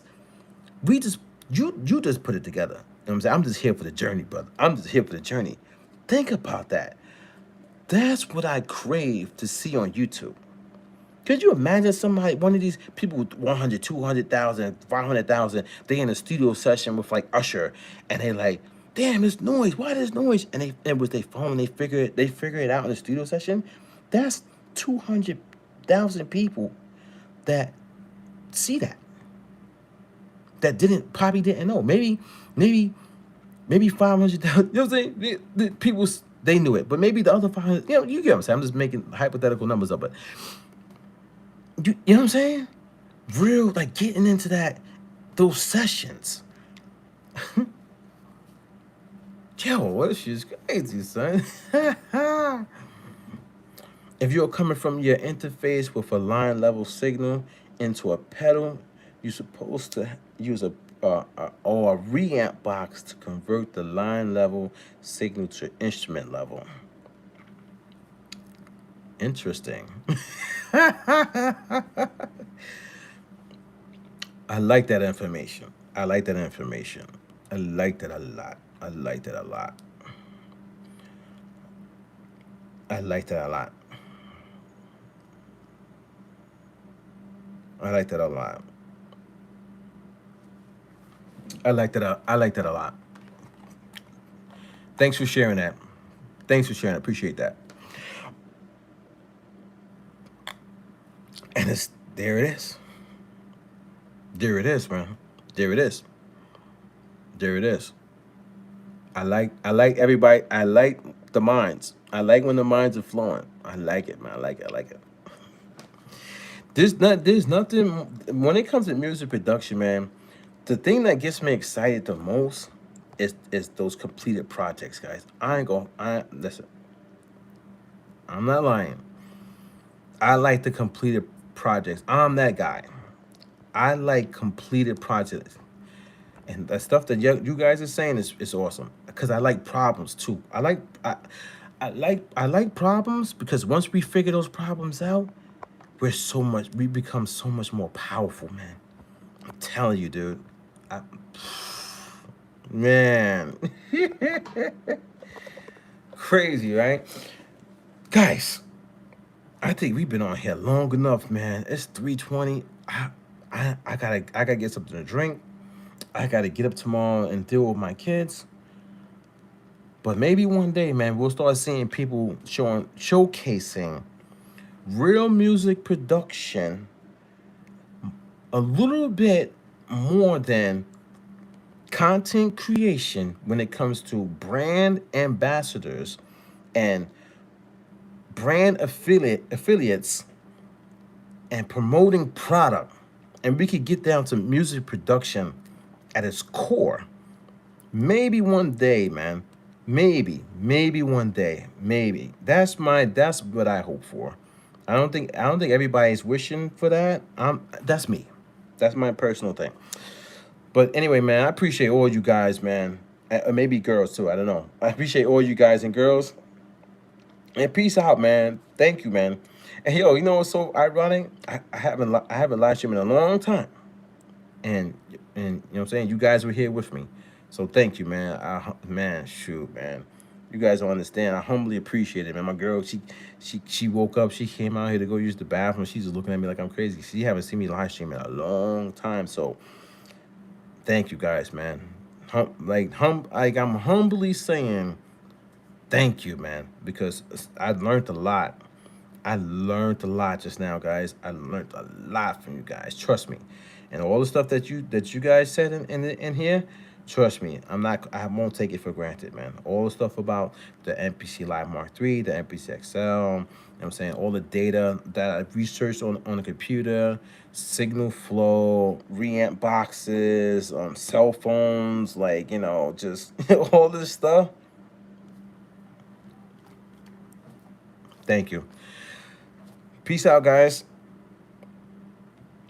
He said, true, it's all robots now, like Supreme says.